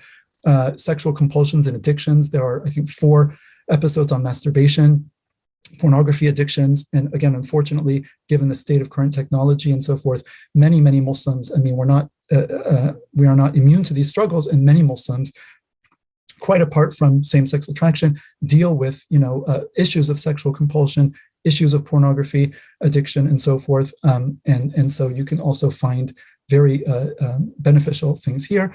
And then the last season addresses the wider community and focuses on relevant socio-political themes such as revisionist movements. So again, Brother Mubin does the whole takedown of the revisionist, arguments based on his work, Sharia perspectives, gender dysphoria and transgenderism, and also topics that are relevant for parents and family members, i.e. of Muslims who have same-sex attraction or gender identity issues, for spouses, teachers, imams, and community leaders. So completely comprehensive. And again, a lot of Muslim kind of personalities have come. There are also personal stories scattered throughout the podcast. A Muslim sister who left a same-sex marriage to come back to Allah subhanahu wa ta'ala, and other such stories that are very interesting and not really what you hear every day in the kind of barrage of kind of pro-LGBT messaging that we are subjected to. So, أقول قولي هذا وأستغفر الله لي ولكم فاستغفروه. And I thank everyone for your time and attention. I think Brother Paul, especially, everyone else can stop and start, but you've been sitting here for, I think, what's coming up on 4 hours now, and I know you've been traveling. 4 hours, gosh. And yeah. I imagine this must be the absolute longest episode you've had. Oh, this is a record breaker. This is a record breaker, to be sure. I'm very sorry to go on and on and on. I think it's an important topic. I hope I agree. Well, we actually discussed before we recorded this. We discussed whether or not we should cut it up into pieces and stuff, and we decided no, it's best to keep it in as the unity and the integrity of one episode. And even though it is very long, I think there's value in that, and hopefully we will have timestamps underneath it as well as the slides, which will be accessible. So it won't necessarily have to be digested in one large go. Right. Okay. Well, thank you very, very much, Paul. You're doing excellent work. I mean, Blogging Theology is an amazing resource. For people who are just new to Blogging Theology, I really strongly encourage you to check out. I mean, Paul is indefatigable. It's unbelievable that literally almost every single day, I think, he has a new episode out. And very often he's discussing deep works with authors that require him to have read these works. It's not just like, it's not easy. It's not easy. Yeah, but he invited me to talk. I've been, running my mouth for 4 hours, but like usually, he had me on before, he read my book and other people. And as you've seen, every time someone mentions a book, I don't know how you do it. He just doesn't even get up from his chair, reaches, oh, here's the book you were talking about. Every book you mention is like at his fingertips. So there's something, not everyone. Spiritual, I think, futuhat here, some divine openings. May Allah bless you, Paul. We're very happy to have you among us. You're a great asset to our community. And may Allah bless you and everyone who watches your channel and benefits from your channel. And I'll just end as we normally do. Anything that I have said that is right and true is from Allah subhanahu wa ta'ala, and we thank him for that. All truth and goodness come from the only true, Allah is the haqq, the truth itself, and good and beauty itself. And anything that is wrong or inaccurate, it comes from me and from me alone. And I ask your forgiveness as an audience, as well as Allah's forgiveness for anything that I said that it might have been wrong. I hope I did not say anything that anyone might have found offensive. It was not my intention to. I think in the larger context of what was being said, I tried to hit everything from different angles to make exactly clear what I'm saying and what I'm not saying. These are difficult issues. May Allah help all Muslims deal, whether it's dealing again with society and external pressures, or whether it's dealing with this issue inside your own heart or within your own family or community. This is not going to go away anytime soon. And this is something that we do have to know how to deal with properly and have mature conversations about, principled conversations, but conversations that also the human element is involved. And we understand people are very confused in this time. And we should also be, without letting, again, this sort of activist type run amok, but be gentle with people. People have been hearing one narrative their entire lives, right? It can take some time and some effort and some coaxing to kind of get them to, especially if they're dealing with the, just be patient with people and make dua for people. And may Allah guide all of us to what is best and what pleases him. Wassalamu alaikum wa rahmatullahi ta'ala wa barakatuh. Yeah, thank you very much, Sharif, for your outstanding work, presentation, and beautiful slides. And this is going to be a great resource, I'm certain, for many people in the months, maybe the years to come, for a very comprehensive, compassionate, accurate, faithful exposition on the whole question of Islam and the LGBT question, gender, sexuality, morality, and identity. So thank you very much indeed for all your extraordinary efforts in this regard. And until next time. Okay, inshallah. Assalamu alaikum. Wa alaikum assalam.